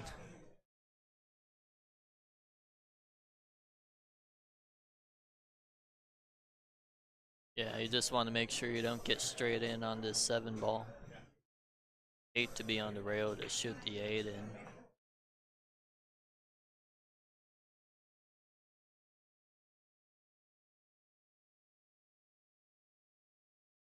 Probably wants to bring cue ball somewhere around where it is now. Yeah.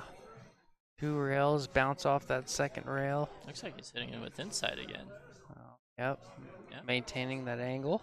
Good yeah, shot. almost where it was right there. Yeah, good angle to go Uh, 2 rails for shape on the 8. Junior Kurt is not in the hot seat. He lost the hot seat to Jason. Fought his way back. Won the first set. This is the second. This is the true final of the double elimination tournament. Yep, does have to double dip him here. Won the first one. This match is for all the marbles. Forward 3 rails, it looks like.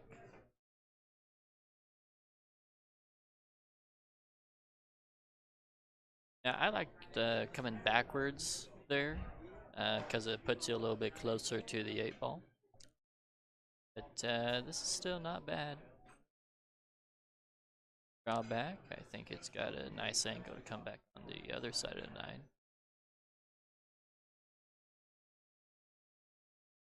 Almost bobbled that 8 ball, but it dropped. Very nice.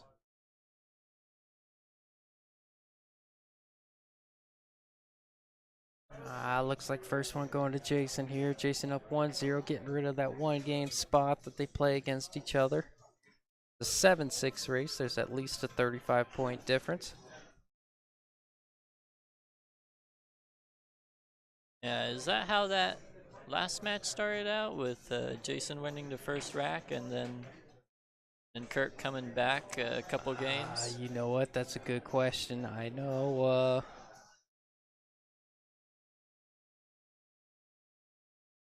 I want to say Kurt got up to 2-1. Yeah, he was up 3-1 Yeah, at he one was. point. I think that was after winning 3 games, so I think Yeah, I think you're 100% correct when you say that.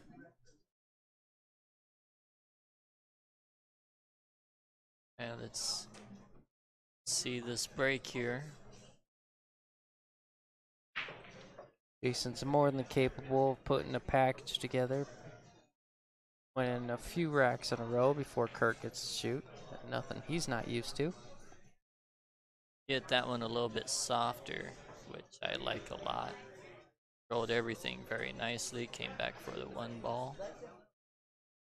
He give himself a more accurate hit on that one ball so he doesn't overcut it or undercut it.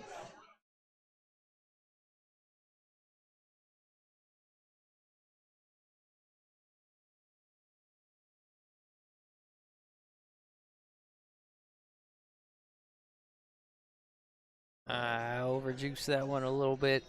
Yeah, that's probably part of the nerves as well. Like I don't want to be on the other side of this four, so let's make sure to get it back a little bit. He did, just more than intended, but he's still fine. He's in a good line.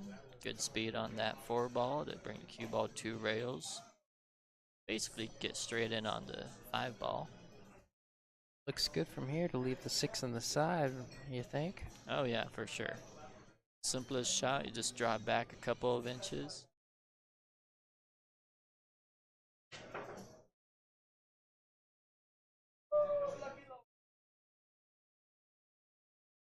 Fighting through that smoking outside door opening. Lights just kind of fades in and probably gets in his face a little bit. I think he wanted to shoot that 6 in the side, but Yeah, that was 100% of his intention there. He caught a little bit on the right side of that 5. oh yeah, he still did shoot that 6 Still in the went side, there. so that guarantees I wanted to shoot that 6 in the side. Yeah, I don't think it passed the 7. Really his only option there. Nice stroke there, good speed control. Jason trying to prove something here after losing that first set. But it pays, sometimes when you have someone rolling through the backside that stays warm, obviously Jason practiced a little bit, but when you have someone like Kurt smoking through the backside,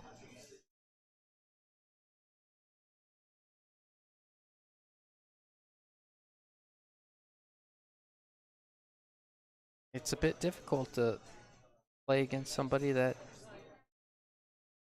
is coming in hot, especially with the momentum. Yeah, that was a nice out from Jason. Was off to a good start, 2-0. That was a break and run there.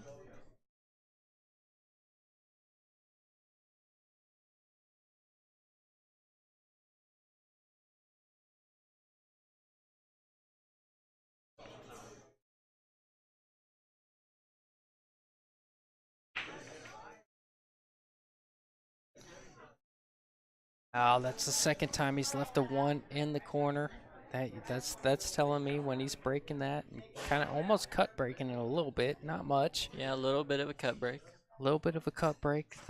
That's to offset what we were saying earlier when that 1 comes to the middle diamond on the top rail. He's doing that to avoid that. Bringing the 1 to the corner, getting a good look on the 1. And the 7 isn't the friendliest ball here. He can around it, hitting that second rail and coming around it to get a look at the 4 ball. Or sorry, to look at the 2 ball. Do a little bit of homework here, just in the sense that I know a lot of you guys are watching from Facebook. We've been trying to grow our YouTube platform, Donkey Pool Productions. It looks like quite a few of you are viewing from that side. But that being said, if you'd like to if you'd like to subscribe to us in Donkey Pool Productions on YouTube, trying to grow that platform. It's relatively new. We got some good matches. And if you're a player, you can go back and you can rewind, and it's a bit more viewer friendly than Facebook. Sometimes if you play a match on Facebook, it can be a bit difficult to find or even disappear over time. He hit it a little bit hard. That was a touchy shot. He's hooked himself. But You I might consider kicking this ball. It's a pretty easy contact, and I almost guarantee he'll hit it pretty nicely. Um, Not a whole lot of risk, except maybe sending the 2 at the 9, possibly. That might be the risky thing. Makes the 2 in the corner. He might have a shot at the 4, but probably a little less than ideal.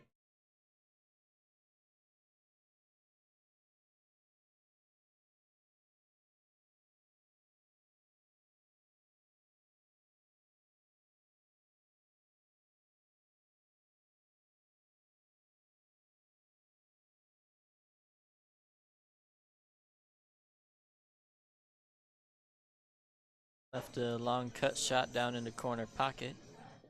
I don't know if there's a safety available. Yeah, no, Kurt, this is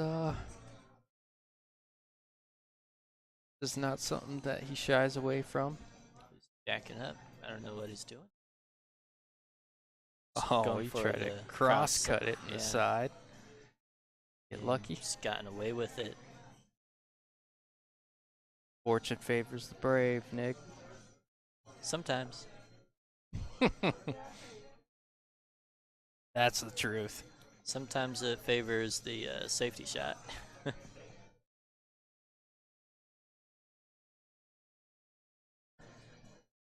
I think he was a bit more inclined to shoot that shot. We watched him warming up a little bit. That's not something that he's it's not a shot that he's extremely unaccustomed to shooting. He practices that back cut in the side quite a bit. He's hitting the top rail with the right hand England. Oh no, he can see the 2. It was a nice shot. Well done, considering he just accepted the long shot on the 4. Yep, seen a little bit more of that with these bigger pockets. They don't mind leaving a little bit of distance for in exchange for pocketing the ball. Mm-hmm. This is a little bit nervy because you have to hit this a little bit softer. A lot of people don't like to do that. Stroke it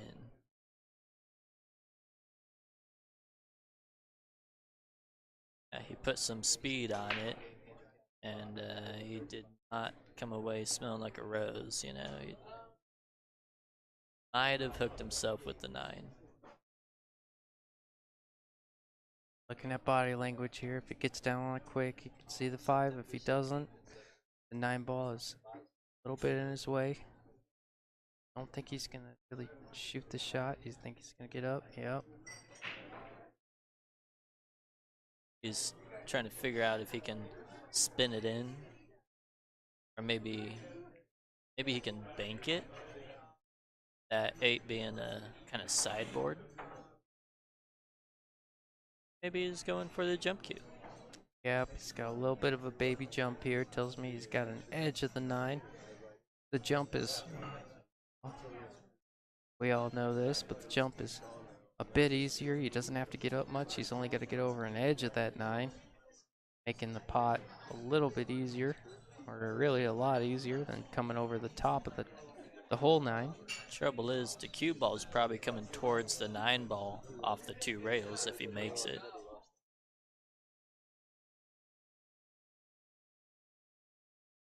Well, just didn't quite get over the 9 ball.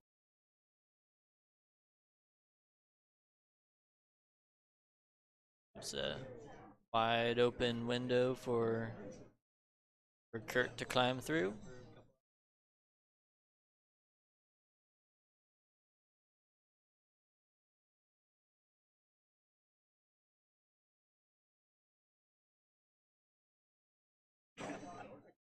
Put a lot of speed on this one. Okay. Yeah, a bit fortunate to leave himself a little angle there. Despite the 8 being hanging, he'd like to get his cue ball off the rail a little bit, which he'll be able to do. Yeah, he's alright here.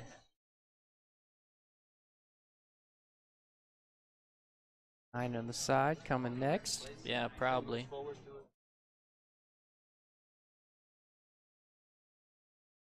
Try to put a bit more speed on it. I'm still gonna shoot the 9 side. It's good that he comes over and looks at the angle, doesn't take it for granted. A low ball there. Yeah. I kind of like a high ball there, don't you?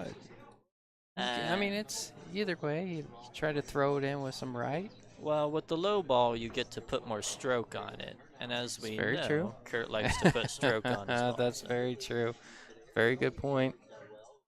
That's his confident. That's his confident stroke. It's 2-1 here. Kurt's going to 6. Jason is going to 7.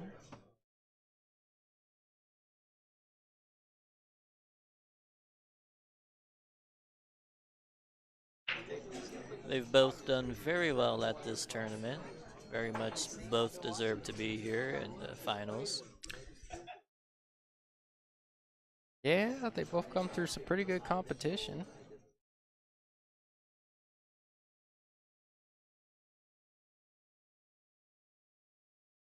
Hate to rub salt in the wound, but he beat Kurt beat a pretty good player in his first match.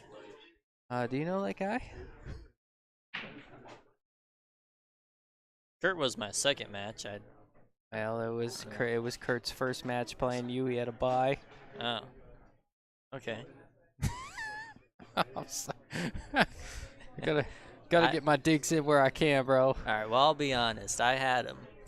And I just missed this easy 5 ball. Oh, now it comes out. Yeah, I missed this easy 5 ball. And I've been took trying to push a advantage. button for a while, and I'm finally starting to get there. All right. I've just been trying to appreciate his play, all right? Yeah, he's been playing good. Yeah, I could have had him, but just didn't go that way. I love that. That's a nice shot. Oh, that was Hey, a really you can good say you shot. got a little fortunate, but that was always the right way to go. Yeah. Kurt's got that dog in him. I don't know about this 3 and 7 here. Might try to edge that 3 ball and put the cue ball up behind that 9-4.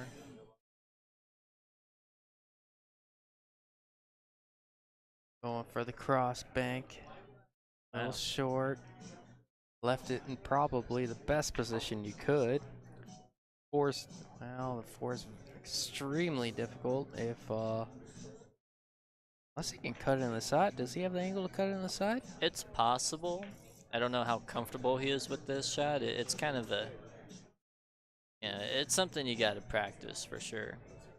It's a thin cut. The other thing is where the 7 ball is, it may kind of preclude the 2 rail position to get on the 4.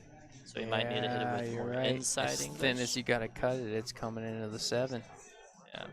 Hitting it with inside English will have it come inside between the 6 and 7, which he did very nicely. But he came a little short on position. Nice shot. Get rewarded with playing a nice safety here. Oh, he might be coming in the 9. No, I don't think so. I think the safe's the right option. Just when he jacked up a little bit there, my inner caveman complex got excited, like might have been punching into the 9. Yeah, well, That's always the right shot to play safe on that, despite how close the 9 was and as big as these pockets play. he's looking at the 1 rail kick. Some good things can happen here. The cue ball can catch the right side and maybe go behind the 5 or 9. Or can catch the left side and just leave a wide open shot on the 4. That was about the worst case scenario for Kurt there.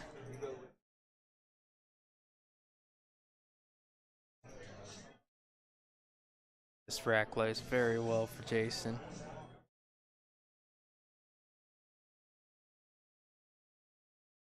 Yep. Nice angle on the 5 to come 1 rail into the 6, as long as you don't hit it hard enough to come into the side pocket. 7 of the 9 seems to be the only. Well, if you want, if you're looking for an issue, if you're Kurt and you're in the seat, that's really what you're looking at. You know the 9's close enough to the pocket, and these pockets play big enough where it really isn't an issue, no matter how he gets on the 7. But if you're looking for an issue, that's your last sign of hope.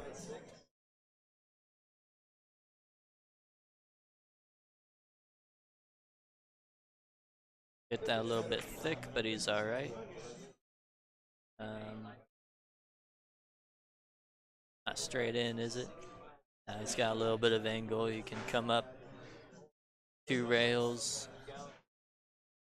Lots of inside English. Don't have to get all the way down there for the 9. The 9's easily cuttable.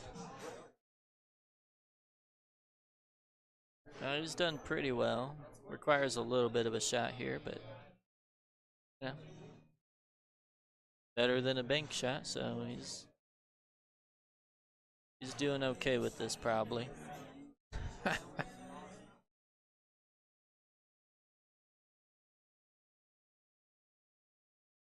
Overcut. No, he did it good perfect. shot. Very nice. Great shot. Oh, Kurt.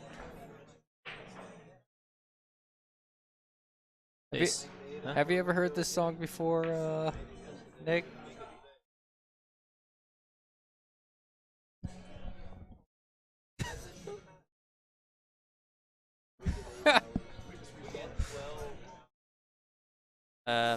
Probably. Oh my gosh, it's more of a. It's not a radio hit by any means. It's one of the. I can't. You know, we got sponsors that don't allow me to. I don't want to say don't allow me, but more so. We're politically correct in the box, but no, it's one of the funnier songs. It's about this dude that he's got a wife that sleeps with everyone around town. It's a funny song. Okay. Poor guy. Yeah, you're right. This is a song, man. It's brutal.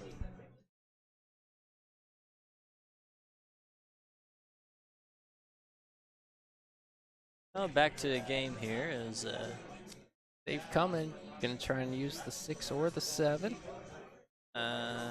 Yeah.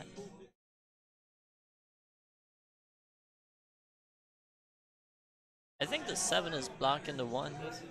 I don't think he can edge the 1 ball. Yeah, maybe he can.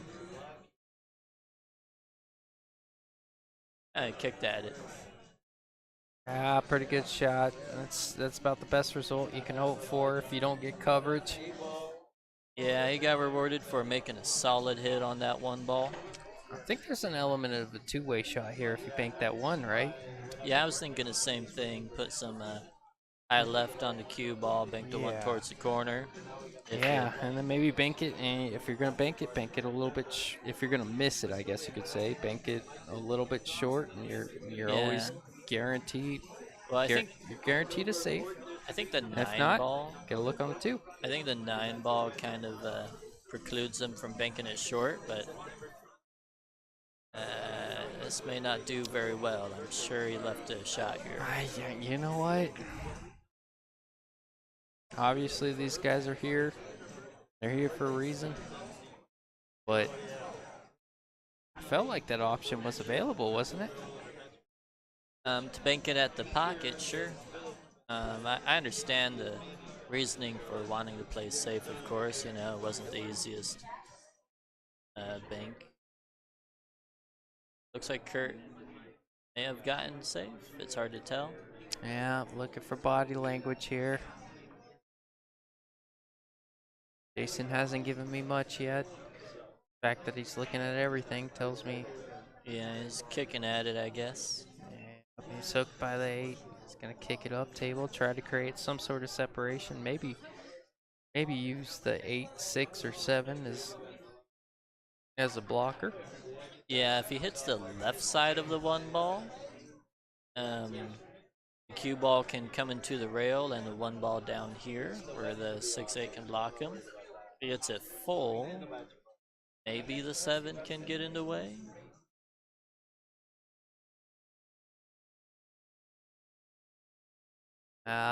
Pretty good opportunity here for Kurt. I A little think, bit of traffic getting from the 2 to 3. I'm sorry I cut you, but yeah, I think his intention there was to just try to make that 1 in that corner. 2 ball being near that corner. And it was speed, so it's always going to be tough. Kurt can go forward 2 rails at the 3 ball maybe. Has a lot of traffic to contend with though. yeah, you saw him get off that ball as straight as he was. He had to adjust.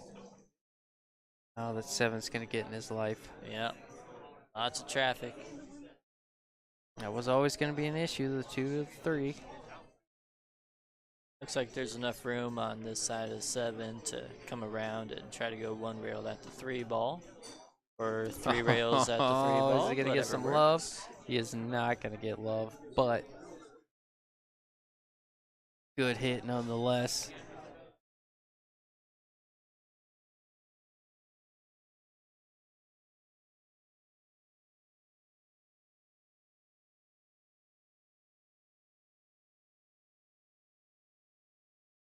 Yeah. Jason's got a real good chance here. And he's figuring out where he wants to slide the cue ball over to. Does he want it to hit the rail above the side pocket? Does he want it to just stun it and come short of the rail? Or hold it. Throw it in and hold it. No, I was in your boat too. I was sitting there. I'm like, is he gonna hit it on the 6-ball side, or is he gonna kind of punch it over closer to the 5 and have maybe quite as much angle as we thought from here? Like just a straight draw shot.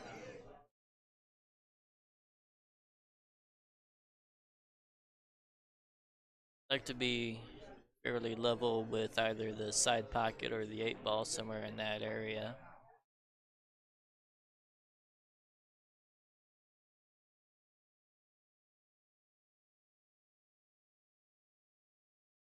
Seems to be a little uncomfortable, maybe with his decision making. I want to shoot. You haven't made a decision on where you want the ball to go. Yeah, I like it. You know, I got Jason a little confused with Wayne earlier. I don't know if you watched Wayne play at all. Wayne plays with a bit more pace. Jason's a much more methodical. Yeah, I'm familiar with Wayne's game.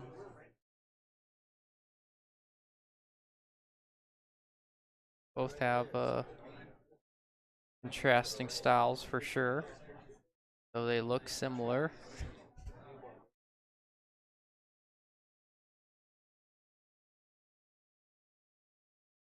Uh, His side pockets play so big. yeah, you can That's what just he's looking at. come forward and maybe come off that top rail to play the 7 in this side pocket.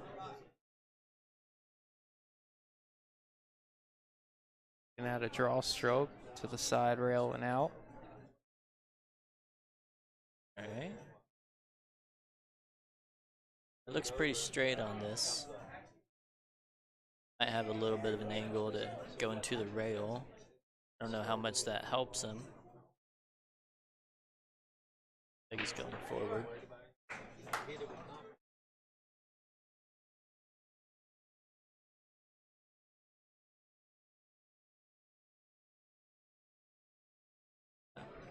It's pretty good here. Yep.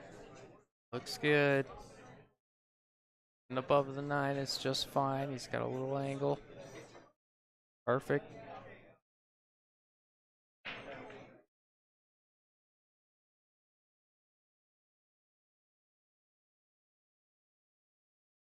That's going to bring up Jason 4 to 1. Kurt's got a steep hill to climb. Nothing he hasn't dealt with yet.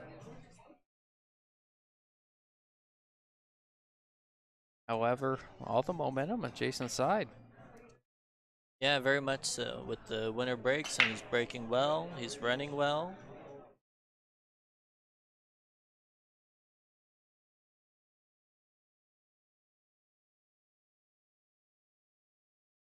Seems like they both have adjusted well to the speed of the table.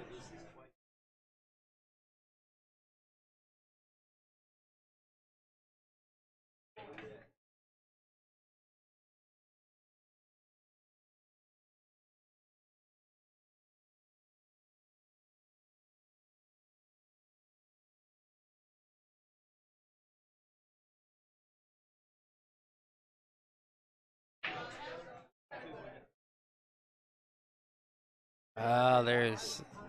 It is not a coincidence that he's leaving that one in the corner like that, Nick. He's hitting that consistently. Yeah, happens almost every time. Very impressed with the way he's adapted to the, I mentioned it a little bit before. Sometimes you lose that one ball. Very deliberate where that one ball is going for him. Get that pretty good. The ball came up a little bit short of position, but he's all right because he can just hit it with low right on the cue ball and spin the 2 towards the corner, and the cue ball should just come up for a shot on the 3 in the side.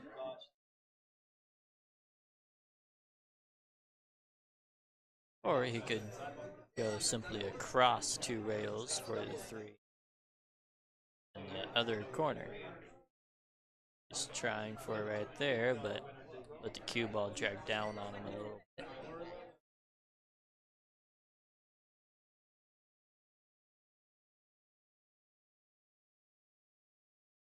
Looks like the angle is pretty natural for the cue ball to just stun over to the rail and have a shot for the 4 in the side pocket there. Yeah, you're talking about leaving the cue ball over there by the 7, correct? Mm-hmm. Good shot. And execute. You might need to hit this a little bit lower than you think.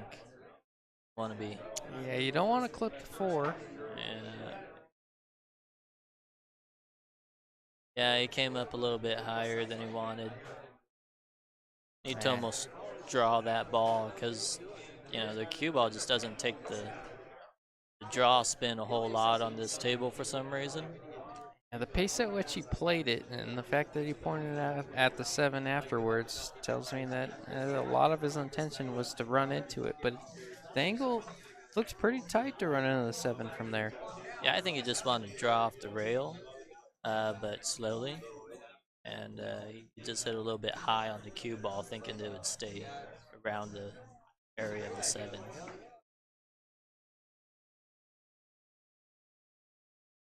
It's not where he wanted to be. Now, this is a good chance for Kurt here to reestablish himself, get himself at 2.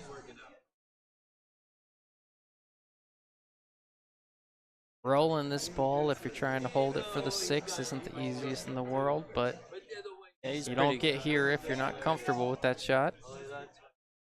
He's pretty good with hitting these balls in and getting the cue ball where he wants.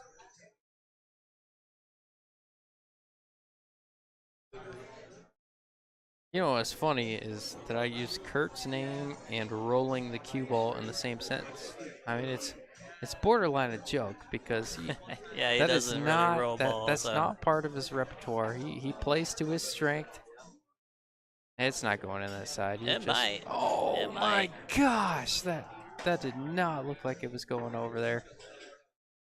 It looked like it was headed at a quarter diamond from here. Yeah, no, from here it looked like it might have been going. Yeah, you're right.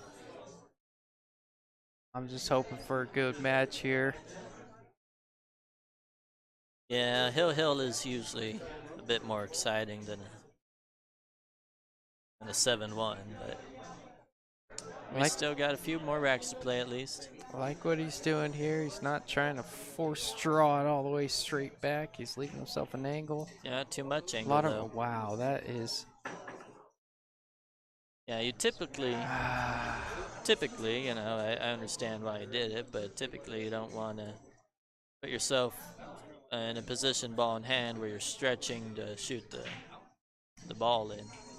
Yeah, I kind of chalk that off a little bit to maybe well, if you're used to the diamond tables and you're used to that grab off of that rail when you're playing left. Obviously, these guys should be used to it by now, but I don't think it grabbed near as much as he intended. That's not something he would traditionally do. Rails, we've played enough over here to know that these rails aren't near as receptive as maybe what we're used to. Yeah. But you're right. The stretch may have got him there. Yeah, well, when you're stretching, you're just always going to be a little bit less comfortable than when you're not stretching. Yeah, you And lose your that- tip position a little bit for sure when you're trying to hit that cue ball with some bottom left and you got to stretch. That tip position doesn't generally hit exactly where you have a comfortable stance where you want it to. Oh.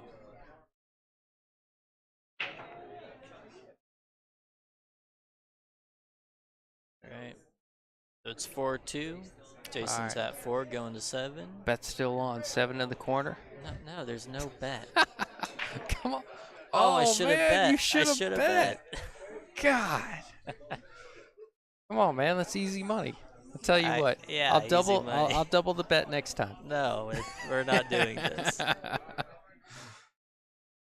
on, dude. You just made $120. Did I just make $120? Well, you lost 30 really, Oh, on top of travel expenses, bar tabs. yeah, Yeah. yeah. Yeah, that's true. I lost some money.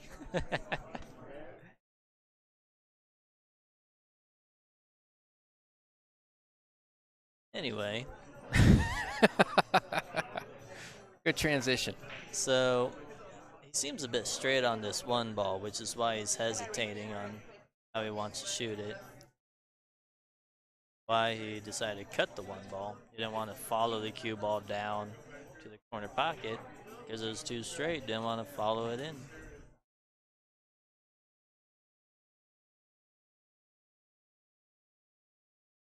Does he have the angle to kind of draw it straight back to where he's at? Cheat the pot, I don't. cheat the pocket, or at least maybe get to the side of the table and. He can draw it towards the 7 at best. Okay. He's going high ball, Yeah. coming around a few rails here. Yeah. Maybe just try to stun it with inside. That's what he did. He tried to stun it with inside, but he lost something there. Lost his aiming point, maybe. What do you think? You like the carom here, holding that? You like an angle on the 1 to get to the 2, but you like a carom. Well, no, I like he's the going for. combination, I think. He's going for a safety. Good shot. Put him behind the 6 ball. I don't think he can see the 1. Yeah. I'd argue that Jason's pretty favorite to hit this one. To make it, no. To hit it, yes. Yeah, he's been doing pretty well with his kicks. But the table plays long. Sure does. That's a good point. Mentioned it a little earlier. Kicks, banks, everything's going a little bit wider if you're accustomed to playing on diamond tables. Like a lot of these Phoenix and Arizona and 600 plus players are. Not a bad thing. I think you should be able to adjust to every single table, and I particularly like the way these tables are playing. Yeah, I've enjoyed my time here playing on these tables. Lights might be a little bit low, so people keep hitting them. I'll tell you what, though. I drove around a little bit of this town. I do not understand why the speed limit on every single road is 35 miles an hour. It's ridiculous, dude. Seriously.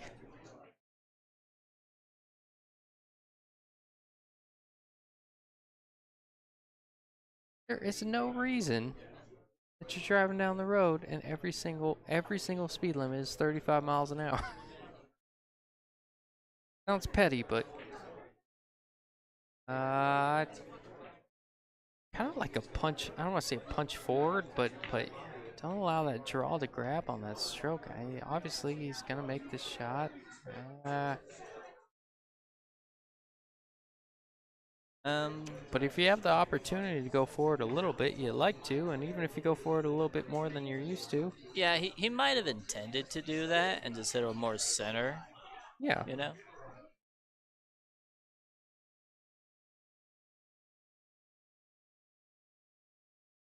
Because it is a fine line when you try to punch it forward an inch or Yeah. two, you know? I'll tell you what, the chat's awfully quiet. I'd like to hear from some of you guys. Got any side bets going on? Who's everyone pulling for? Me and Nick are awfully lonely over here talking to each other. You're lonely talking to me?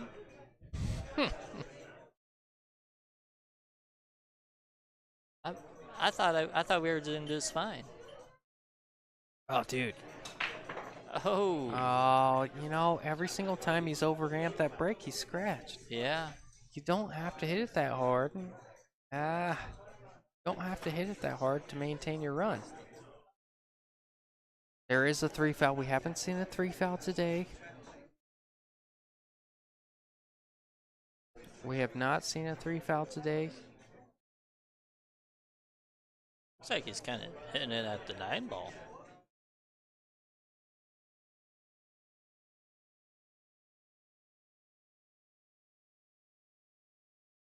Cue ball leaked out. Yeah, bit lackluster of a shot from Jason there. He'll tell you that. Yeah, well, the good thing for him is the angle from the 1, if he can shoot the 1 in, the cue ball's going into the 6-5. You know what, George just made a good point. I think it kind of we overlooked it a little bit. Leave the 1 by the 9 and stick them on the 3. That's what he was trying to do. Yeah. Karina, no one drives the speed limit here. More of a suggestion. Well, I'll tell you what, Karina. As a Arizonian, we were warned about your cops out here, and I am driving every bit of the speed limit. I heard the cops out here horrific. Pull you over if you got your right hand on the steering wheel instead of your left. I'm not making any such claim. I don't mind. I don't mind giving the bad guys a hard time. Kind of like Rob wearing a Europe jersey in Arizona. Jesus. He's pretty engaged in whatever he's doing, but This is a little interesting. I might actually try to draw into this 5 ball, kind of 4 in the corner. Chili. Jillian, okay. Well, I'm not gonna make any assumptions. But are you with Justin Turner? Just because of your last name? I'm gonna go ahead and go ahead and make the assumption. But that being said, yeah, no, that's a great strategy. Kurt giving him ball in hand, giving him a false sense of confidence. Love that. Yeah, that's It's a bold strategy, Cotton. yeah, very bold strategy.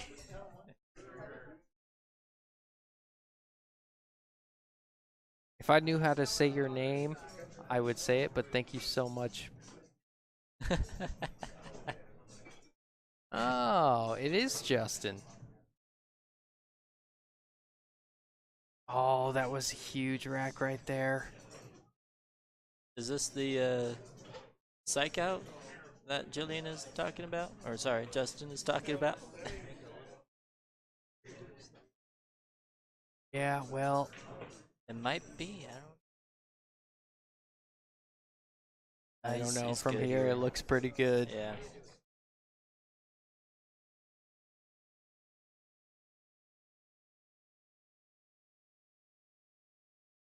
Oh, we got a little funny on the 9, Nick. My goodness, Justin might have a better point than I originally Yeah. thought. Still heavy favorite to make it, but this is not a comfortable shot.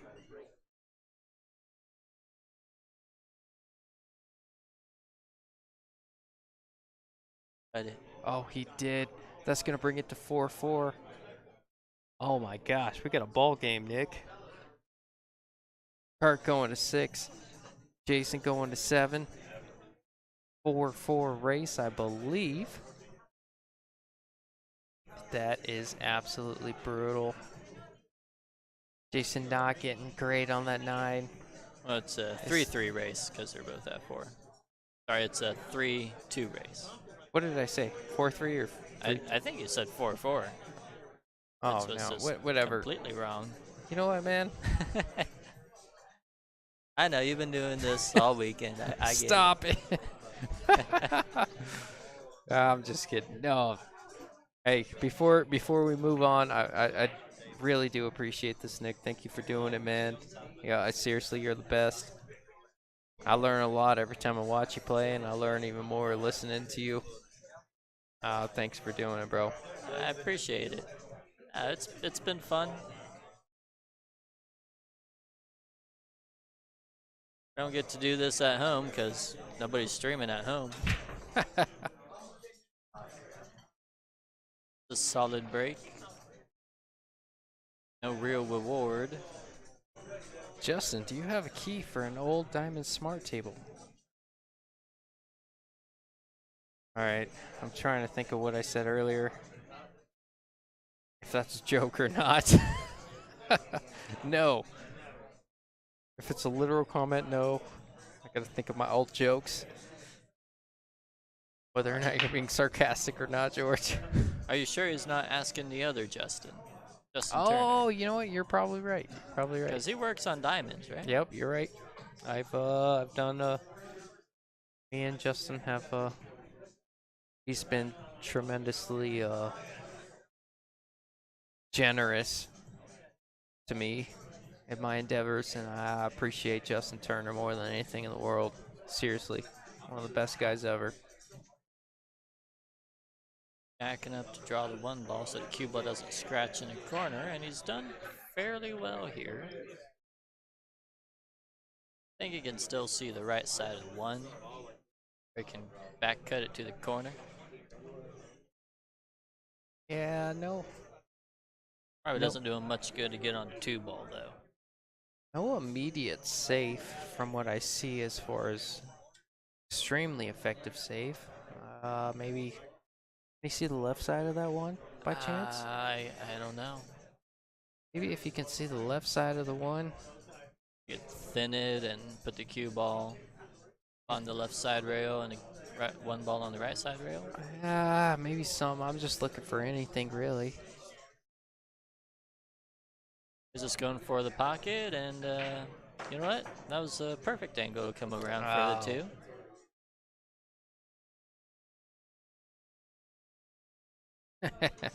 Yes, Justin Turner. All right.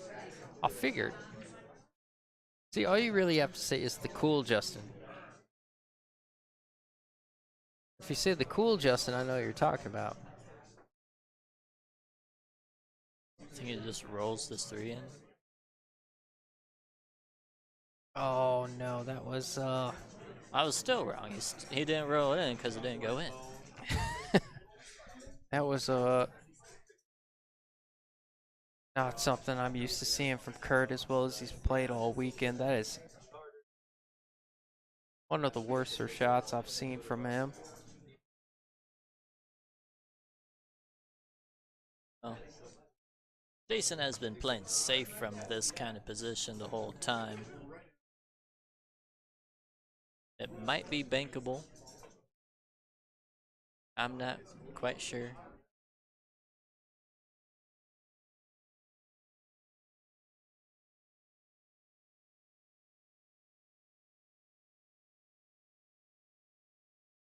I think the safety would probably be to and it then the Yeah, three ball I or gotta the look. cue ball's coming next to the side pocket with a bit of English. I'm thinking. I agree with George. No real bank here. Is that about a diamond? 1.3 diamonds down. Three sitting at somewhere near the half. Trying to use the 6 to get safe. And he did very well there. Maybe an easy kick shot to hit the 3, but still, did very well.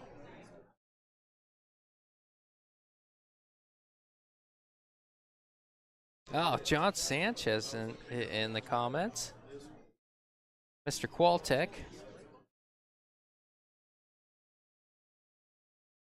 And he's just hitting everything hard. Oh, is he gonna got get a little away love? with it? I think he did. I think he did. You're right, Nick. Sometimes it pays to kick balls with pace and create separation. Yeah. I don't think that's always. I don't.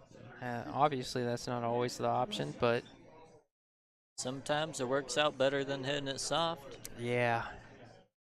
Generally, when I tend to come at a ball pretty square, and the object ball and the cue ball are kind of headed in the same direction, I'll play it with a little bit of pace to create separation. Hit that But pretty good. oh, he sure did. Well, how does that lay? Looks like the 7's kind of blocking the pocket. And it's an Now, off-angle combination.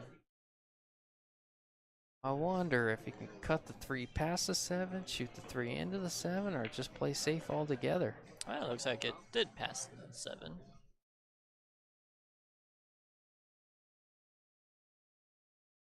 Oh man, Yeah, I'll tell you what, Kurt's not scared of nothing. yeah, this one I tend to shoot the 4 ball in and hit it with low rat to draw above the side pocket. Yeah, kind of like that. Kind of like that, or that. What a shot. Looking pretty good from here. 7's close enough to a pocket. You want to make the 6 easy. Great shot. Got a perfect angle on the 6 too. He can do whatever he wants. Oh, is this going to put Kurt on the hill? Probably. If I was a betting man, I'd say yes. Yeah, I wouldn't bet against it. I like shooting this 9 in the corner. Don't leave it there, just like that. Shooting balls in the side pockets. You only do that if you hit your wallet. If you can avoid it. Wow. Kurt goes on the hill. Yeah, I'm forecasting a pretty good match here. Kurt on the hill going to 6. There's at least a 35-point difference. Jason going to 7. He needs 3. Kurt needs 1. Kurt looking for the double dip after winning the first set after Jason knocked him to the backside.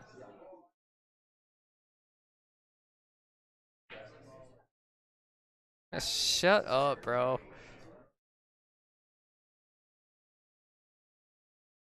Justin, do you know how often guys come up to me and say, "Oh, you're Justin, right?" I'm like, "Yeah." And they're like, "Oh, hey man, you might coming over to my house this weekend and doing this for me?" And I'm like, "No, man. I ain't that guy. I'm I'm the other Justin. yeah, I'm the great value Justin. You got the wrong one, bro." Find me on the secondhand shelf. I appreciate the kind words, though.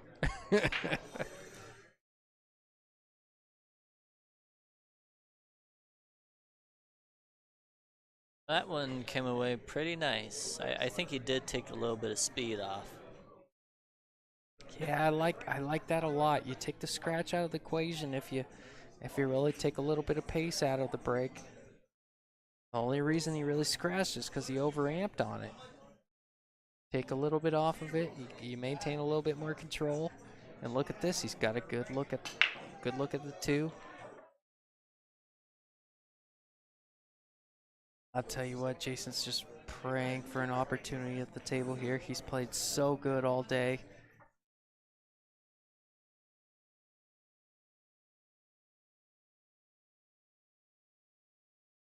Hesitant on that stroke.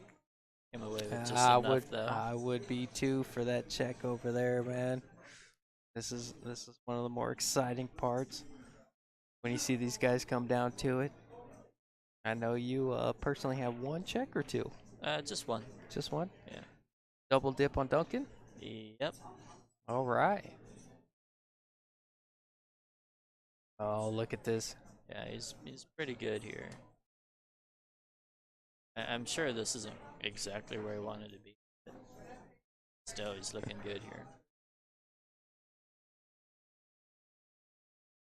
Oh, straight draw back. One more. Yeah, I'd argue it's one good shot of getting away from putting his bad name on that check. He knows it. Like what he's doing. It's not something he's usually accustomed to. Look how much time Kurt has taken. This is not standard for him. He's feeling it. Yeah, anybody would be. Oh, And he's he's gotten there. good on this. Come up one rail. Yep, honey, I am home. One good shot to get away. Get out of this set. Double dip. On it. Oh, he three went too far. He rails. went too far. Is he going to leave himself on the side? He's Sure good on the is. side. Oh, that's going to make Jason sick.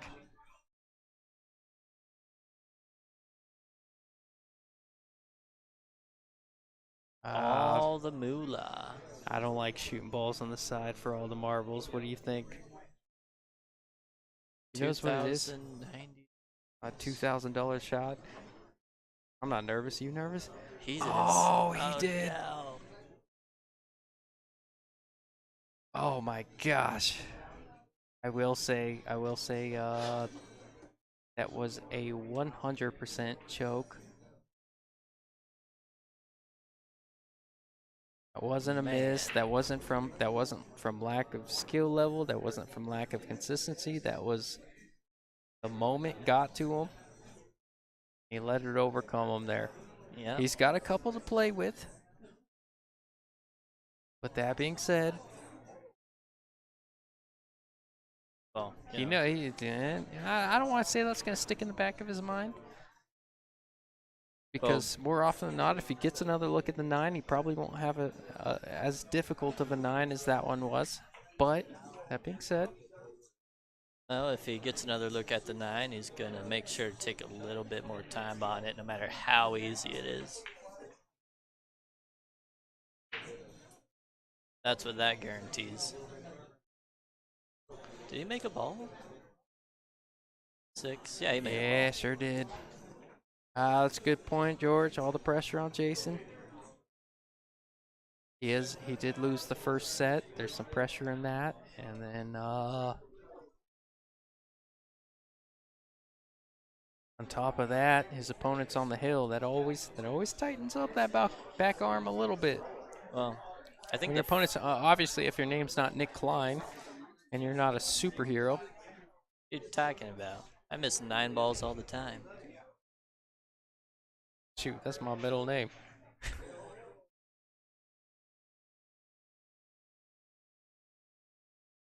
Oh.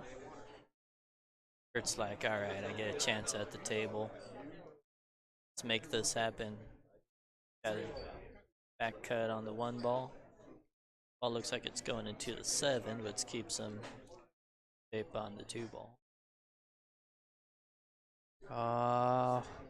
That was he not touched it. what he wanted. He did nudge it a little bit. All right, well, it looks like our viewership is kind of skyrocketed as this race has gotten a bit tighter.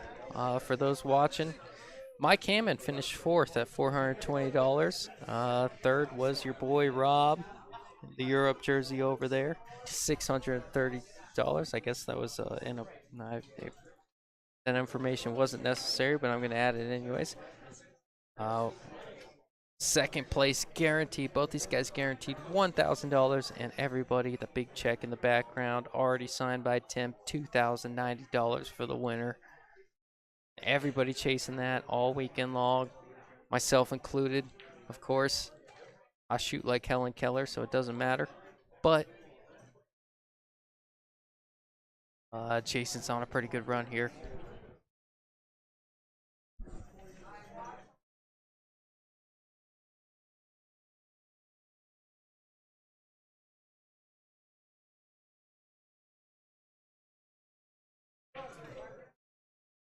Yeah, he's looking pretty good.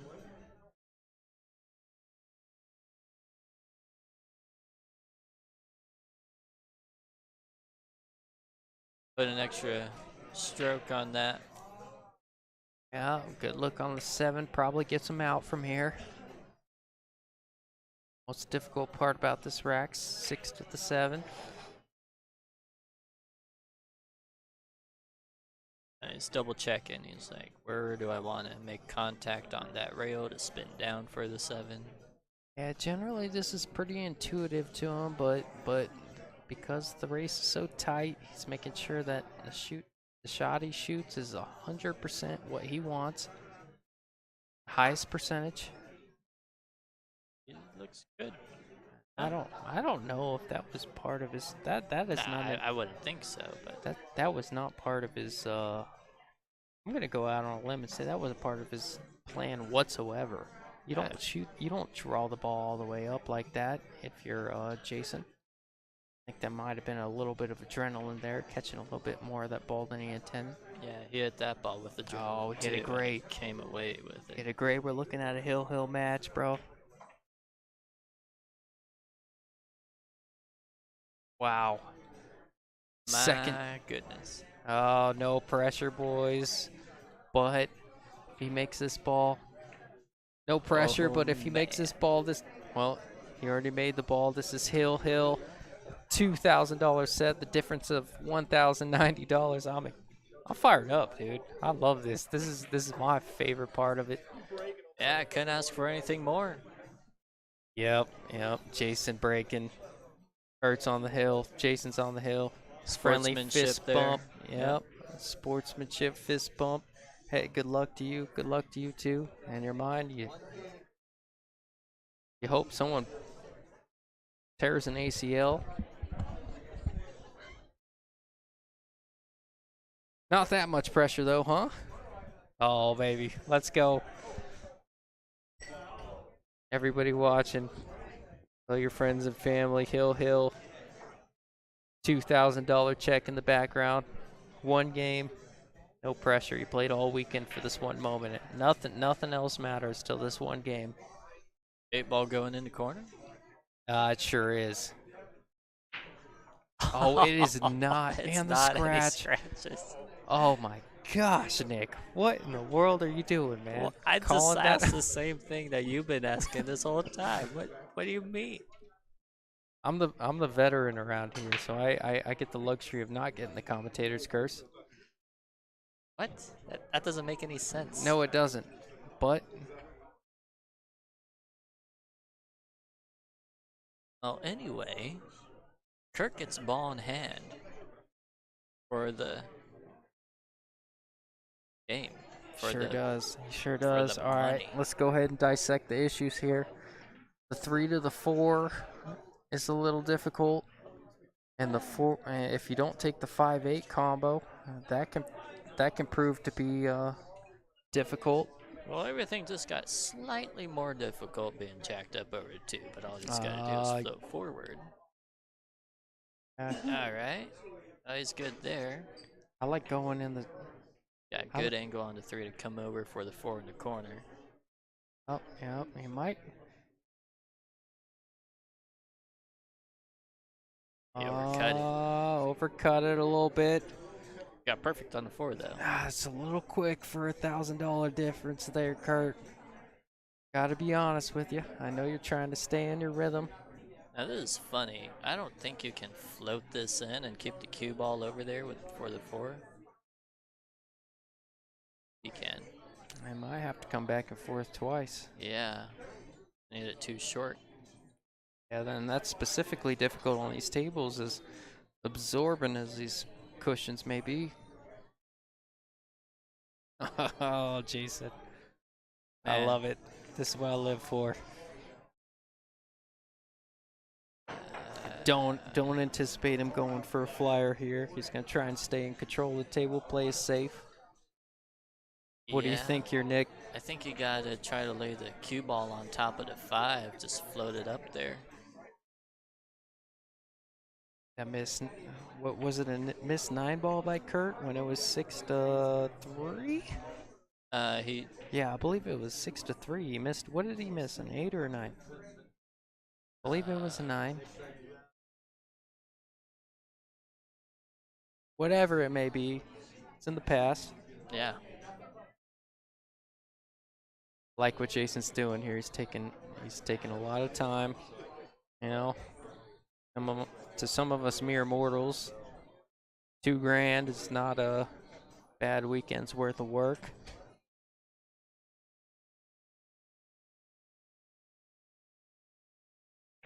And more so, that big check in the background. Don't think it's not in the player's peripheral vision when they're shooting every single shot. Very strategic thing that Tim does. I mentioned it a little bit before. It's I like it.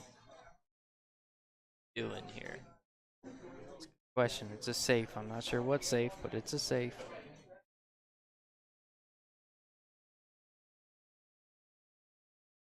Thinking the 4 ball up. I don't think you want to make contact with the 5 there. Let's see. I don't think it's lined up for the corner. I think it's running to the No. rail there. Very offset.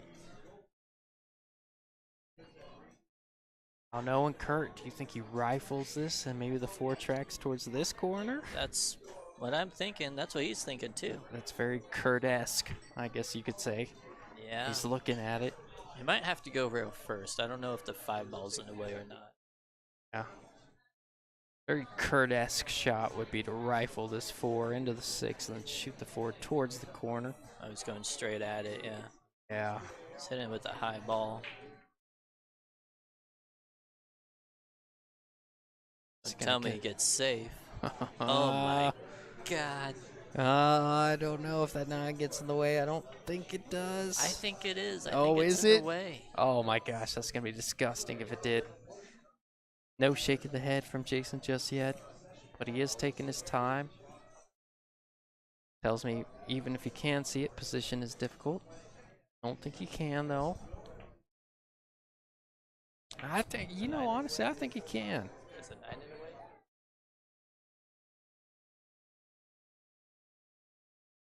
Oh, baby. No shape on the 5, George Teashea says. What does that guy know? He only commentates pro pool. You got perfect shape on the 5. Oh no. I mean, getting from the 4 to the 5.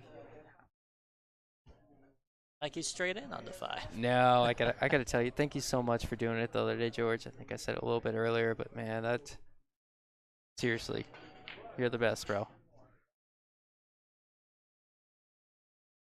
I wonder, gosh, I wish I could walk over there and see if he could see the 4. Can he see the 4, Nick? Does he got a kick at it? I think he has to kick at it.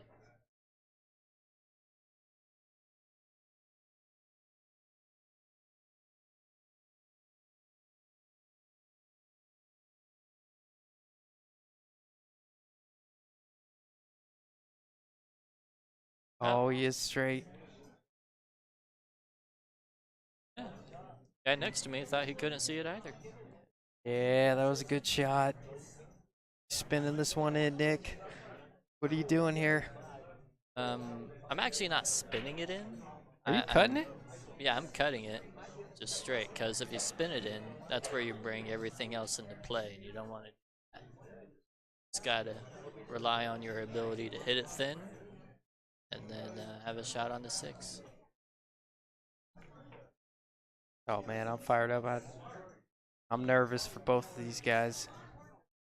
Regardless, you have to play this at pace to cut it. He's playing safe. Wow. Might pay off. It may. It may. Now, generally, Kurt is a pretty aggressive player. Don't know if he's going to stick to that. Being the finals, Hill. He might play safe. 2 rail it up. I went with the 2 rail. Is the 5 going to hang in the pocket? Looks like it might go. It's hanging. Now, That's not what he wants. I think the 6 is a little bit in the way. What do you think? Maybe if he has to jump, the cue ball is moving. If he swerves, he can hold it. Swerve's a touch more risky in the sense that I think to me this. Yeah, But he's he's trying to swerving. swerve it. Little masse shot here. Not jacked up much, which tells me he only has to go over, curve it a little bit.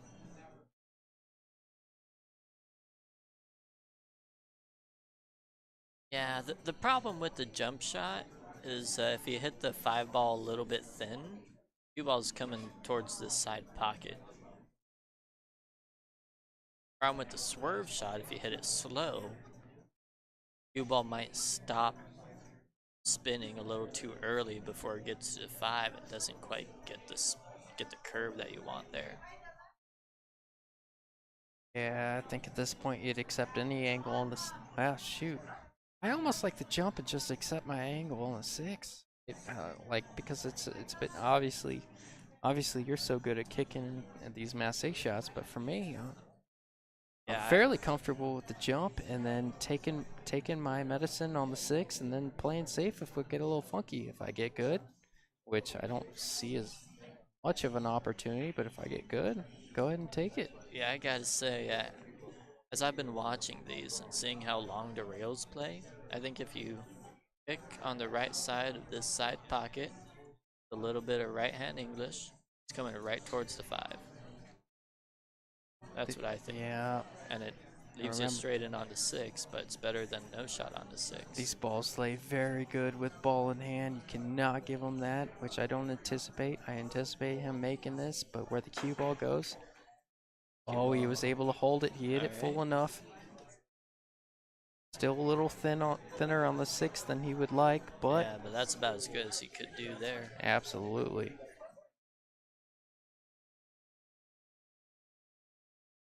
Now the 9 ball is kind of in the way of getting good on the 7.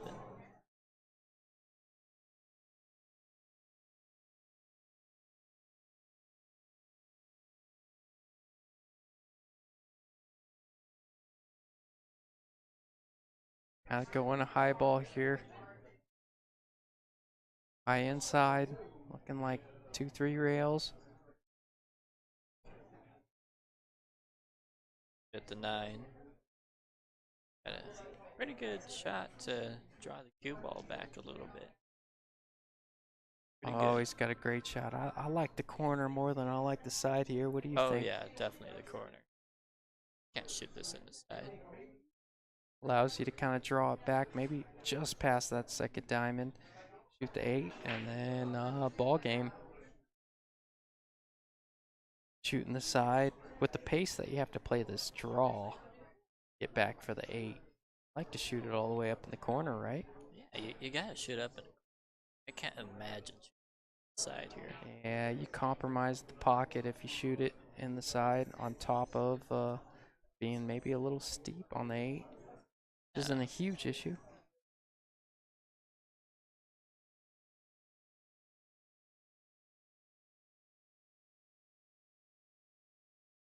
Oh, he had it good. That's going to be it.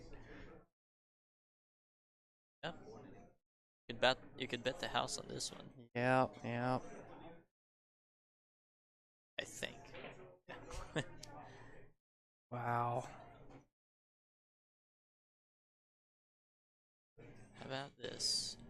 Oh man, I'm super happy. I'm big fan of Kurt.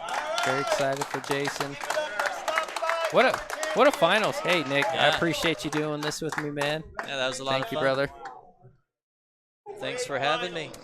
All right, Hill, second set. Kurt going for the double dip.